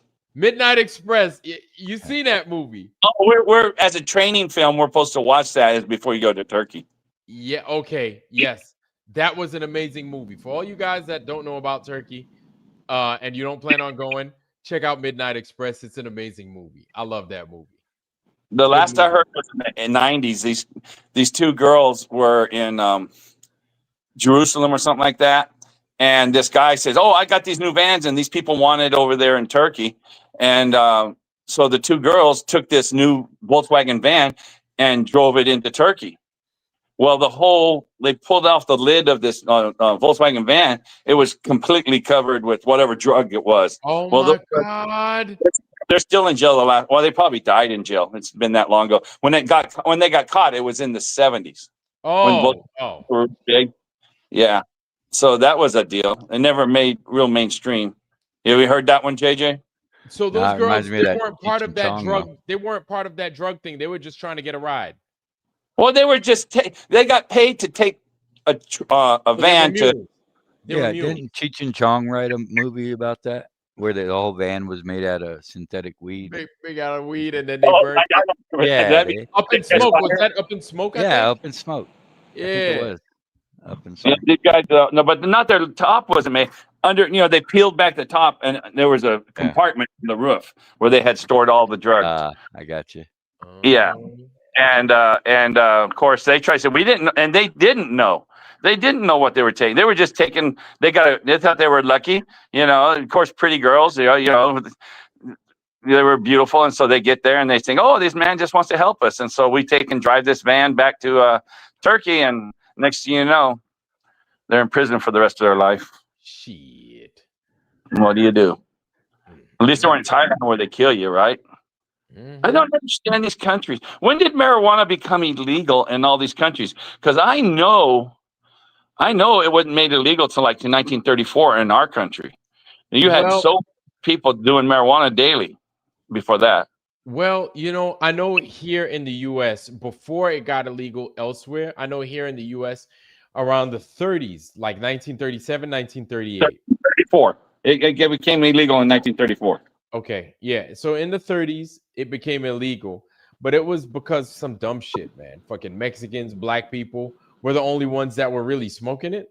But they kind of, that's what they were trying to say. But they were trying to say, oh, it's because they're smoking it and they're getting your little white girls to smoke it, and they're gonna get them to listen to jazz and have sex.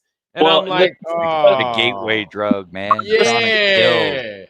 Nancy, this is okay. Prohibition was done away with in 1931 or something like that, and all this people had no job. They turned around and made in the same organization, just changed their name from the prohibition to whatever they did and called it against the drugs, against marijuana and stuff. So the same people who were doing the prohibition now are doing marijuana.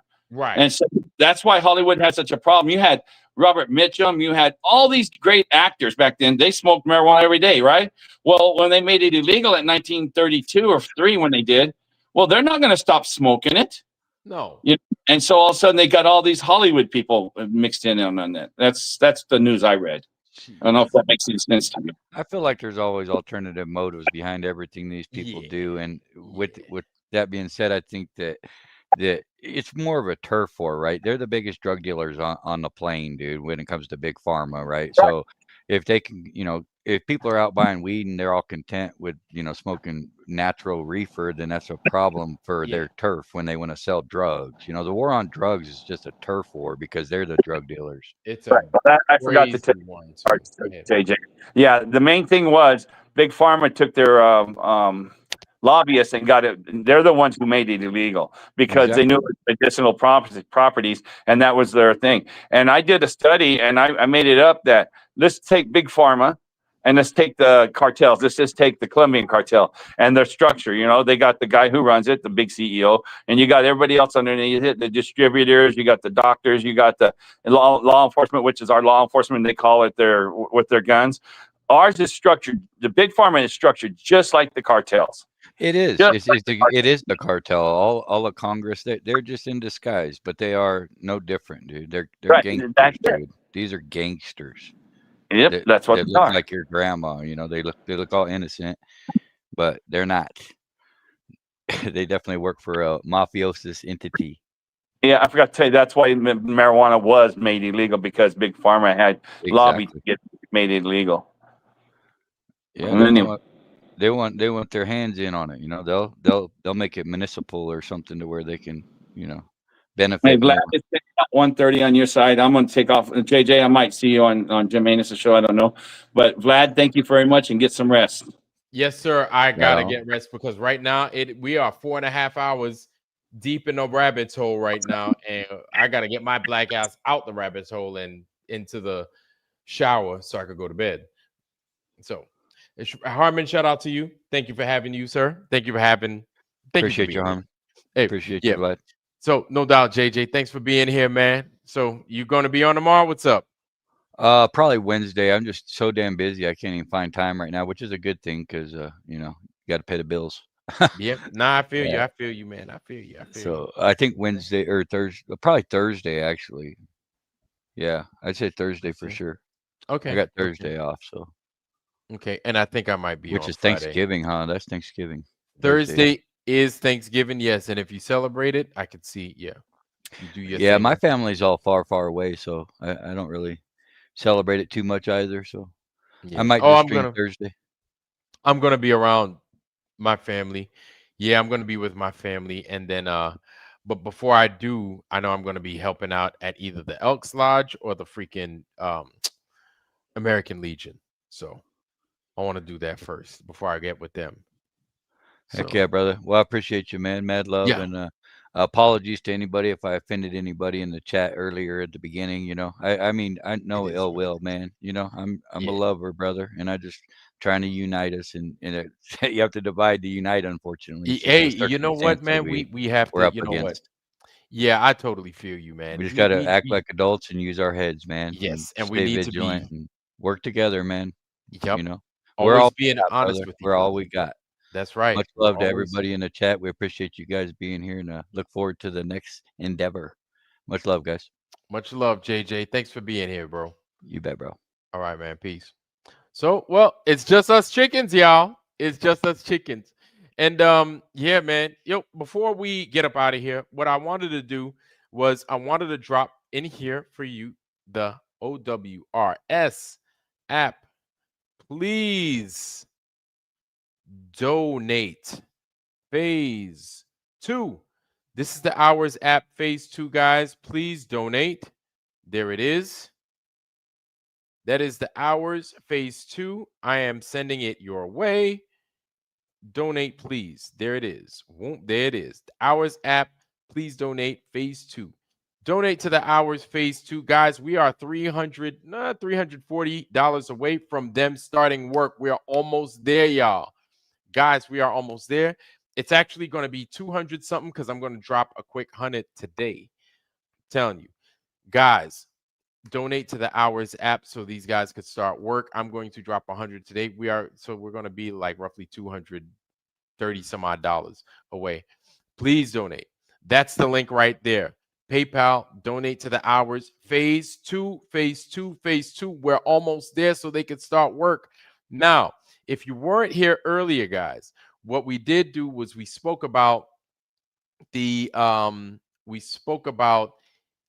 history, and we spoke about losing one of our dearly amazing ones and our loved ones, Miss Viola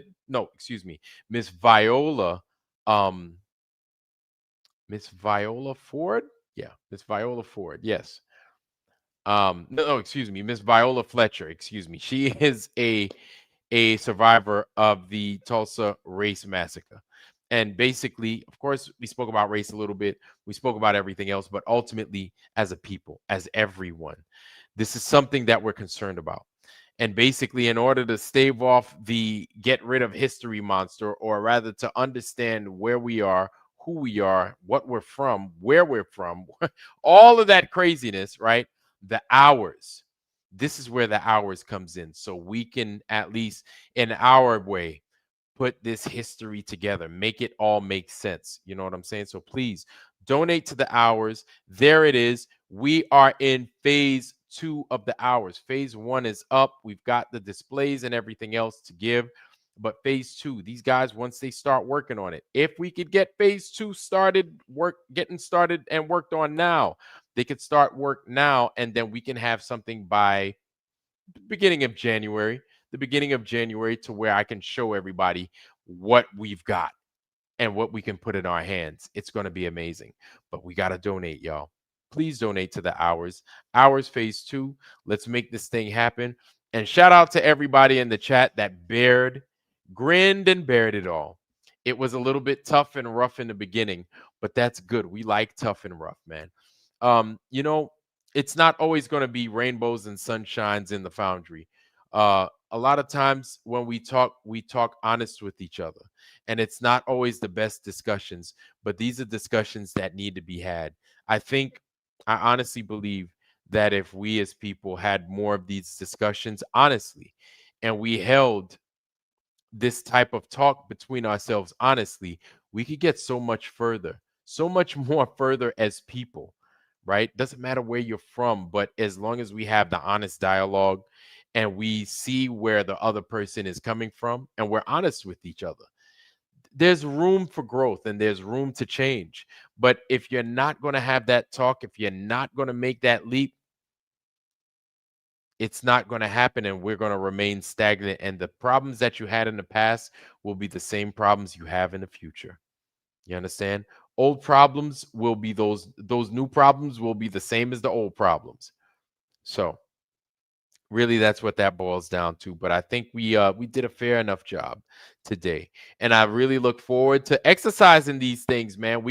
This is like getting, I don't know if you guys get massages, I don't know if you guys get freaking rubbed on and shit, but you know how it is. If you hadn't had a massage, like they got to a point at one time where I hadn't had a massage in over 15 years, and then I got a massage and it hurt like a motherfucker. Like everything hurt. But it wasn't until I kept getting those massages and I kept getting those hands put on me so they can knead them damn knots out my dang muscles, and everything was tight. But the more I did it, the more massages I got, the less pain that there was in it from that initial massage that I got. Does that make any sense? I hope that makes sense, because I just want this stuff to be honest, and I want it to be real, and I want it to where it comes out, it makes sense. The only way we could do that is to be real with each other, man. It's to be upfront with each other. The stuff will eventually make sense. You know what I'm saying? And if you guys kind of go back in time in this video and you see what it was we were talking about, and you just give it an honest assessment. All you have to do is give it an honest assessment. You'll see that this Hours app is very important. Now, of course, I'm going to be impartial to it, and I'm going to say, yeah, you know, the Hours app is important because it's our app. We're building it. Yes, of course, I'd say that. But if there's one thing that we need, it's our history. We need to know where it is we come from. We need to know who it is we are, where it is we come from, why it is we do what we do, why it is we think the way we think. You know what I'm saying? And really, that's all that it is, man. I've been talking too much. I don't want to talk no more, man. I'm over here talking y'all's head off, but I appreciate y'all. And shout out to everybody in the Foundry and everybody outside the Foundry. And I'm going to drop that in there one more time, y'all. Y'all, please go ahead and donate to the Hours. I appreciate everybody in the Foundry and outside the Foundry. Y'all know who y'all are. And shout out to you. And I wish you nothing but the best. I'm going to leave y'all with my blessing. I wish y'all nothing but the best. Health, wealth, love, joy, prosperity, most of all, wisdom, family. Be wise. These days are getting crazy. These people are getting crazy. But at the end of the day, just like JJ said, man, we all we got. So let's stick by one another. Let's love one another. Let's talk with our neighbors, right? Because they're there. And yeah, man, I'll see y'all on the next one. And with that, family, I love y'all. I'm out. Let's get some Jefferson's action going on here. Peace. Please. The Hours, it's right there. Go ahead and donate. I love y'all, fam. See y'all on Friday.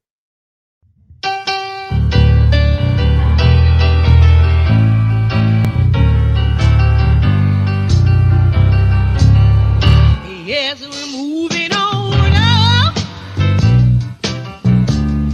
to